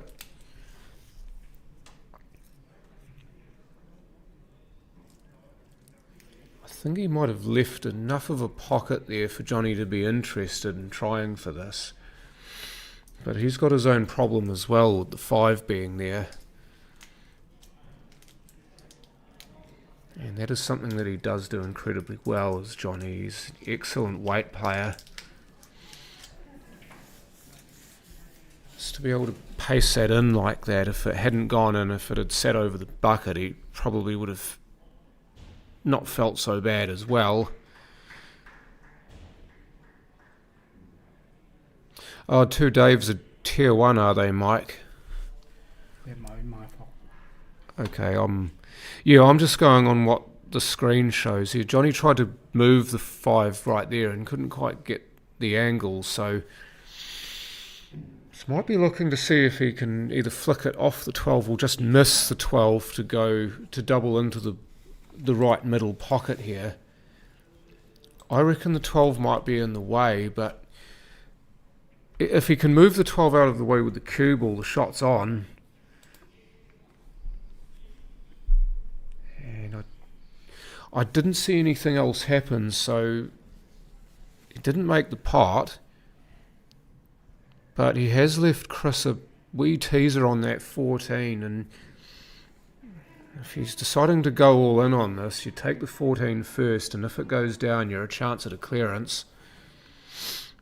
Alternatively, if he's got a shot on any of those other balls around the middle of the table, he can play that, or one of those, and then try to work his way back to the 14. This is only if he's going for a clearance, mind you. He may decide to pull up somewhere, but just the way this table lies at the moment, the 3 over the pocket and the 5 near the black spot, that will be quite difficult.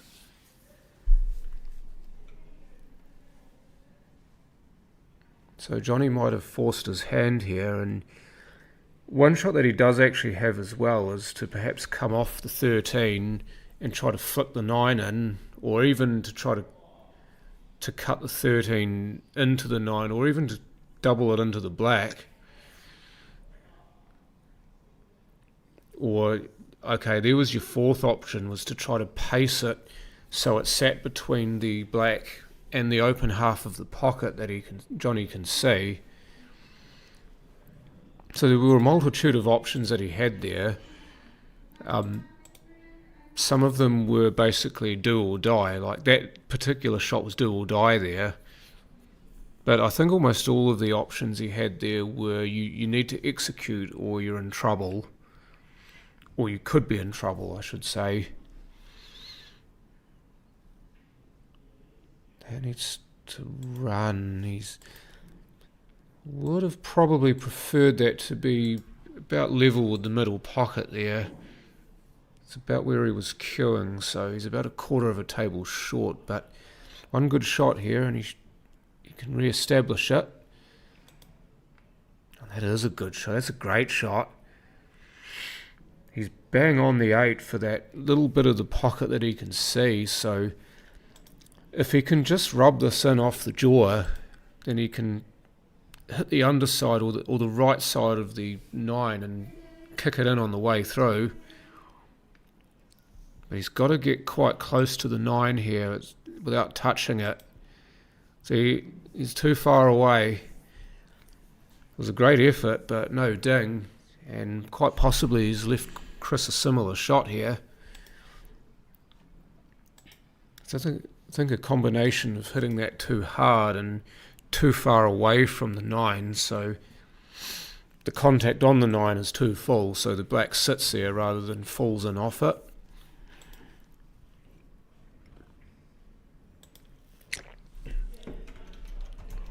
Yeah, because the black was further away from the pocket and the 9 could go nicely into the rail and off it, Chris could afford to hit that a bit harder, or at least to play it with a stun like he's done.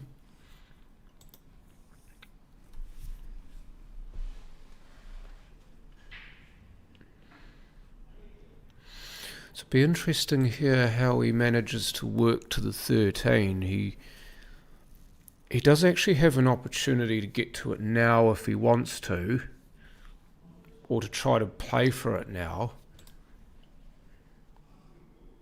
Because remember that the double's always an option as well. If you can't leave yourself a dead cert to try to move that or get on it, then often just playing for a double is good enough.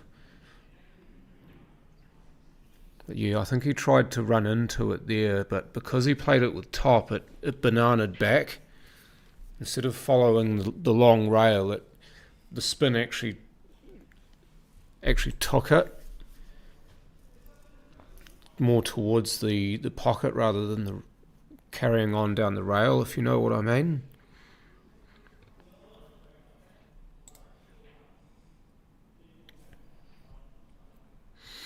Oh, so you play the winners of the right-hand table, John? Oh, do I? Yeah. Okay. So I've actually got a bit of a... I've got a horse in this race then, so to speak. The table on the right there, which I've sadly been neglecting, I will play the winner of that match. Now that it has been fixed to include Tier 1.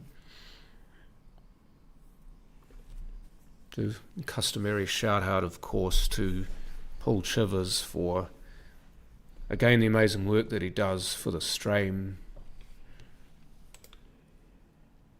Always, well, it's always it's not an easy thing to do. There's a lot involved in it. The very necessary part of the game is streaming, and it's great to have this for all of these events.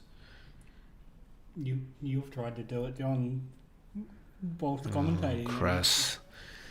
Yeah, I have. Well, Chris has just tried to... I think he's played for the double there on the 13, but he's just been a little bit timid with that. Maybe he was in two minds still as he actually queued it, and as a result, he's ended up nowhere, and Johnny's taken the frame.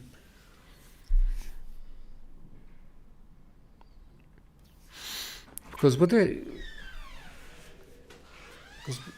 the angle that he had, actually, he could have tried to snap that off, the cue ball off into the 13 if he really felt the need. Or he could have played for the 13 down the rail to top right. I mean, he had a number of options, and unfortunately the one he chose he never committed 100% to. Are you referring to Chris's game, John? Yeah, did you see that shot? I did. I was backing Chris. Yeah, he just slow rolled it in, sort of thing. I think he tried to slow roll it and kill the white for the double. For the double. But he, as I said, he didn't commit fully to the shot, so part of your mind is wondering what if and not thinking about the pot. Mm. He was a bit annoyed with where he landed on that too, I think. Because you could see in his face, he was like, he didn't want to be there, anywhere but there kind of thing. Yeah. Yeah. Yeah, and usually when he takes a while to play that next shot, he kind of walks around the table, has a look at it, you can tell that he's not 100% happy with it. Mm. So I've still got one more match. Do you reckon I'll hear it from here, John? Or should do I? I've let Tracy know you're up here. Oh, anyway. cool, sweet, awesome, cool. Because you're in tier 2, last right? day, yeah. Oh, nice. Yeah, I didn't have a very good day yesterday, but I'm making up for it today, so I'm really happy. That's the one. Yeah. Well, I've won tier 2 before. That was in 2020. I want to say 2022, but I could be wrong. I beat Shaden McKenzie in the final. It's funny enough because Shaden actually went on to win the Tier 1 final last year. Oh, really? I need to follow that and win it for myself now. Was it a tough final? Do you remember much about the final? Or? It was. Shaden, I mean, he's an excellent player, as we all know. Yeah. But I had to be at my best to win that game because I knew going in that it was going to be tough playing him, and I knew that I had to execute my options well and to play good safety and not get too carried away with just trying to pot everything I saw. Just you didn't want to start to attacking and sort of expose yourself. Exactly. Yeah. Which can either work in your favour or against you, can't it? I mean... Yeah, you can get too tied up in trying to clear a table, even if it is there. If you sort of talk yourself into it a little bit. You can, and instead of actually playing what's in front of you and playing the right shot for the frame, if the clearance is not really viable, then don't take it on. Yeah, no, 100%, yeah. Find a place to pull up for the night.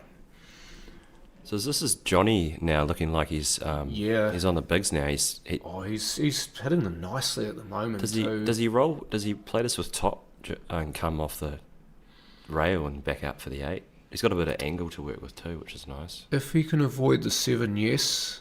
I reckon... Yeah, I mean, if he misses the 7 on the right, then maybe, but I think he's playing bottom here. He's just got to watch the 4. He's just going to play, that was another thought I had too. You could play it like that, couldn't you? Yeah. So it's a tough shot. I mean, has he still got one more ball there? Is he? Or, Yeah, he's nine's last. Oh, yeah, I didn't see that. Sorry, John. Yes, Oh, he's what got- a double on the right-hand table. Davey Olmoor to keep himself alive. awesome. I just caught the tail end of that, and I'm happy I did. So Chris Geary won 2-1 down at the moment, so he'll be wanting to win this next frame, that's for sure. How much angle has Johnny got on this? None, as it appears. So The double, maybe. does it go? It goes, it's sort of, you have to hit a particular way and you have to get the white out of the way, don't you? I'm thinking about 6. He might be eyeing up the triple here, actually. So yeah, that The might be triple definitely is on. a little bit more difficult, but I mean, it's definitely on, isn't it? Oh, he's hit the Yeah, six, straight yeah. into the 6. I was thinking that was going to be his lot there. So this is good for Chris now. He'll look at this as a good opportunity to try and take this frame. I mean, they're all there for him. And Chris is a fantastic player. I actually look up to Chris a lot. Watched him play over the years. So he's all the balls are there. It's just a matter of how he does it really. That one's looking tasty to start things off, isn't it? Definitely. Yeah. And it's also one of your harder balls on the table as well, so you Yeah. can get rid of that. Well, he's actually got to play 2 of the tougher shots now. He's got to play this one, and then he's going to leave himself an angle on the 7. So they're both not given shots. So we'll see how he goes anyway. I don't think it will be 7 next. I don't think he'll be able to hold sufficiently For the 7. for the 7. He's I'm gotta guessing come back that down, he's yeah. going to use one of the 4 or the 3 perhaps to get back to the 7 here. Yeah, So so I you're wouldn't right, even be John. worried about The trying to 7. spot it there. I'd just make sure of the pot because, I mean, almost wherever he goes, he's going to have a shot. He could almost run the 3 up, but he might end up landing on the 7. Yeah. Well, he could also go 3. The angle's probably a wee bit much here for that. I reckon you'll get too close to the 7, as you said. If he runs up about halfway, almost to sit on the bulk line, if you can imagine it, and then Yeah. cut the 4 in and be on the 7 that way, that's another way you could play You could it. get on it. It looks like the 6 passes 2, doesn't it? The 4. So We could play that now. it's looking like he's Get going rid to of play that, that. particular issue because the He- black's a he could fairly even- large ball. He could even just roll forward on this, and he's got a nice angle to play the 3 and land sort of in here in the top left-hand side of the table, and then play the 4 and come back down the table. Asking for the cue ball to be cleaned here. This is It's just referee coming. Dale. Do you think maybe he's just calming himself down, John, or do you Could think? be. Yeah, Also, just the fact that right where he wants to cue, there might be a spot. on the ball. Yeah, and you've seen it before how... In my game, just before Yeah. there was because I use the old school chalk, and like I'm forever tapping to try and so it doesn't go on the table. Yeah, she got it in my pocket right now. Because if your cue hits a chalked spot on the ball, then you're no longer actually cueing into a nice even surface. Yeah. You're actually cueing something that's rough, and that can cause kicks. Well, I had in my match on the TV table before, I had a couple of kicks happen. I hit them soft, and yeah, paid the price for it. But yeah, won the match, which was good. So let's go, Chris. Let's mop these up, buddy. So you're thinking that 7? That's the real problem, isn't it? That 7. Yeah. I mean, he's still got this in hand here. He could try to play this 3 through, come off the top rail and back up for the 5, or he could Yeah. try to play it in slow if Try he and wants hold, to, if he yeah. can, if He he just feels needs he an can angle, hold. doesn't he? Just needs an angle on it. Oh, And it's okay. Just trust your queuing here and hopefully just drop it in. You might end up in behind the 4 and back out. if you trust your queuing here, it looks like you've got enough angle on 4 where you can cue through that, come off the right rail and maybe be on the Be on 7. the 7, yeah. Well, does he look at getting on the 7 now? He's looking at Might the be. 5 though. I think he's just going to try to cut this in and just miss that middle pocket there. And lands in between the 4 and the 7, hopefully. He may even want to play for the 7 now, but we'll see what he does. He's gone for the double. He's gone to park the white. I don't mind this. He's actually put a bit of pressure on Johnny here. You'd Yeah. expect Johnny to to pot The only this. thing I don't like about that, John, is now Johnny can just slow roll this over the pocket, and all of a sudden, I mean, Chris, it makes it a little bit more harder for Chris, and with a bit of luck, the 8 may even drop. But yeah, you're right, the 7 still passes in the top left-hand pocket, but I don't know if the double was the option. I mean, it was a good attempt. If it had gone down, it would have been a good attempt. That So weight there is you go. excellent. So, yeah, great but weight. more there. than that, the line was spot on. So Johnny Mattingly 3-1 up over what many would consider one of the favourites to win this tournament. As Chris, he's going to need to peel off 3 in a row here. That'd be something awesome to watch, wouldn't yeah. it, John? I think there's a law of averages with that double, though, is that if Chris gets that, then he's just off angle on the 4. He can trust his queuing. He can give it a ride. If he You're pots a talking 4, more of a gets on the percentage. 7. Yeah, percentage side of You're things. going out now. Cool. Because I mean, he wasn't where he wanted to be on the 5, so he thought, right, I'll try and do this another way, Yeah. but still remind myself I've got the percentage play in the back of my head. If Yeah. I make it, I've got a shot. If I don't, I've left him one where he has to come with a shot, and he did. Hey guys, I'm going to shoot out. I've got to play now, so I'll leave you with John. He's doing good work. See you guys. Cheers, Corey. It was short and sweet, but it was good all the same.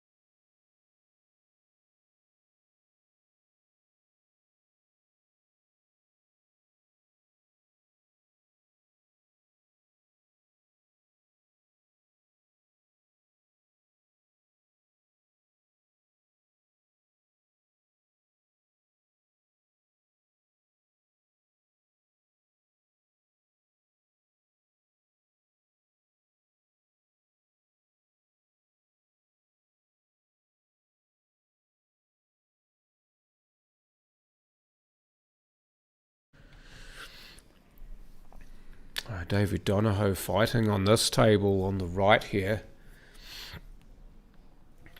A good little poke down the rail. He's looks to have a bit of angle on this. He can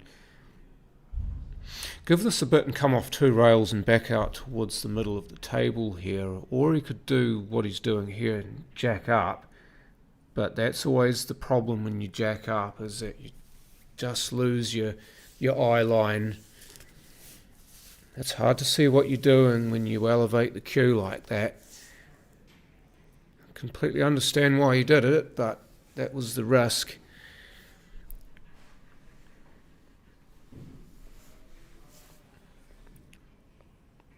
This is not a gimme for Dave or Moore, though. He's got to cue it well. Unlike Chris, who's kind of jabbed at that. And that'll do just nicely for Dave or Moore. That game now goes 2-all. I don't mind waiting, fellas. Make this hill. I've got no issue with waiting at all, you guys. I'm sat in my second happy place right here. When you're not on the table, John, your happy place is up here. But when your game's on, isn't it? 100%.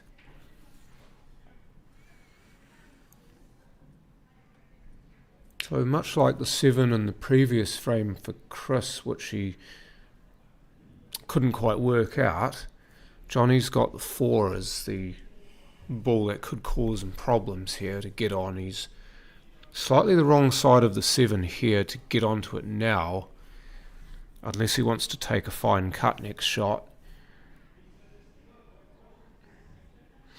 Yeah, Johnny's just on the 50-yard line there for his next shot as well. He would have wanted that to be the other side of the middle pockets, so that he's got a better look at the 5 or the 1 there.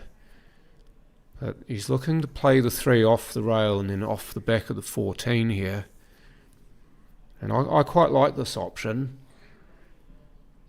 He's not quite got it right, but I still like what he was looking to do there, because he was going to leave the cue ball in a nice spot for himself if he made the pot.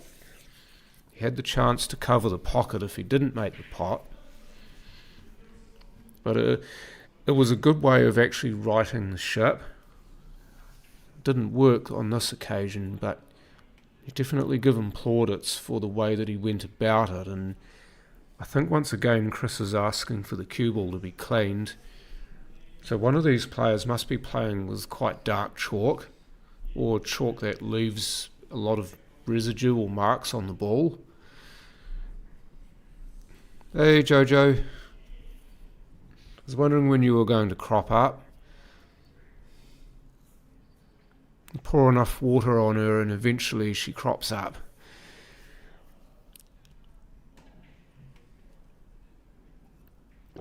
Or eventually she sprouts, I should have said.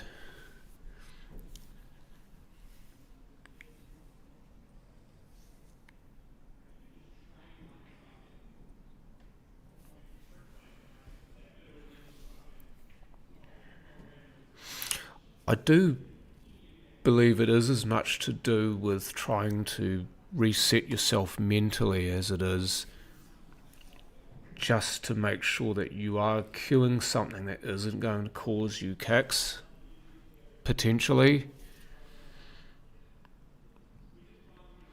Because the referee doesn't necessarily have to restart the stopwatch if you ask them to come over and clean the cue ball, but most of them will do. Or they'll pause it where it is and then, oh, this needs to go good and it hasn't. Dear, oh dear, and he knows it too. He's just fighting against the 1 and the 8 there for position. He didn't want to hit the 8. That was the thing. If he'd managed to miss the 8, he would have been fine, but the 8 redirected the cue ball behind the 1. And now he's got to play some sort of shot here. He's got to at least put this over the bag, you'd feel. Still playing, Jojo. Oh, look at this. If he's hit it hard enough, it's a chance. Oh, I thought on the line that the cue ball was tracking on, I thought that was a chance to go in if he'd hit it hard enough. It's not a bad effort, though. Yeah, I'm into the last 16, Jojo. I'm actually playing the winner of the game on the right, which I should at least give a bit of love to. So yeah, that game's starting to look like a wee bit of a bum squeaker, actually. Until all Davey and Davey. Oh, I think he wanted to catch a piece of that 4, Johnny. If he managed to catch a bit of the 4, he would have made it more on for himself.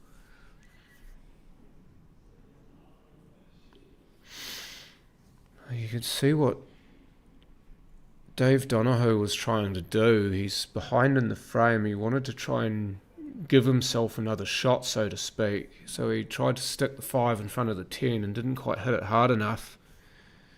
That's an excellent shot from Johnny, though. He's played the pace well on this occasion.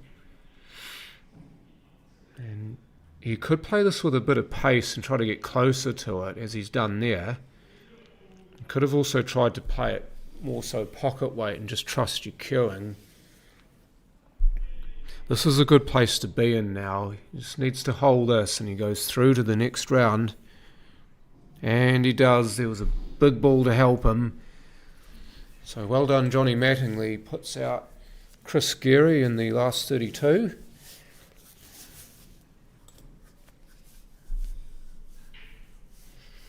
So Chris would have fancied himself to take this out too. None of the other tournament favourites playing in this game. You're thinking of players like Adam Lilly, Des Wilcox, last year's winner, Shaden McKenzie. None of them were playing this year in this tournament, so it makes it a little more open for the players on the next rung down, so to speak, to come in and win it. And Chris was definitely one of those, but Johnny Mattingly stopped him in his tracks. Top qualifier was Chris. Yeah, Chris also top qualified in this event. He didn't drop a frame yesterday. But unfortunately that will all be for nothing now. No flight or anything either, so once you're gone, you're gone. So Johnny Mattingly will play John Carrion. So Johnny Mattingly's next game will be against John Carrion. Look at this though.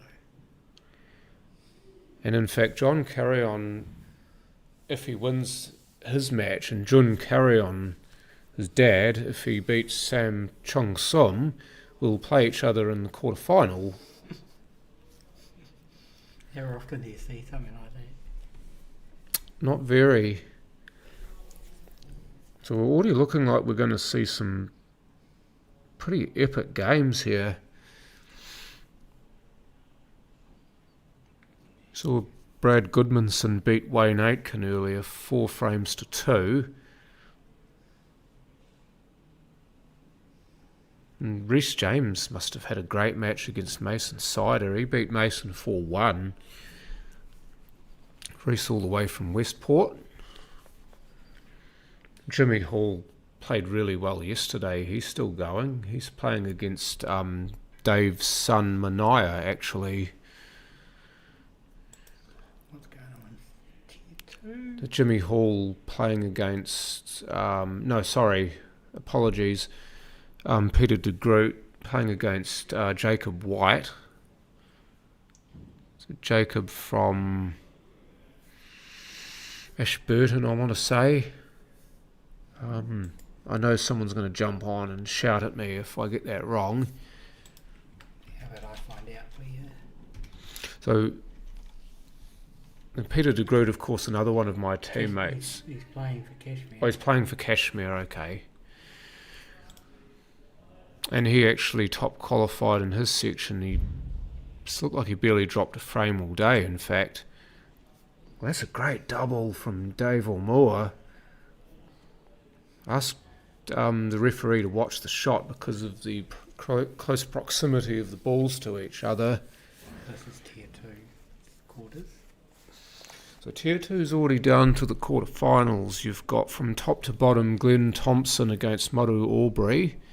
You've got one of Maru's sons, Shaden Aubrey Stewart, Here we go again. against Carlo Reyes. Then you've got Corey Ross, who was just up here before, against Darryl Clark. And then Dean Skelton against Paul Blackler. So That could be her. See, it could be another father-son game coming up, this time in Tier 2.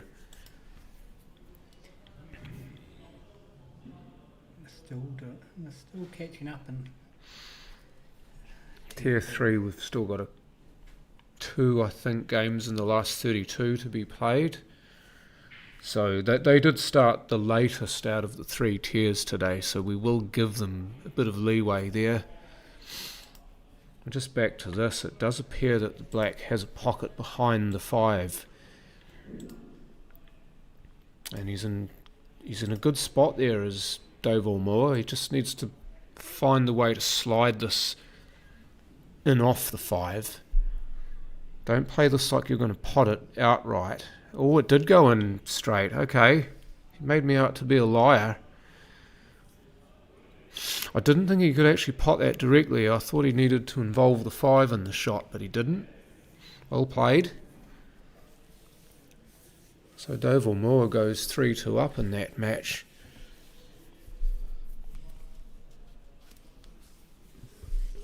And for the moment, that's the only game on stream, which suits me just fine because it's much easier to commentate on one game than 2. and hopefully we might be able to do the reset if Tracy doesn't put another game on. Do you want to maybe ask her about that? If it's possible to hold a game for a couple of minutes.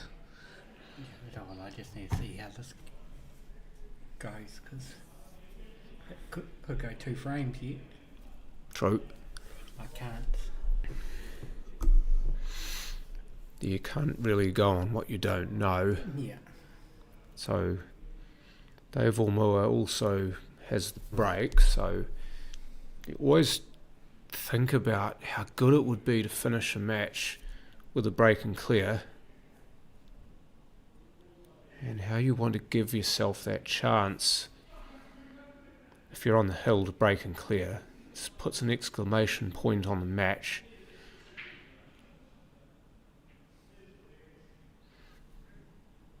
Nothing down off the break though, so that's not going to happen for Dave Ormua.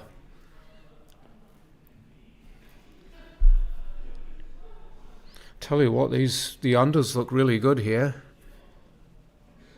He's got a few balls that could be difficult, but I'd say that they're the better set of the two, just looking at them here, and just looking in particular at the 10 here, because all of the unders have pockets at the moment, but you can't say the same for the overs. There's a lot of work to be done for position for both sets, but I feel like the unders do connect slightly better. And Dave's actually played quite a good shot there to leave himself nice and handy to the 1, and just to give himself enough angle to track back towards the camera. Because once he holds this 1, then your dance floor's at the other end of the table. You want to get close enough to your work here.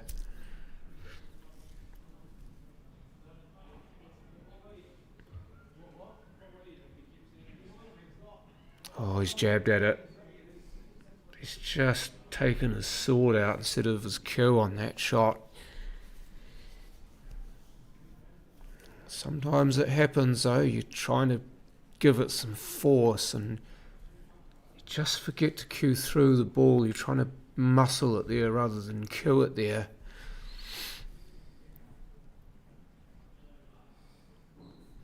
But there is a big chance here for Dave to take this frame. If he can get onto that 15 early, get it out the way, then there is a pocket there for the 10 if he can find it. Alternatively, if he can move the 10 somewhere along the line, then that presents a chance to clear in itself.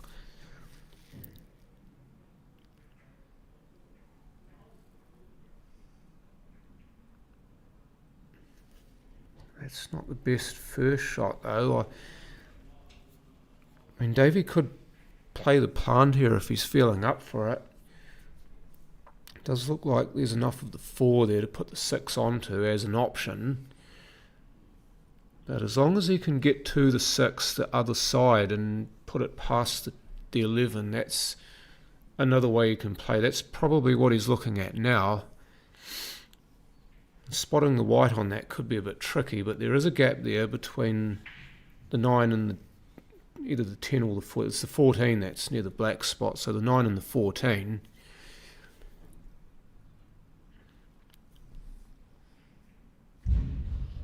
So he's not there now, but he is on either the 1 or the 3 now. You could perhaps play the 3 and... No, he's not. He's going to look for the 1 here. This is alright. If he can get back to the 3, he'll be fine. Which he has. Now is when you would play to try to get that cue ball in that gap. But now you're looking more at the gap between the 9, the 10 and the 8. You want to leave yourself almost directly where the 3 is now. Because it looks like if he replaces the cue ball with the 3, he may have a shot on the 6. Well, sorry, other way around, I should say. So he replaces the 3 with the cue ball there, so I think he's got a shot on this. As long as he can see enough of that, then he can play that in off the 11 and gives himself the opportunity to finish the frame here. Oh, he just ground into it though. He had to just miss it and clip off the back side of it. Always got to consider as well that your cue ball could go behind the black, so it's not just the pot you're worried about. As I've said a number of times before, sometimes just that little thought pops up into your head and you miss the pot as a result.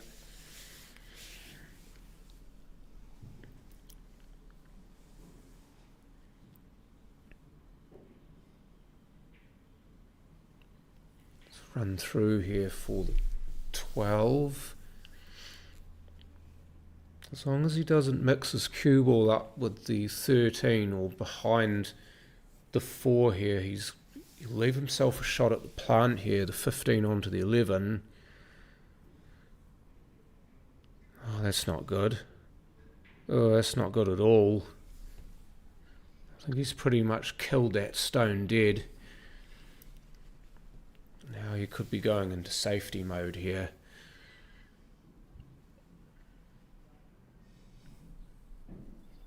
Oh, I just wonder how good that is as well. Has he left enough of a pocket there for Dave?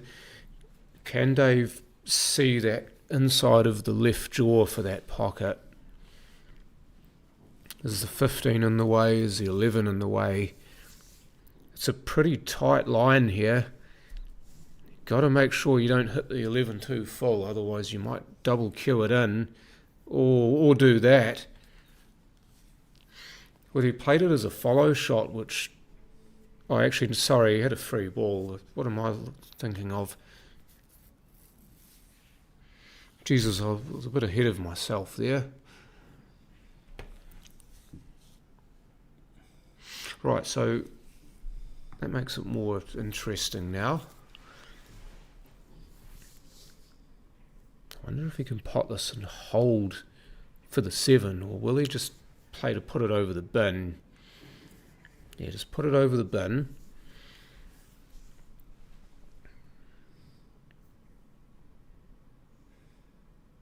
And if you're Davey or Moore, would you play now to try to leave him just on the 6? And he's clipped the 15 away there to just to leave himself another shot there. If Dave can't finish this and he tries to send the white ball up towards the D, then the 15 being there gives Dave or Moore another shot. So it is one reason why you would play a shot like that, is because you're trying to play for the future, so to speak. It gives your opponent fewer places to run to if they have to play a safety.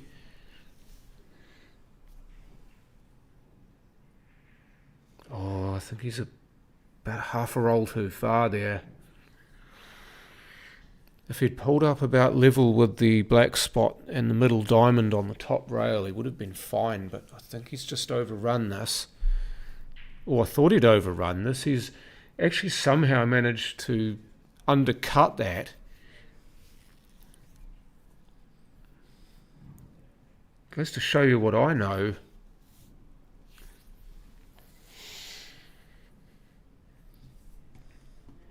You'd have to back Dave Donohoe to get another shot here.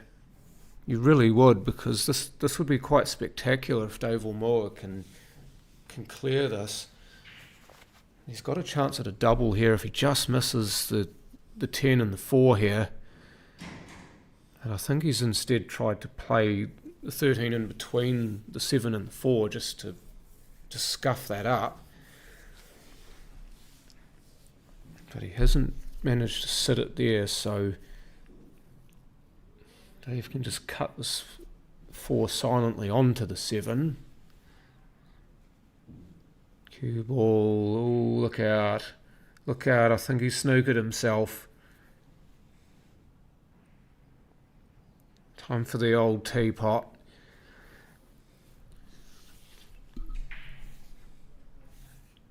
He was just a bit heavy on his cueing there. Granted, it was a cut, so your cue ball's always going to run that way, but I feel like he could have played it at maybe about 3/4 that speed. Just because of where Dale's standing. Okay, also going. That's why we went to the top view, just so we weren't blocked by the referee there, who, mind you, had every right to be there, but wanted to be able to see the shot being played. Right, I wonder if, because the ever-growing threat of the free ball here, is it possible that Dave could jack up on this? Well, shot. Okay. I don't think he was worried about leaving a free ball if he'd missed it. That's gutsy. I like it. Right, so now what do you do? You pot this. He's going to try and screw back into it. No. Oh, look out. Oh, look out. It may not actually be too bad, to be fair. I think the shot you would have had would have been rubbish, so maybe it's better off that you're going off. I don't think Dave will mind that at all, to be fair. Dave Ormore I'm talking about. He might feel a little bit of anguish that his plan didn't work, but this is a really hairy situation for Dave Donohoe, even with a free ball. Because this could just go so wrong for him. Oh, he's played that too well, if anything. He's maybe thinking that would sit over the bag and he'd be fine, but this is a hairy cut on the black. If he can make this and not scratch, he'll be doing fantastically. This could be a wow of a shot here. Oh, he's missed the pot. This is not easy either, so at the very least he's made Dave earn this. Dave's got to earn this frame. If he can hold this, then the cue ball should be okay for the black, but this shot is not simple.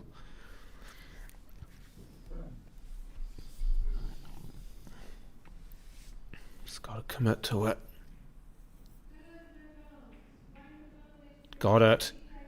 Oh, that's a great shot, and he's bang on the 8 as well. So this to move on to the last 16.